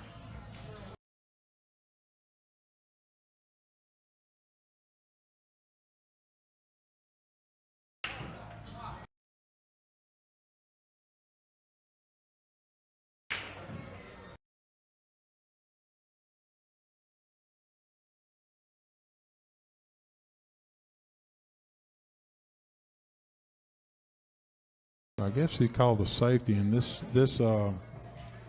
may have turned out okay on him, because in order for Jeremy to make this ball, he's going to have to spin it, I think. Yep, good shot. Yeah, it was easier for him than I thought, but he's got another doozy coming up here with this 11 ball. I gotta go in either corner. Yeah, it'll go in either corner, but either corner's tough too, and he's still got to get a lot of green. Yeah, he's still got to get shape on that 12 ball after making the thing. So, but I think he needs to try to make it. He can make this ball, and I think he's got. No.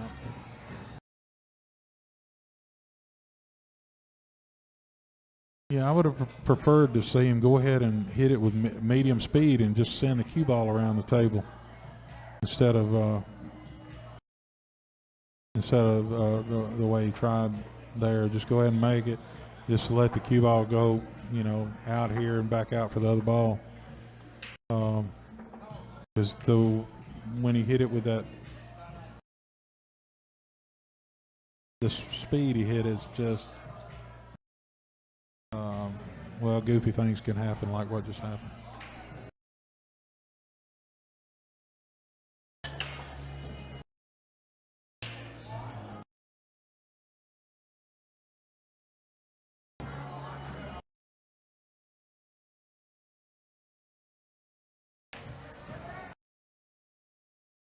So it's a 12 ball? What's that? 12 ball next? Yes. I think so. Yeah.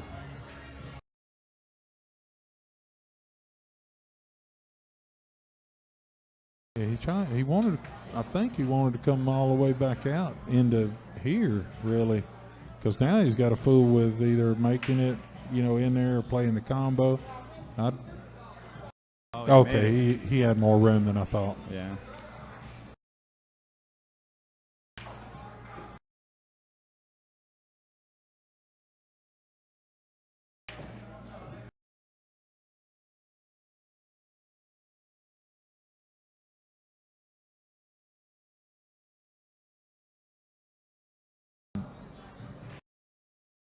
That's a good shot there. Yeah.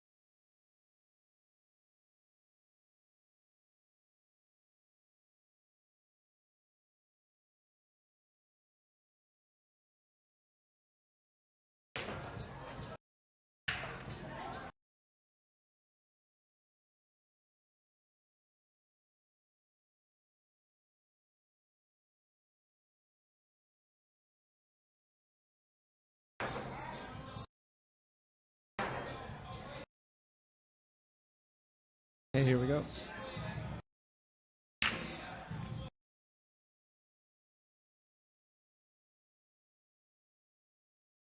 And guess what happens now? Ball in hand. Ball in hand. Breaking ball in hand. It was a close game. 28. Yeah, Jeremy, very 32 close. BJ. Like I said, all three of these games, I mean, these guys play so close that they're just very closely matched. So they should all three games will be really close, which means it takes a little bit longer too than a lot of these matches.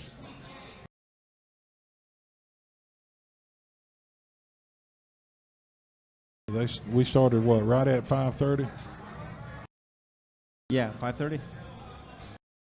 We're over 4 hours right now, right? Yeah, exactly. Wow. See, Doesn't matches seem that long. No, and matches normally don't take that long. I think mine normally take 2.5 hours. Oh, wow. Yeah. But I'm normally only playing 2 games of one pocket. And, well. I know when I play BJ, I shoot one time. So, Yeah. So Jeremy must be making him nervous. Yeah. I mean, it makes a difference when you got someone playing that's, puts a little pressure on you. Yeah.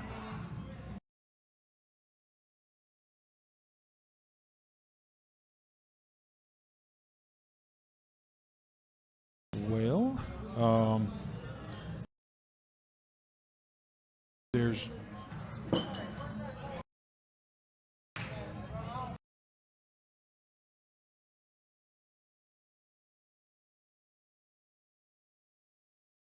Beer balls. Yeah, I'm thinking on this shot, he may need to draw this into right there, come over here, and then out this way. Or just take that path. Yeah. That almost got there. Yeah, it worked out. Yeah, well, he doesn't have the shot, but if he'd gotten over in this area, then he could have had this one in the corner. But now I don't know. He may have to just roll the cue ball up here behind that ball or something. Play some kind of safety. Oh, cue ball's good. I mean, my marker's going all over the place.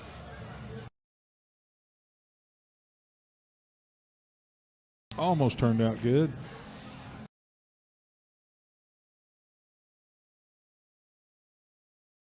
He's going to bank it, I guess. He should play some kind of safety. He may have been going for the bank, but No, it's safety, I think. It'd be nice if we had them mic'd up where they could talk to us. Yeah, and none of these games, by the way, we don't allow jump sticks in any of SeriesPool.com matches because we play one pocket, no jump stick. Straight pull, just that game we just doesn't allow it. In this game, Joe Tucker wrote it into the rules. No jump sticks, which I think's a good. I think it's a good never idea. heard of that. Yeah, I think it's a good idea because it forces us to become better kickers.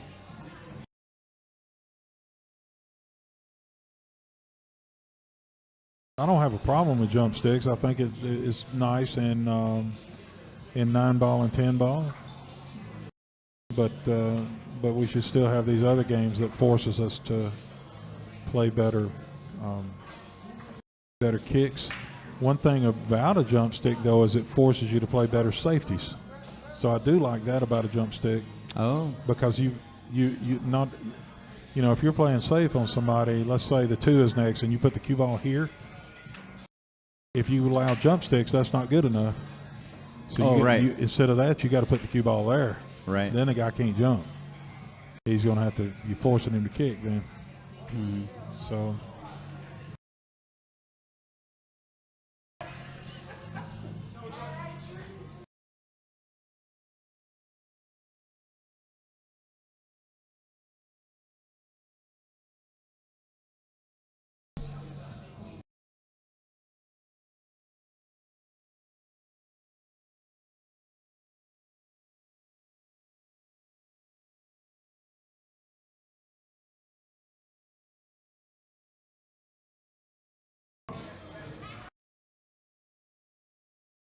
he should have no problem getting shape on this ball. I mean, I expect him to get shape, but if he comes across the table and back over here, there's a good chance that he gets behind the ball and he doesn't. Oh, miss. Yeah, see, because he was probably focusing too much on shape when he pulled the trigger, and you got to factor all that in ahead of time, but before you get down and all. But when you pull the trigger that final time, it's got to be all about just execution, driving your tip to the target, and just let it happen. That was just bad luck there, because that was headed. I don't know. Can't hear you. That was looked like it was going into me.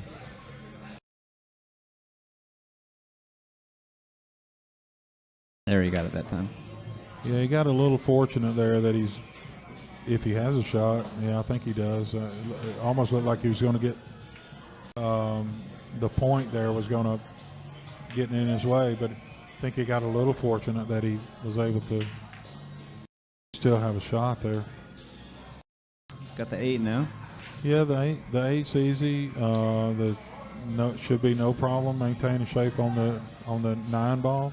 He needs to pull it back far enough to where he's good, where he can now he'll go down like this way with the cue ball for the next for the 10 ball. Yeah, make sure you don't, if you get straight and see he's getting pretty close to straight in, you don't want, because if you get straight in you can only go forwards and backwards. You want to make sure you maintain an angle on the ball where you can go other than forwards and backwards. And did okay there. May have it in the side. He did. Oh, but no. That's a 13. He's going for the. I would play this in the 11. side pocket where he might play it all the way down in the corner. I don't know what he's doing. Oh, Yeah, corner. See, he played it in the corner. I played it in the side because I would not have had as much confidence playing it into the corner pocket. I don't think I would ever miss it into the side. Maybe 1 out of 200, but playing it into the corner, I'll miss it 30 times out of 100. Nah. Yeah. You know how bad I am.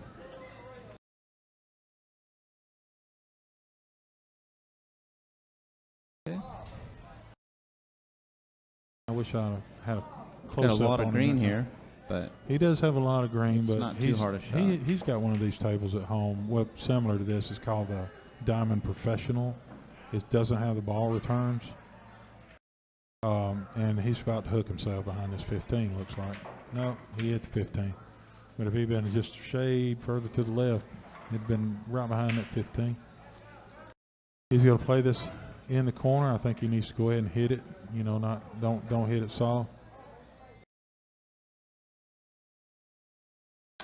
Yep, like that, but he just didn't make.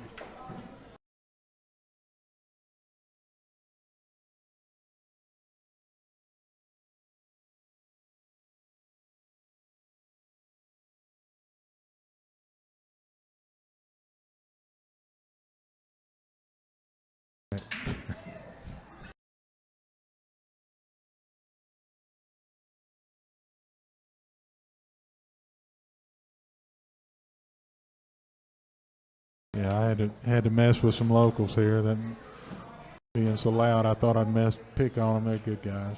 and now I guess he's going back to the other corner, do a safety. Looks like he might be banking this one back down to where his elbow is, but it didn't work for him, and it ended up. So this will make Jeremy have no trouble making these two. I would not baby this ball though. I just hit high on the cue ball, and just the cue ball will go back and forth on the rail. See, he kind of baby that ball. I wouldn't, and that's why I wouldn't do it right there. You just go ahead and hit it, cut it in, hit it at a speed at a higher speed. You think that makes it tougher, but it makes that particular shot easier. You'll make it way more times if you just go ahead and hit it thin, because it's going to carry it toward that rail a little bit. Oh, right. So go hit it thin, Lee, but yeah, don't hit it soft like that. I'd love to set that up for him again and let him hit it, at the speed I'm talking about, which is probably half as much more, twice as much more as he hit it. Now on this rack here, notice he's putting the 15 in the front, 2, 3 right behind that, the 1 right behind the 2, 3, and then behind the 1 you put the 13 and the 14. All the rest of them you can put at random. What most people do is they put the 2 highest balls that they can put. They count 2 each. They put them in the corners, the 12 and the 11 and the 12. Because those 2 balls, when people break from the middle, which most people do, they break from the middle and they send these 2 balls running around the rack and hopefully into a pocket somewhere. Oh, I got you. Yeah, so that's why they put them into the corners. The most energy from the cue ball is transferred to those 2 outer balls. Get some extra points. And BJ's taking a short break, so we'll be back here shortly.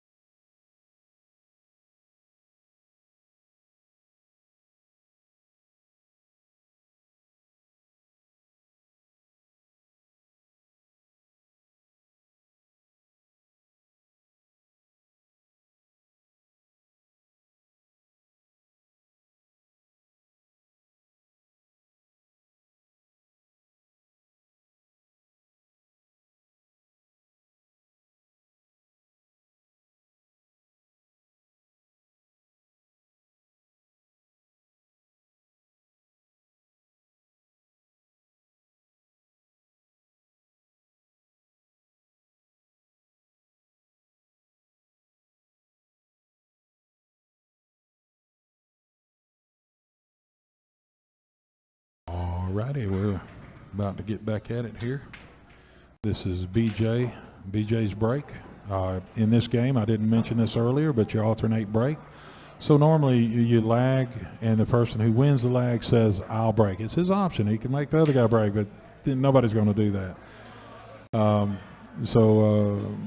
He chose the break, so he racks them, he breaks them, and then you alternate break after that. So it's BJ's break now. He's going to hit them just as hard as he can. And you'll watch those 2 corner balls fly around the table, and he's hoping he'll make one of them. Nothing falls. He gets ball in hand. The breaker always gets ball in hand after the break, even if he knocked the cue ball off the table. And this is to take the break out of the picture. It gives you a fair start each time. The breaker gets a fair chance to maintain control of the table after the break. Everybody would like to go ahead and run out every time, but at least he's got a chance to maintain control of the table from the start. So he's going to call the 8 in the corner here. Yes. He needs to hit it soft enough. He hit it too hard. He needs to hit that soft enough to where the cue ball stays back here a little bit, and the 2 stays close to the pocket. Mm-hmm. So now he's got to come up with some type of safety. So I don't know what that's going to be, because he may have to jack up and do something with this one, because it's tough to get. Okay, kicking at it, that's a good option. I didn't even think about that till he got around to do it. But now he can leave the cue ball about where it sits there, right behind the ball, and send the cue ball, the 2 ball to the other end of the table. That was an excellent shot, excellent choice, and something that I should have seen before he got to it, but I didn't see it. So thanks for teaching me that, BJ.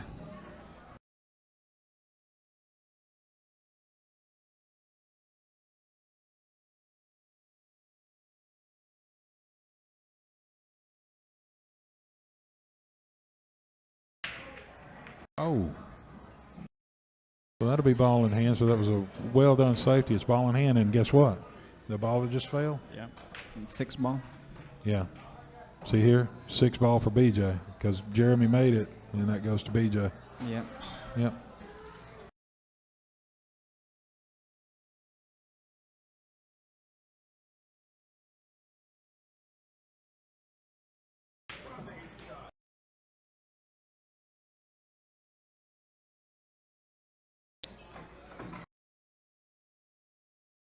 He left that cue ball there on purpose, but now look, he's having to pull out the rake, the cheat stick, Right. which makes it a lot tougher. So if he'd have thought about that ahead of time, about not leaving it there, he'd pulled it back and got it a little bit further away to make it easier to reach. So now he needs to send this to the end rail and then back out for about to the center of the table, and he really should have tried to avoid hitting those two balls. I think he could have put more top on the ball and with a little bit of left, and it would have come out, got like up to here and then back out this way for the ball. It was pretty dangerous running into those other two balls. It ended up perfect for him, but it was really dangerous.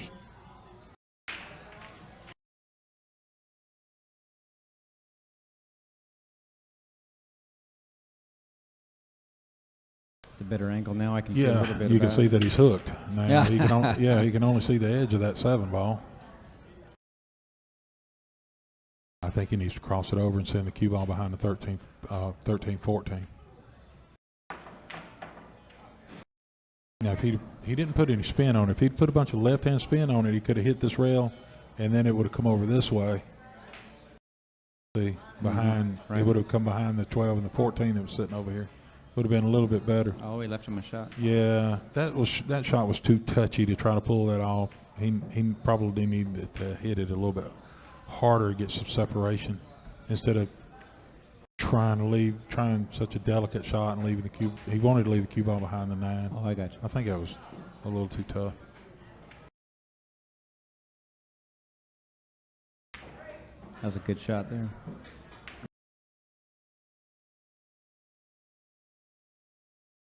I guess he's going to cross it over and try to make it in this pocket. Looks like it.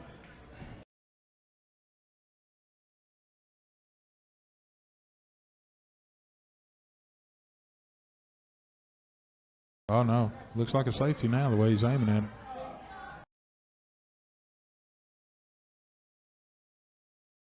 And that might be just good enough. Yeah. That much distance. Mm-hmm.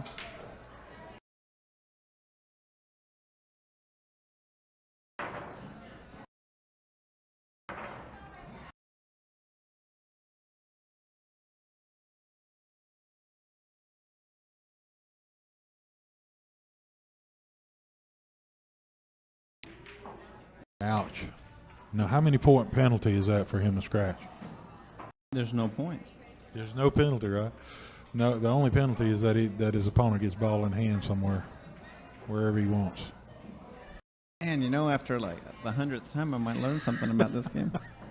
I figured I'd throw that question to you, and I figured you'd know the answer. Oh, that's why you did it? I figured it was safe.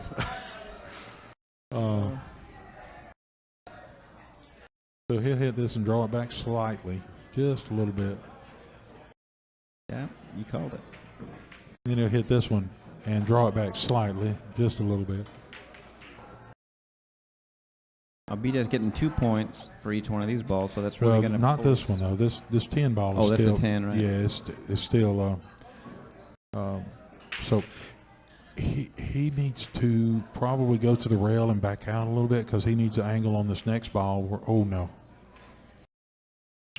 See now Jeremy can make a run. All these balls are worth 2. Yeah, but this is no cakewalk right here because even if he makes this ball, if he makes a perfect shot over here and makes that ball, the cue ball, he's going to have a tough time getting on this side of the 10 ball. This is his next ball, and if he sends the cue ball over this way, he doesn't have a shot on a decent shot to make that ball. Or I guess he could try to make the combo, but on the 14 in the corner, but that's tough.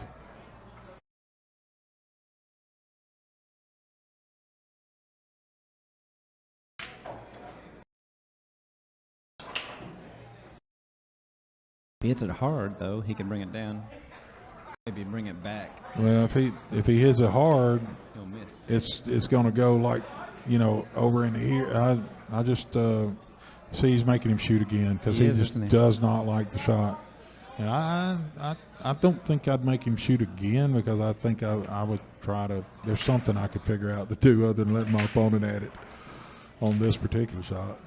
Now he's loading it up with all that English, and when you do that, he put a bunch of left on it to bring it over here, the cue ball.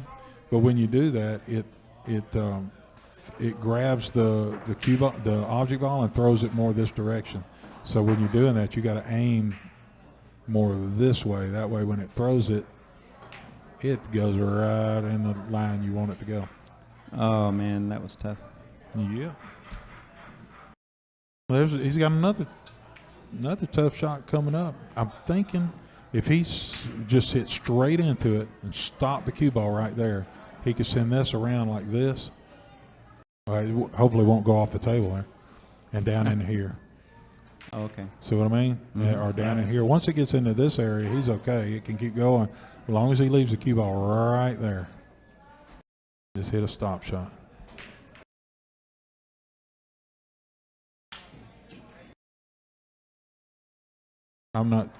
He obviously was not trying to pocket that ball.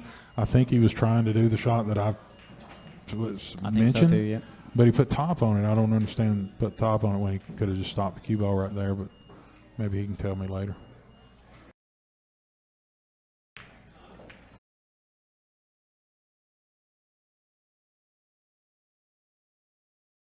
I'll do like Alan Hopkins used to do on ESPN when it was obvious that the guy was going to get out. I'll say, I'm going to, well, as soon as I do that, he messes up. I was going to say, Right.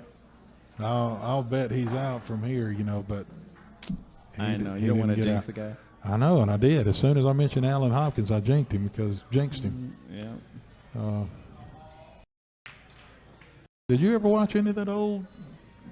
Well, it's old now. It wasn't old then when Alan Hopkins was on ESPN. I don't think so. They used to have a lot of pool on ESPN. I've been watching it lately. Mostly 9-ball. Yeah. I never see it on TV. I watch it on. The best thing I've ever found on pool videos and stuff, Serious Pool TV. Oh, exactly. I mean, if you're Best in the serious world. about pool. If you're serious about pool, you go to SeriousPool.com and click on Serious Pool TV. Yeah. And I'm serious about that. You got to be serious. Oh, you I gotta mean, be these guys serious. are serious right here. Now, Oh, this these is a guys close are game. It's serious. 47-49. You know that?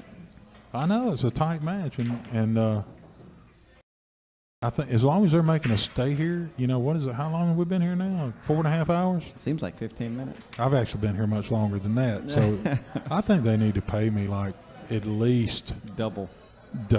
What's 2 times 0? That's let's see, carry the 1. No, that's good. Well, he put a bunch of juices on that one. But yeah, I think they ought to throw in 100 or 2 for each of us, don't you think? I would work for PTO. Yeah, that'll work too. I wonder if they can arrange Talk to that. Jack about that. Yeah. If I can have you authorize some Uh-huh. PTO for me. Yeah, and for those of you who don't know what PTO is, to us it's paid time off. Oh. And there are no gimmies in any of Serious Pool matches. You can't say, like he acted like he was about to give him that, but you can't do that. It's against the rules.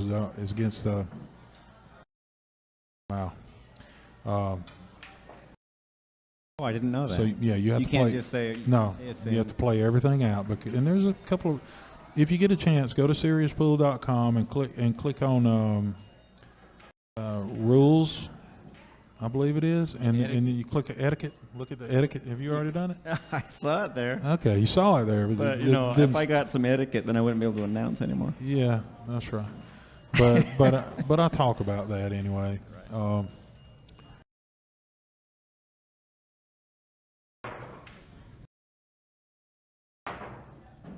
Boy, he really throws those balls out hard on the table.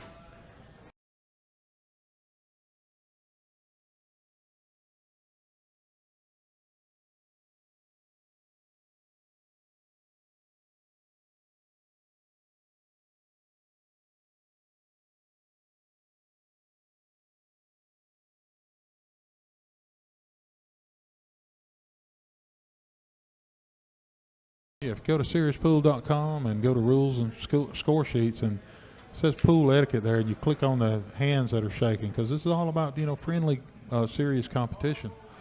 But I say good pool etiquette boils down to being honest, courteous, and respectful while trying to give your opponent the best environment in which to play his or her best.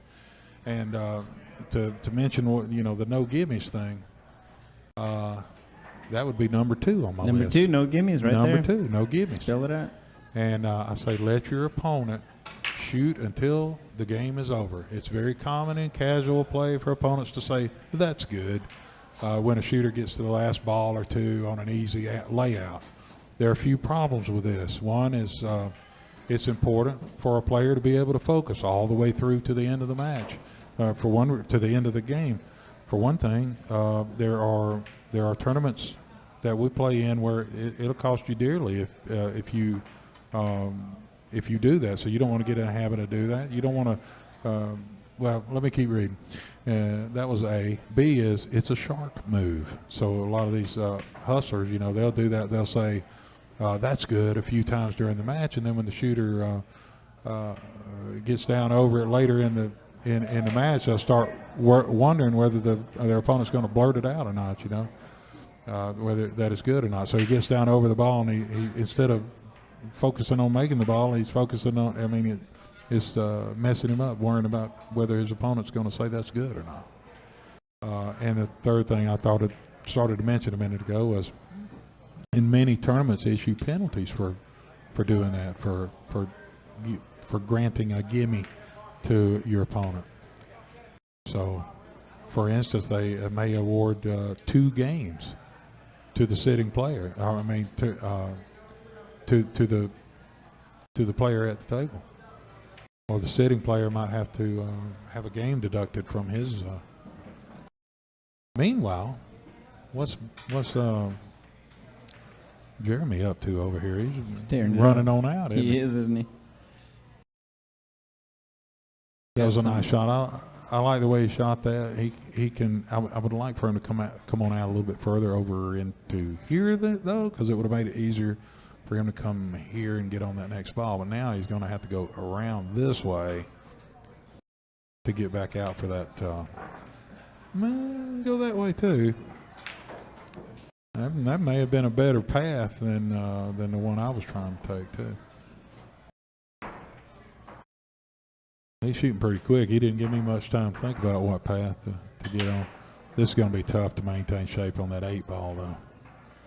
Looks like. And he popped up. He came out of that shot. This is still tough for BJ. He's going to have a tough time staying on that getting on that 13 ball. And whenever you have a shot like this, you might consider some type of safety. And then that way, after you take hopefully ball in hand, after that you have an easier time getting on that next ball. But now he's going to have to shoot again because he was trying to make that ball, and Jeremy doesn't have a shot on it, so he's going to make him kick at it. I would go 3 if the shot's available. I'd go 3 rails on this. I don't know. That 10 may be in the way, but it looks like you could probably hit into right here somewhere. Come off this rail, off of this rail, and then up here to hit that ball. Oh, I see, yeah. Yeah, from here. I think he's got room to do that, but I'm not sure. It looks like he can. I don't see any other. He might be able to go 1 rail, but I don't like the path as well.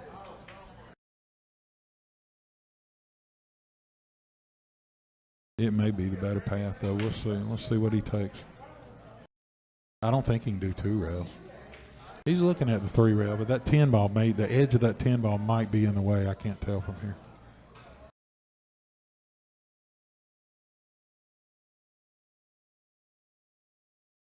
No, that's too sharp. Yeah, see, if he went around the wrong side of that 10 ball, if he'd come out this way, then it ends up over here better.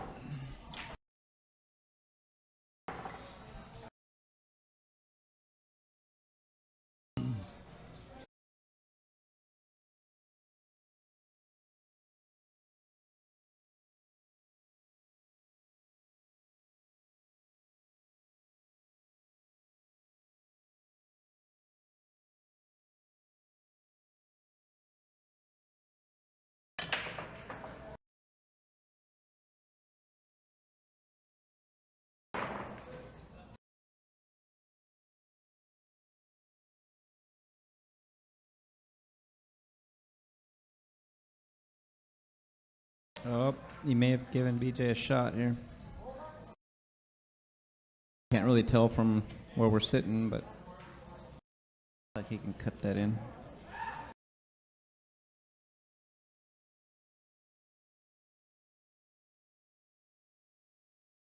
Nice shot.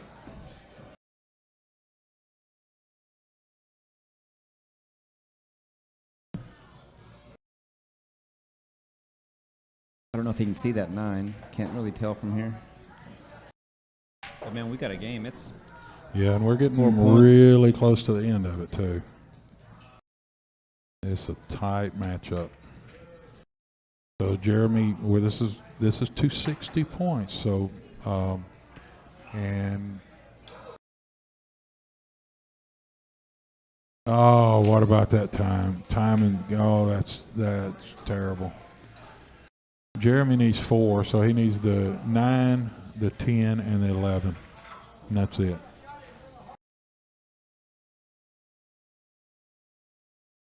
Because the 11 is worth 2 points.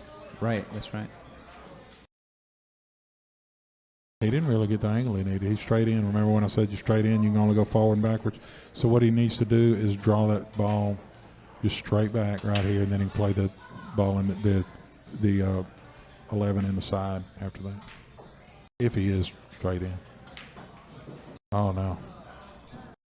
Just straight back. Just straight back. Anywhere back in here, you know, and he'd have been able to make that 11 easy in the side. Albie's going for that corner. That shot right there might have given the whole game back to BJ. We'll Where see. I think if he'd have just drawn the cue ball straight back, he'd have had the shot. He'd have had. Was he calling the bank on that? Yeah, he did. He called it. Wow, great job. What a shot. Well, what a game. And the crowd goes The crowd went crazy. crazy. Everyone around here is jumping up and down. Yeah, I think there was more people watching this match than were watching the Cubs play last night. Oh, my goodness. What'd you think? Yeah, well, thank you everybody for watching this video. I appreciate it. I hope you enjoyed it. Please visit SeriousPool.com and look at other Serious Pool TV matches that we have on here. The majority of the matches don't have commentary because this takes a lot of effort, a lot of time, a lot of extra setup. But normally here at Bumpers Billiards of Huntsville, I just bring my laptop in, hook it up to a camera they already have that's permanently mounted here to the lights that they have up there. Let me show you the lights again.